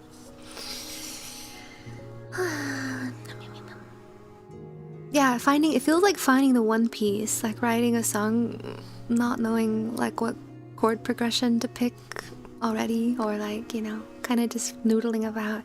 Feels like finding the one piece when you strike gold. I've been okay. I took a break from everything for a few years for health and personal stuff, trying to get my priorities right, slowly making things again on my own pace, giving myself a big push this year to do more stuff publicly though, so I'm excited about that. And building the infrastructure for that has been super rewarding. Oh, I'm happy to hear that. I think that experience that you had is a really actually like super common thing that a lot of us went through over the last few years, like especially once like the big C hit in 2020. I think that kind of changed everything for a lot of people, and I don't know, a lot of people just got really tired and stopped creating, and I don't blame them. Looking at the state of the world, I don't blame them. But I have, on the flip side, I have been seeing a lot of people starting to heal from their, you know, burnout and stuff, which is also equally inspiring to me. I think I can include myself in that. Oh my goodness, Pigeon! Thank you so much for planting your spirit seed with Prime. Thank you so much for choosing me for your Prime. Please enjoy your emotes. Thank you so much and welcome to Havensong Forest. I love it when people refuse to pick a lane. Yeah, I used to be afraid of that in a weird way. I was like, what if, you know, because there's some weird degree of pride to be taken in like your identity as an artist, and they're like, oh yeah, like my specialty is music, or my specialty is drawing, right? And I think I like clung to that for like a sense of identity. So the thought of kind of being a multi-creative was a little bit spooky, but then I got over it. I got over it because it doesn't cheapen anything. It just makes me more interesting or something like that. I don't know. I don't know. As someone who knows theory quite well, I think another thing is people vastly overestimate what it actually is. 90% of it is just analysis, which doesn't really teach you how to write or hear. You know, that's a good point, and I appreciate you bringing that up, because yeah, right. And it's the same thing with like instrumentals. Instruments. Let's say you spent your whole life learning how to play piano. You're probably a brilliant pianist. You can rock a concert like no one's business, or a recital, if you will. But do you know how to compose a song? Do you know how to write your own piano song? Maybe you don't. Maybe that's a skill that you've never tried expanding. Maybe that's something that you've never dabbled in. But you can play a sheet music, you can play a mean sheet music, you can play it exactly as it is written, and it will be beautiful. So it really is nuanced. There's a lot of nuance here, for sure. Yeah. Hey, to be fair, some of us out here don't have one. Have what? I completely forgot we were talking about foie gras. That's the downside of algorithmic social media. Your brand is one thing and one thing only, and anything else is either secondary or its own separate thing. I feel like the algorithm is so confused by me sometimes, like, because, you know, my social media was run as just like a music producer social media for the longest time. And then when I started streaming, I think it got really confused because no one who followed me was interested in my streams. So I would like post about it, and then like, you know, those posts wouldn't really go anywhere. But I feel like in like very recently, like maybe within the last few months, I feel like the algorithm is starting to also see me as a VTuber. Like I'm being recommended to VTuber people now, like VTuber fans, which is exciting to me. It helps quell the imposter syndrome a little bit. And I think that most of the people who are following me on socials these days are like VTuber enjoyers. But there are still like the music people, which I do appreciate, you know, because that is like still probably the most important part of my life and my creative endeavors. Yeah. That's so painfully real. Yeah, flopping on stream. I can't think of anything worse. Oh, accidentals. Okay, how does Fogger know about accidentals? And I couldn't even remember the term for it. Yes, that stuff confuses me big time. Yeah. Honestly, iteration is really important if it's not integral to getting something you're happy with. Yeah, I'd say so. It's rare to nail something on the first try. I saw him on the nurture tour, and when the wind tempos live hit, it started raining and it was so perfect. It did? That's awesome. I remember when I went to the Smile tour, it was my first time hearing that album. I wanted to save the experience for being able to see him live and to hear everything for the first time. And there was, I think it was really fascinating to me how he had these like projectors that would kind of like blend into like wherever he was on the stage. And then there, I think was it like the Russian roulette song where like he points a gun to his head and he shoots, and then like on the screen, like was it flowers that came out? I can't remember what it was, but it was really cool. I was like, how do you choreograph that? How did Porter know exactly where to stand? Like, this guy is so serious, but like in a good way. Like, he's really serious about putting on a cool show, and I really appreciate that as someone who is very much not a live musician. I've not known life without burnout. I've simply only learned to cope. Well, I know that there is a life out there where you are free and healed from burnout. I believe it. I believe that it's possible. You just have to get there, I think. But don't give up hope, because I really truly believe that you can heal. Yeah. A talent. Oh, sometimes I pick up hobbies or crafts, but I've yet to find one where I feel like I've got a natural talent. Frogger, I'm gonna drop a truth nuke on you, okay? And I'm sorry in advance, but here I go. And you know what? I'm gonna go over here just for emphasis, okay? Ready for this? Natural talent is a scam. That is my truth nuke. It's a scam. You don't have to be naturally gifted to learn a skill or to learn a creative talent. In fact, I think it is even more impressive if you don't feel like anything is particularly intuitive to you, because guess what? Almost everyone in the world starts there. Okay?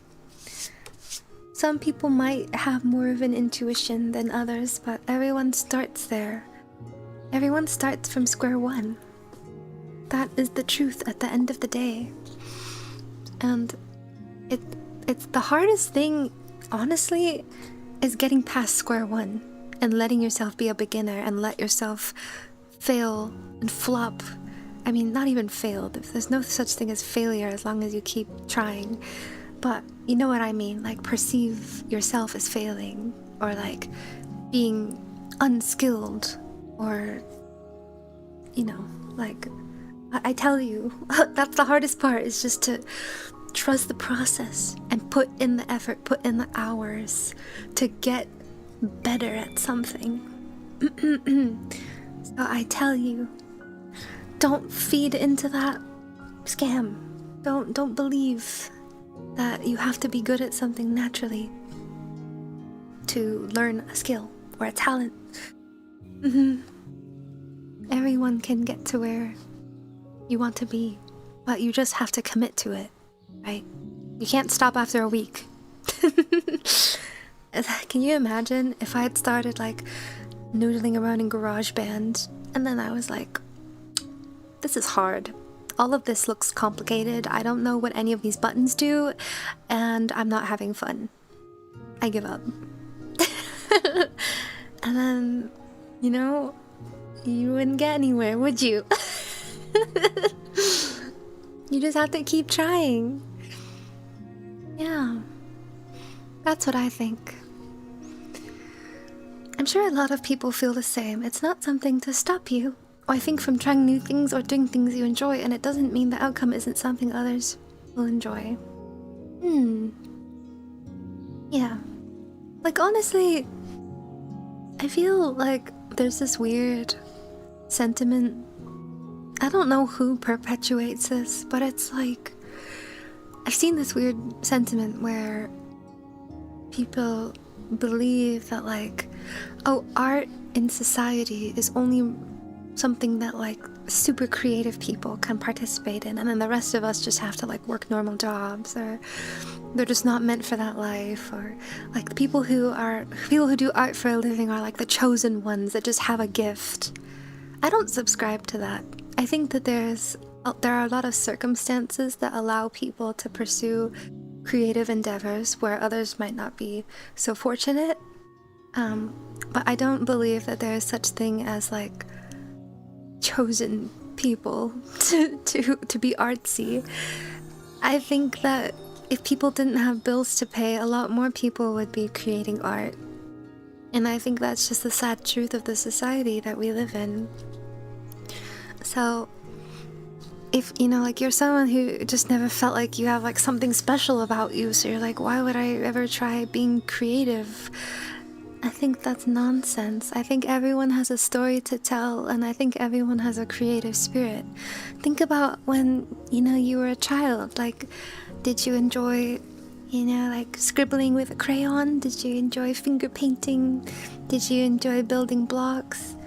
Creativity is something innate within all of us, and it is something that gets buried over the years because of life and responsibilities and circumstances making it have to be that way.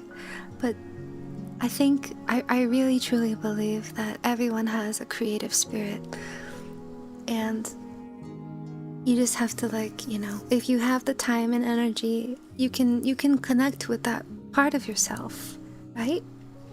It's there. You just have to, like, nurture it a bit. I don't know. That's how I feel about it. Like, I'm not like a special person. I'm just a person. I'm just a person who opened GarageBand and decided to keep at it for 10 years. Really. So, I don't know. I just want more people to make art. Like, we need it now more than ever. It's such an amazing outlet for, you know, like, processing emotion and storytelling and everything, and it makes our world more rich. So I think everyone should try making art. Okay? Make it with your hands, make it with passion, make it with soul. If you have something you want to say it. That's how I feel. Hello, weird commercial. Welcome. Thank you for the first chat. Yeah, a lot of rehearsals would go into something like that. Logic Pro spotted. Hello, 16. Yes, I work in Logic. This is like a little zoom in of the project. Oops, wrong mouse. I've already finished the track breakdown, but I'm just kind of doing like an after chat now. Here's the... Here, I'll turn this on so it looks like it's doing something. This is my song. Yeah. A bunch of little beautiful blobs that are each doing their own thing. You just have to trust that they are. Thank you for all of the follows as well. I hope you'll enjoy your time in Havensong Forest. What is better, to be born good or to overcome your evil nature through great effort? I know that's a quote, but if I had to genuinely pick something, it would probably be overcoming. That takes guts. yeah, the truc of the day. You can get some transferable skills if, for example, you know piano, that would make it easier for you to get better at using a DAW. Oh yeah. Again, extra skills are just that. They're extra skills that will help you on your journey. But you don't necessarily need to know it, right, to get started. Yeah, it can be painful to learn something new, but it's very rewarding. It will humble you over and over and over again, and you have to kind of sit with that and push through it. And then eventually, you know, you might even notice yourself improving. But really, at the end of the day, even if you don't improve, I think it should be just as much about the process as it is about the final result. Personally, you have to enjoy at least part of the process, or being creative will never fulfill you. Because the process is like 95% of it, and then the last 5% is just enjoying the result. So, yeah. I've seen people who started with nothing become so much. They learned, they worked, they struggled, they persevered. That person is you. Nice. Thank you. Thank you. It's hard, don't get me wrong. Sitting in the experience of being a beginner is not easy. But I don't think that anything worth having will come very easy, you know, as they say. That's also why I like seeing 80-somethings pick up new things late in life. Way more interesting to see Nonna learn piano. Yeah, I think that's also beautiful. It's truly never too late, right?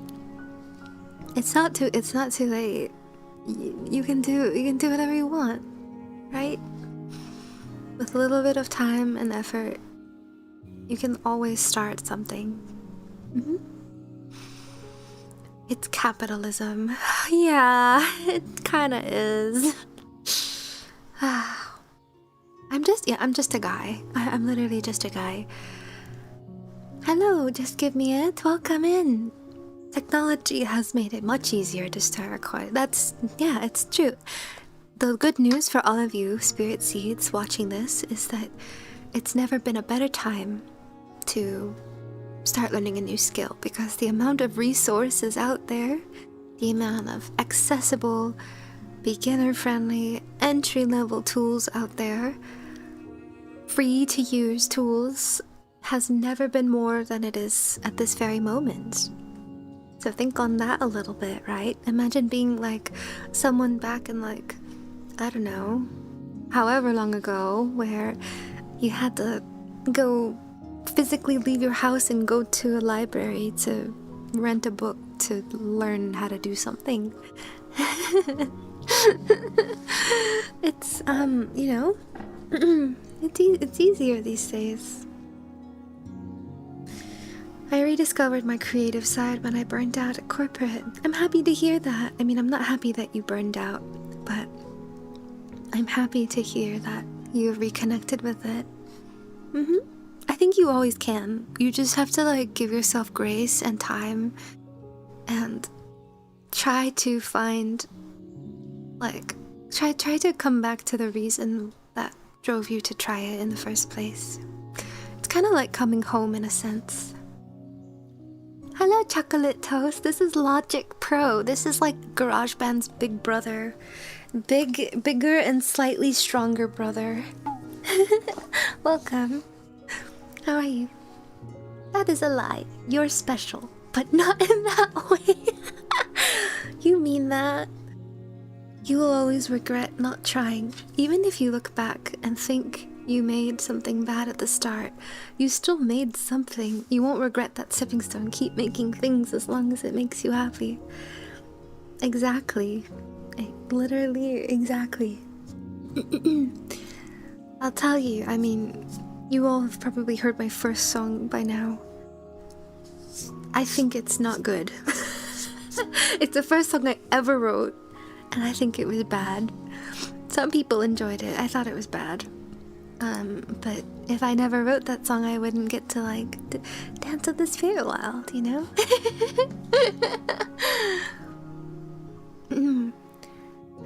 I don't know if I truly believe that all else being equal, everybody would be an artist, although I want to.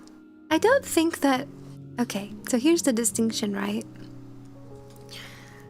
Art is not fulfilling for everyone. I think that's okay, right? Not everyone wants to make art. Not everyone is interested in making art. Some people just enjoy like consuming it, and that's fine. Everyone has like their interests and things that spark joy, and so that's a-okay. But I do feel like if given the opportunity, I think a lot of people would discover that they do have like an inner creative voice and inner creative spirit that they just have never been able to connect with, or they've never gone out of their way to connect with. It could be for any reason, right?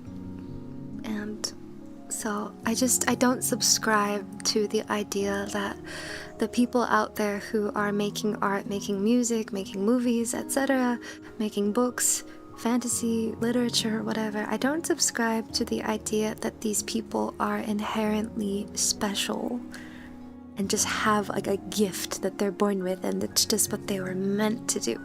Because quite frankly, that's a little bit depressing to think about it that way. So I just don't agree with that. I think that everyone can discover a creative spirit if they just, you know, put effort into it, and if they have the resources to be able to do it.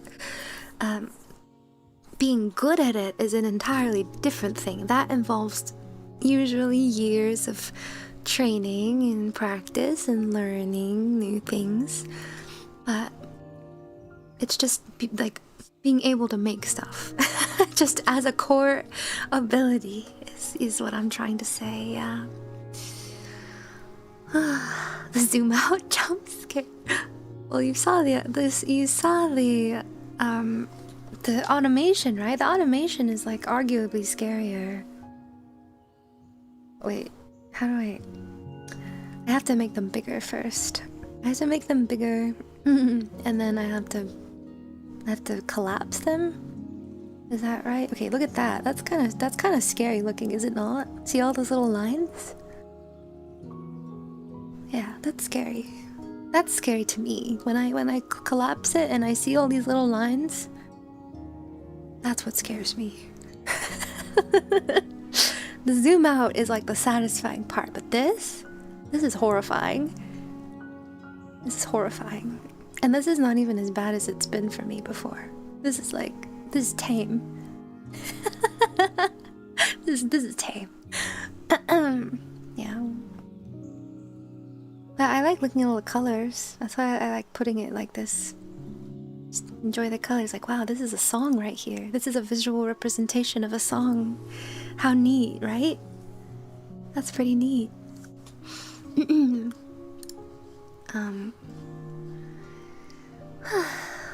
I listened to the first 10 seconds of your song. Holy JRPG goodness. What VSTs do you use for strings? Oh, I use, so there's like a few different strings that I have in here. Well, thank you. I'm glad that you enjoyed it, first of all. Where's my cursor? Hang on. Cursor. Okay. So I have like some cello groups. These are just Spitfire Labs cello moods. These are kind of like the big string sections. And then for the solo strings, I use Cremona Quartet from Contact, Native Instruments, excuse me, Guarneri violin, and Stradivari violin. These are really beautiful, realistic strings that do take a little bit of programming. I think it wasn't this, was it this one? Yeah, they do take a bit of programming here. Like this is the expression programming. But once you can take care of that, it really is excellent for solos and such. Yeah. good. Hope your weekend has been well. Thank you. It's been all right. There is no feeling as unique as vibing to a poopy 8-bar loop for an hour. True. You have it on loop. You're just like, yeah, and then you come back to it the next day and you're like, no, it sucks. I don't know when I was cooking.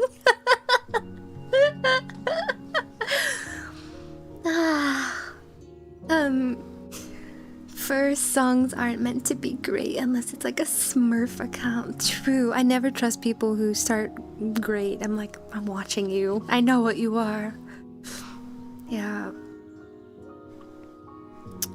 Yeah, that's a nice way of thinking about it. I think it's like, I don't know. I think maybe I wish more people thought about it that way. Definitely wish more people could get the time and resources to try new things, making things, doing things. I also wish that were true. I am like so lucky to be able to do this, like genuinely. I'm sure that there is so much incredible talent out there from people who will never know that they just would become great at something artistic because they just could never afford to try it, and I think that that's heartbreaking, like truly. Yeah. Oh yeah, Contact is cool. I find the UI to be a little frustrating, but there are a lot of really high quality libraries offered by Native Instruments. Wait, didn't they go out of business or something? I swear I heard something about like Native Instruments shutting down. Did I hallucinate that? Is that real? I hear Guarneri and I wake. Do you know about Guarneri? Do you do mixing and mastering too? I do. I don't like mastering though. I'm not good at it at all. I don't have the sauce, so to speak, so I tend to hand off my masters to Mr. Bearman, who is a wizard. He's the mastering wizard, and then I just try to mix it the best I can. Yeah. Completely lost in the sauce, right? Oh, shoot, I'm sorry. I haven't been looking at YouTube side. Darren left. Thank you so much for being here today. Since the pandemic, the socialization connections with people, the passion for ambition, and also life as whole is barely holding together and barely knowing a true purpose anymore since it faded. Yeah, I completely understand what you're saying. Dear God, Tofie, what the heck? Oh, hello, Eöriia. What? Was it the automation?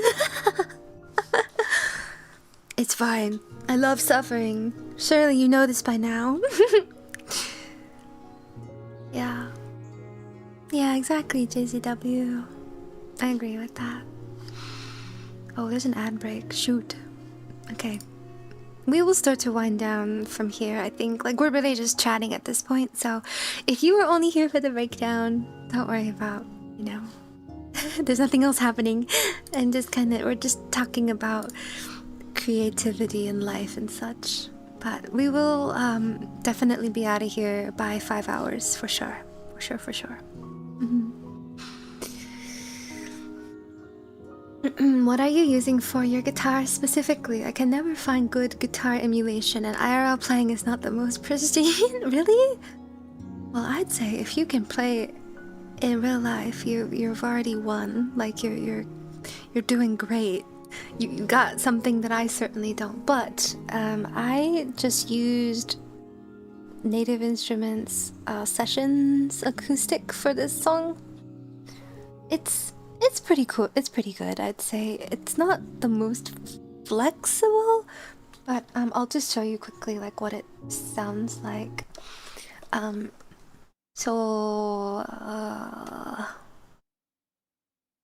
This is what it sounds like.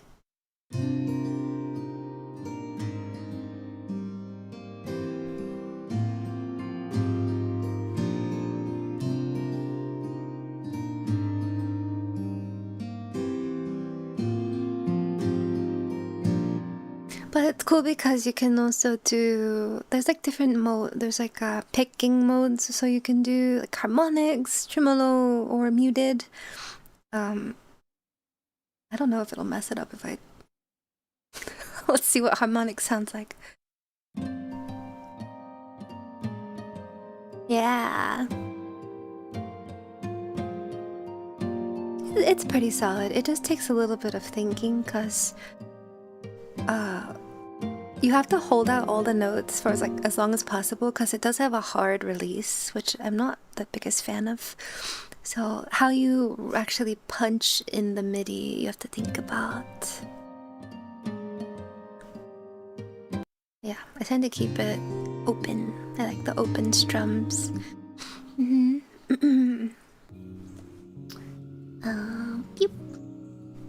Pew. More colors. You're drunk on your music, but then you're sober up. That's so funny. Oh, thank you for the follows. Welcome to Havensong Forest. This is so legit, Tofie. I am a fan. I wish I could play around with the stems and remix it. Well, thank you so much. I really appreciate that. If you'd like, I mean, you're more than welcome to try, like, writing an arrangement. I typically don't put out the stems, but if you can go by, like, ear training, just listening to it, I would love to hear what you come up with.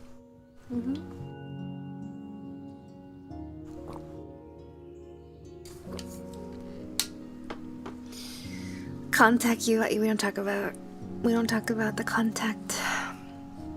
What is it called? Like complete control? We don't talk about that one. How do you recommend someone start songwriting? That's rough. Do you mean specifically just writing like us, like writing like vocals, writing or like composing? Are you talking about like composing like instruments, or just like, it's kind of a weird distinction, but I feel like composing for like an instrumental arrangement versus like songwriting for vocals is slight different approach. So please feel free to let me know which one you mean, or if it's just vaguely in general, and I can try to answer that to the best of my ability. Thank you for the follow. Welcome to Havensong Forest. Hi Toto, hola. Is this your first time seeing my new form? Hello. Nice to meet you. There's Mr. Bearman. Shout out Mr. Bearman. Thank you for being our mastering wizard.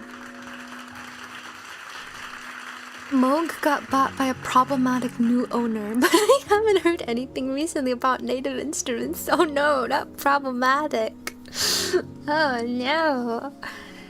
Hi Yusen, welcome in. I think that was Stream Elements. Oh yeah, well, I did see something about native instruments as well. Like, cause I remember like a bunch of people were tweeting like rip contact or like rip native instruments, and I was like, what? What'd that mean? But I never looked into it. I never looked into it. Do you write the MIDI or perform it with an instrument? It depends. Sometimes I will noodle around on my MIDI keyboard, which is basically just a piano. But that doesn't always go well because I'm not very good on piano. So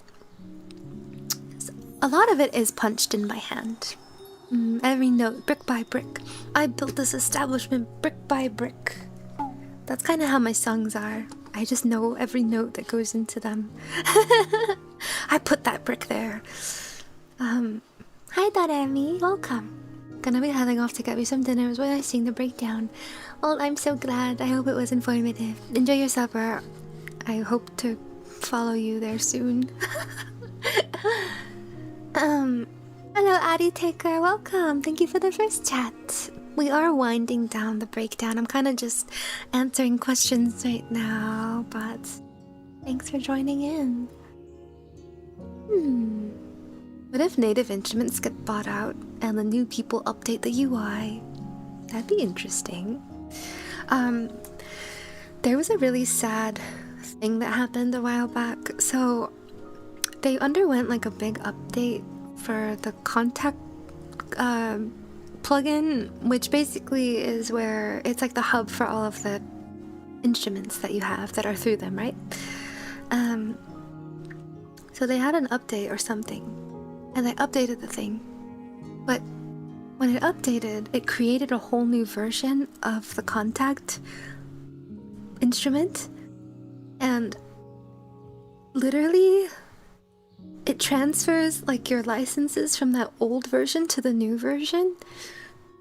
And every single project that I had that had like an instrument in contact, it was just like that instrument track in that song is just lost forever, because those were all made with the previous version, like before the update. And when you open it, it just says like library not found, or like license not found, because it's linked to the new one now. And so because of that, I can't just copy like what I had in it to the new version of the plugin, which means that all of the sound design that I did on those, like I'm mostly talking about like the synths, like Ethereal Earth, for example, like the pad synth.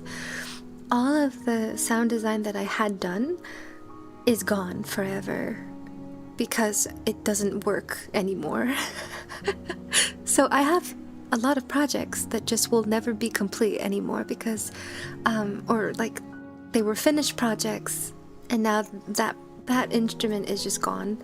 One of those is actually Burst My Bubble by Bow the Whale.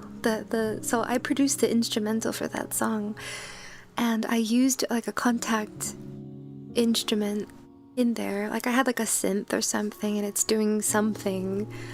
And after the update, it's gone. It's simply gone. It doesn't work anymore. So that part of the song will always be missing. If I ever had to go back into the song and do something, it's horrifying, right? So I'm really skeptical about updating stuff now. I'm super skeptical. I have trust issues. It was really devastating to lose like all my sound design stuff. Yeah. Honestly, I should have complained.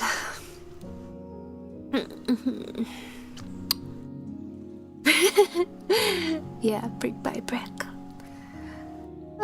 Oh, you write in notation first. You're powerful. I have to go by... I usually pick out instruments first. Well, no, that's a lie. I start writing on piano usually, but then I go right into selecting sounds. Yeah, I don't know. It's a complicated software. I don't fully trust it, but it's like a necessary evil sort of thing. A friend of mine recommended your channel. Really? I'm super flattered. Thank you for stopping by. I do a lot of different things here. I don't only do music stuff. I'm a variety VTuber. But everything that we do is very emphatic on peace and tranquility. If you're into that sort of thing, there's no chaos over here. Yeah. Very frustrating, right?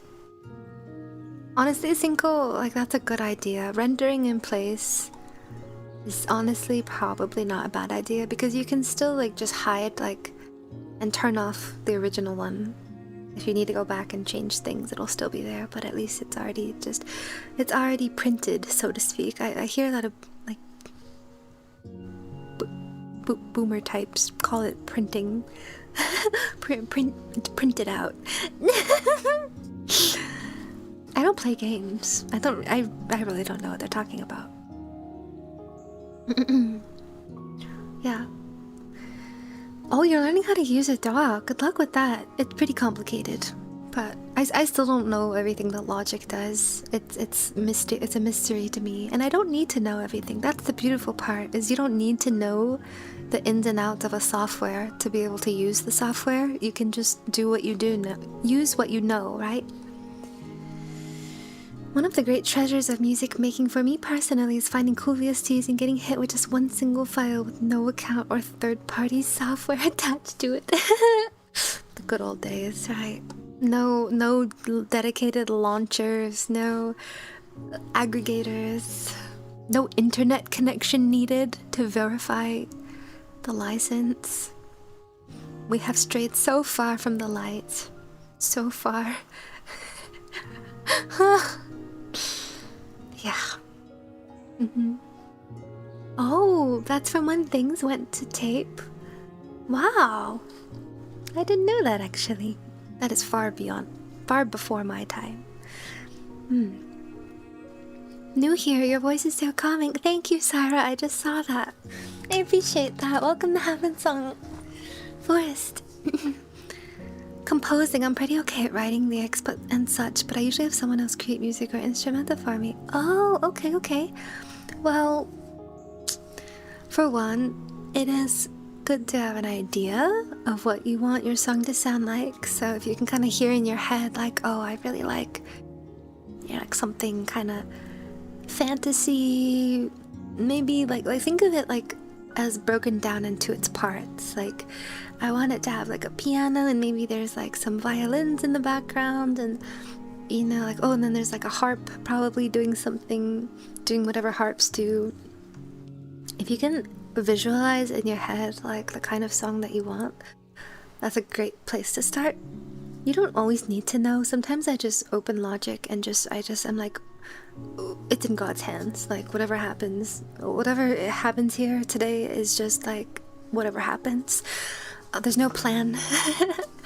But I mean, in terms of it's good to familiarize yourself with some basic concepts, like, like learning what chords are, learning what makes up a song, right? So like what goes into song structure. Familiarize yourself with sections like choruses and verses and bridges and things like that, because these are all like the guidelines in which you will kind of write within. And then, I don't know, when it comes to actually knowing what to write, I kind of just noodle around until something sounds good. You can learn music theory if you think that it will help you, but if you can just try to like noodle around on a piano, maybe see what comes up, Producing in a digital software like this is kind of its own battlefield. A little bit of a different skill. I wear a lot of hats. I manage like my full entire pipeline, from composing to writing vocals to recording vocals to arranging to mixing and sometimes mastering. You don't need to know how to do all those things, but I would say maybe start on YouTube, see if you can find just like some basic introductory guides to, how do you start writing a song, and see what comes up, and maybe just give it a try. I think it's a lot more just trying it versus like spending endless hours learning, if that makes sense. Yeah. But at the end of the day, just trust your ear. If it sounds good, it sounds good. I'm so in love with your vibes and sound. Thank you! Thank you so much. Also, hello, Lou. Welcome in. Did that same thing happen when it comes to a previous version of Native Instruments? Complete software instruments and plugins when Complete 26 suddenly came out? I don't know when exactly it happened, but I just remember that the update created like a new version of the like complete, so to speak, and so all of the old versions were basically made redundant, and I couldn't copy that information over to the new ones because they were completely different plugins. So I don't know, it's still a mystery to me, but I've kind of made peace with it because yes, I lost a lot of stuff, but I don't even know if it's something that could possibly be fixed. Unrelated, you're one of the very few people who've pronounced my name correctly. Really? Oh, I'm super flattered. I mean, I'm glad. I mean, like, thank you for saying that. Really? Your name doesn't seem too difficult to say. Do you get much freelance production work nowadays? Not really, but that's by design. The truth is that I don't have time for it. I went on like hiatus. Like I said, I'm no longer doing commissions back in 2024 because, well, the truth is that I didn't need to anymore, and I'm so privileged to be in this position where I'm able to focus on streaming and working on my album very slowly. But so it's by design. I do have some NDA projects that I have been recruited for. Maybe you'll hear about those eventually. But generally, like if it's just individuals, I am not taking any work. Also, if you don't mind me asking, for the Bao song, were you approached by Asteroid or Bao? I was approached by Bao herself. Yeah, we started talking about the song like back in 2021, and it took a few years to come to fruition, but I think that I was the first person to work on it, and then Asteroid came in after and they wrote the top line. Yeah, I just like came up with the instrumental. Yeah, exactly, Kiko. Oh, yeah, dolls are really not super intuitive. I like Logic because it feels very beginner friendly. It's kind of like GarageBand, so it's not too hard to find your way around it. I don't know my way around FL or Ableton. If you put me in front of either of those, I'd be like, is this like a spaceship? Like, where's... What is this loop maker? Why am I making loops? Where's the timeline? Something like that. Yeah, so I don't know. Anyways, Spirit Seeds, I'm fading. I'm so exhausted. It's been almost 5 hours. I need to go lie down. But it was really, really nice to have this after discussion with all of you. I feel like we covered some really good topics, and I was also able to answer some really good questions. And I really hope that this was informative in some way, or insightful, or just interesting to watch. Again, for anyone who's just joining, I'd be happy to share with you like a before and after, just really quick, of like the first demo of the song that I came up with versus how it turned out. It's just like a small little clip. But I think that these are the most interesting things, is how do you start an idea and then how do you turn it into a thing that is not just that. So again, this is from 2024, but this was very much the first idea that I had. If you've already heard this 2 times so far, I'm sorry. But I just want to make sure to get everyone a same chance to hear it. This was my initial concept. Hello? Oh, the wrong button.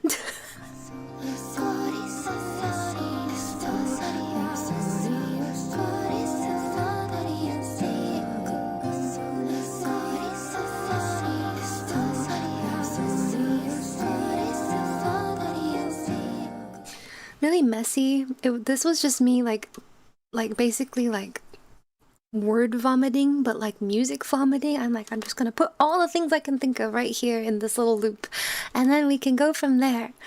And then that turned into...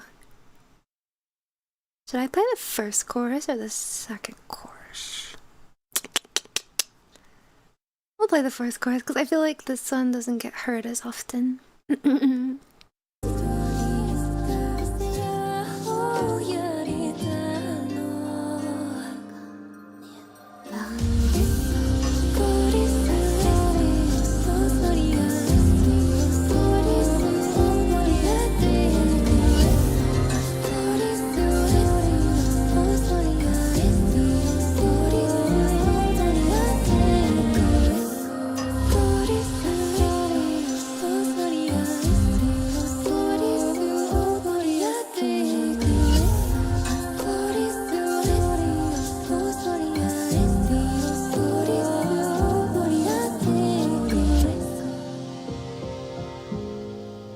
Yeah.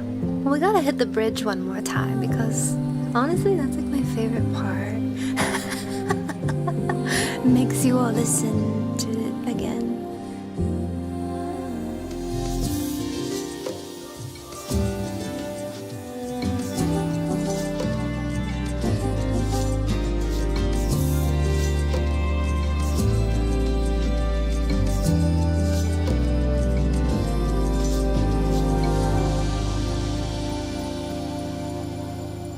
Okay, then we get the interlude. Can I scroll? I'm gonna scroll.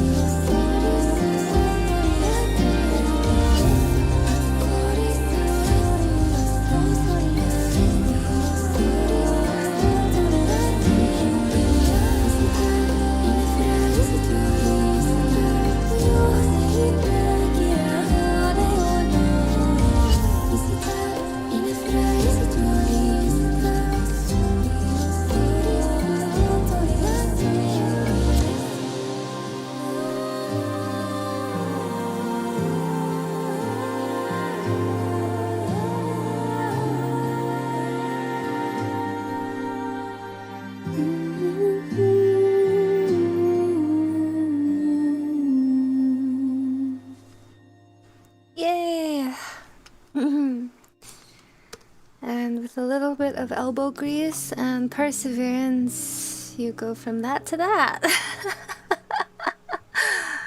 Well, thank you all so much for coming to my track breakdown. Again, I hope it was interesting. And even if, you know, if you're someone who doesn't really dabble in music, I hope that I explained things in such a way that made some sense, right? I hope so. And I hope that maybe you learned something today. If I have passed on any sort of nugget of wisdom, then I am content.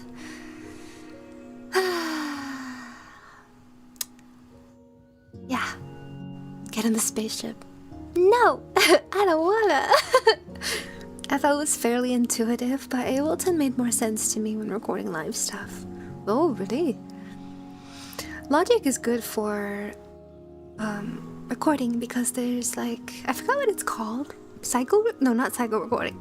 Basically it does like it makes comp tracks. So I don't know if that means anything to any of you, but you can set like a cycle range and you can record, and then when it reaches the end of that range, it goes back to the start and you can do it again and it goes back to the start over and over until you stop. And then you can pick from all of those takes and see which ones you want. Makes comping really easy. Do I use that? No, I don't. Why don't I do it? Because I'm used to doing it the other way. But it's pretty useful from what I've heard. I still duplicate my tracks and record on individual tracks and comp those. Thanks for the tux. You basically gave a 5-hour presentation. You absolutely deserve plenty of rest. You know, when you put it that way, yeah, I'm ready to collapse. Thank you honestly for the recognition. I appreciate that. Yeah, that's tough. That's tough. 5-hour presentation. That's so fair. This was such a fun stream. Track breakdowns are my favorite streams from you. Thank you. I've only done like 3. If there are any other songs of mine that you're interested in a track breakdown of, let me know. Well, which ones have I done? I did Demon's Requiem, I did Where Will the Raindrops Go, right? That's it. I don't know if I have any other super complex songs. I don't know. I don't know if the others would be interesting. Thank you, Ambi. Appreciate you being here. Thank you, Kiko. I hope you can rest well. Lubbers, thank you, LeSean. Thank you for joining over here on Twitch. I appreciate you being here. Thanks for coming on in. Yeah, that creativity chat was so good. I'm gonna have to go back and clip some stuff to safekeep. Thank you, Slicks. I'm so glad. Thank you all. Oh, hello, Hadametra. Is this your first time seeing me in this form? I can't quite remember. Welcome. Haha. Yeah, we got profound. Oh, it's called Takes. Interesting. I ascended. Well, thanks, Black Lotus. I'm so glad. Only used FL. There's no... Every doll has its own benefits, for sure. Yeah. Pass me a nugget. Looks around. Are you talking to me? What in the world? Oh, heck. Let me snooze this. Thanks for the talks. I hope you enjoyed my Tofie talk. Hi, Chloe. Thank you. Thanks for tuning in today. Crack open 2D dreaming. Nah, I'm good. You don't have to do that. No, I'm so good on that. No, we're not doing that. Oh wait, let me look at YouTube real quick. Your vocalizations are always so ethereal. Thank you, Ball. Thank you so much. I really appreciate you watching today. Sophie. Does anyone know how to say English only please in Viet? Wait, I got this. I can copy paste. I can copy and paste this message. Help. Help. It keeps going. It keeps leaving. Come back.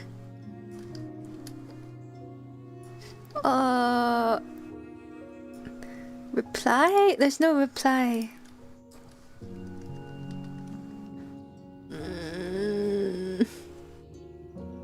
Sorry, I'm just going to paste it right in.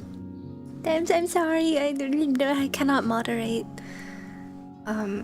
Cannot moderate other languages. Thank you for being here.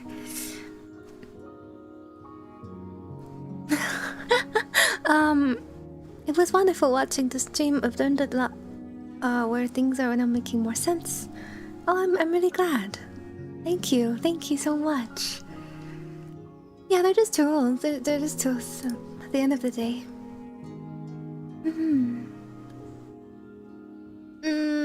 Oh, welcome back, Kuro. Yeah, sorry, we're about to end off here. But welcome back. I kind of left your Discord server a bit ago to think a bunch of other servers. Oh, okay. No, nothing happened to it. I did redo it. I completely redid it back in like February, but it's still the same. It's over here. Yes, that is the community Discord, if you'd like to join. All the latest news and nature photos go right into there. And then, as always, here is where you can find me off stream as well. Oh, yeah, I'm spent, but this was a lot of fun. Again, I feel very happy to be able to share all of this with you. Thank you for listening to my ramblings. Thank you for coming out to the track breakdown today. Appreciate everything. We had so many new guests join in today. I hope that you enjoyed your time in Havensong Forest. And, you know, I don't always do stuff like this on this channel. I kind of take pride in being a variety person. So, you know, hopefully we can welcome you back another time for something else too. what are we doing next week? I have no idea yet. I'm going to have to make a schedule, aren't I? Rats. But thank you all for all of the support today. It was a pleasure meeting so many new folk, and we had like a mind-blowing amount of raids today. Kind of terrifying. There was like a moment where I was like, am I being like rolled? Like, am I being trolled and rolled and is this like coordinated? Like, what's happening? There was like 6 back-to-back raids, I swear to you. So, yeah, very silly. But let's look for someone to pass the love on to. I want to quickly send a little reminder. I'm going to be performing live at Offkai Expo in San Jose, California, if any of you are planning on attending. It will be on Sunday at 3 p.m. at the Spotlight stage. I will be performing alongside a live band, and I will be performing with many talented VTubers as well. So, it would mean a lot if you considered coming by to enjoy some live music. Oh, Minty, hello! Thank you so much for popping in. Oh, Kit is still here. I didn't put Kit to sleep. Thank goodness. But you can learn more about in that link as well. And we have a commemorative 3-year anniversary wallpaper hot off the presses. Did you all forget about the wallpaper? Because you can download it right now and you can give your computer some pizzazz, alright? Some pizzazz, I say, right? And yeah, it's a really beautiful illustration. And last but not least, if you wanted to see how the music video turned out for this song, there's a little link. Feel free to check it out on YouTube. It's gorgeous. It's a gorgeous experience from front to back. And I encourage you to check out the music video as well. People worked very hard on it. All of the spirit seeds are one guy. Spirit seeds grow by cloning. Is that how that works?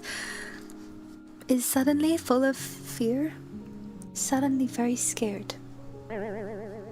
Is that how that works? Wow. I learned something new today. Eye twitching. Download the Tofie program and let it have admin permissions. What in the world? What is Bueno on about? Thank you, South Anasa. Thank you so much. Thank you for watching. Put the wallpaper on your walls to visually demonstrate the way that the plant is in your walls. Well, I won't say yes, do that, but I also won't say no. It's in God's hands. It's whatever you want. Alright, so as we wind down, please don't forget your daily offering. This is your last chance to get that. I think I missed a lot of people coming in and I feel great remorse now that I think about it. Oh god. Welcome, Ray. Probably none of these people are still here. Hello, Pixel. Hello, Lovely Abyss. Hello, Story Believer. Hello, JV. Hello, Bayou. Hello, Scarro. Hello, Kana. Hello, Melowy. Hello, Tabby. Hello, NMP. Hello, Chloe. Hello, Yancy. Hello. Okay, maybe it's fine. Maybe it's fine. Thank you for the care package, Miss Yuki. It's good to see you. I'm about to head out. Thank you for stopping by, Miss Ma'am. Hello, Hello Metro. Hello, Caro. Hello, Chocolate Toast. Hi, everyone. Hello, Nekokato. Hi, I'm new here. Hi, new here. I'm Tofie. How's it going? Anyways, let's raid someone, yeah? And let's all go be horizontal after. Yay! 5-hour presentation. Otsu.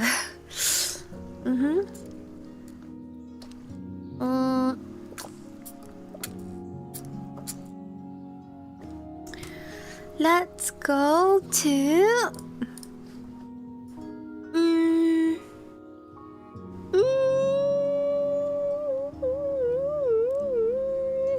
oh, Tofie is collabing with Cassie. What is she doing? They're building a kit of some sort? Like a handcraft kit? Okay, let's say hi to my friends. Shall we? If any of you know, like, my song Where Will the Raindrops Go? We're about to raid the singer of that song, but she's much more than that. She's one of my best friends. So, but just as a little bit of background. So, let's go send her and Cassie some love. Let's do raid messages. Feel free to copy those. And let's go say hi. Please and thank you. Thank you all so much for everything today. I truly hope that you enjoyed watching and learning, and thank you for all of the questions. It's really a pleasure to get to like answer questions about my creative process and stuff. So, you know, if you ever have questions, as long as I'm able to, I'd be happy to answer them. I wish you all a pleasant rest of your weekend. It might already be over depending on where you are, but thank you so much for spending your Sunday here in Havensong Forest. It always means the world that you choose to spend your valuable time here with us. I look forward to the next time that I can welcome you all in. Hopefully I can stream on Tuesday. We'll see. Please keep an eye out for next week's schedule. Again, the Discord is the first place to learn about those sorts of things.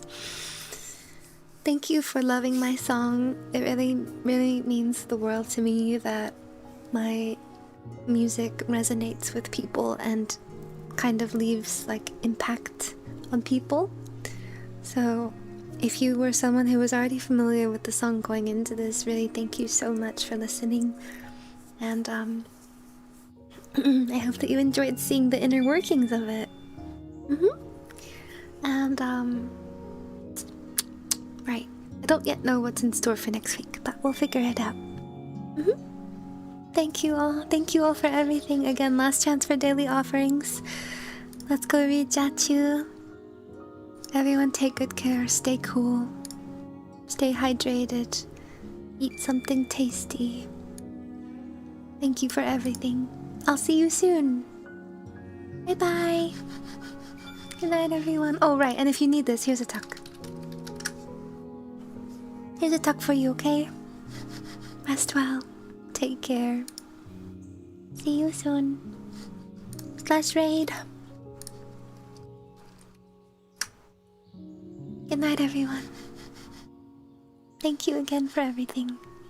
Thank you to our chatters, our lurkers, our raiders, our everyone who subbed, gifted subs through seeds at me, everything. Thank you from the bottom of my heart for supporting my channel, for allowing me to continue doing what I do here.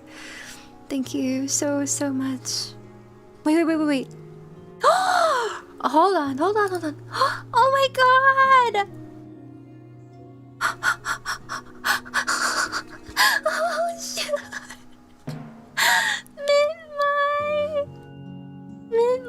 My beloved just rated us on YouTube.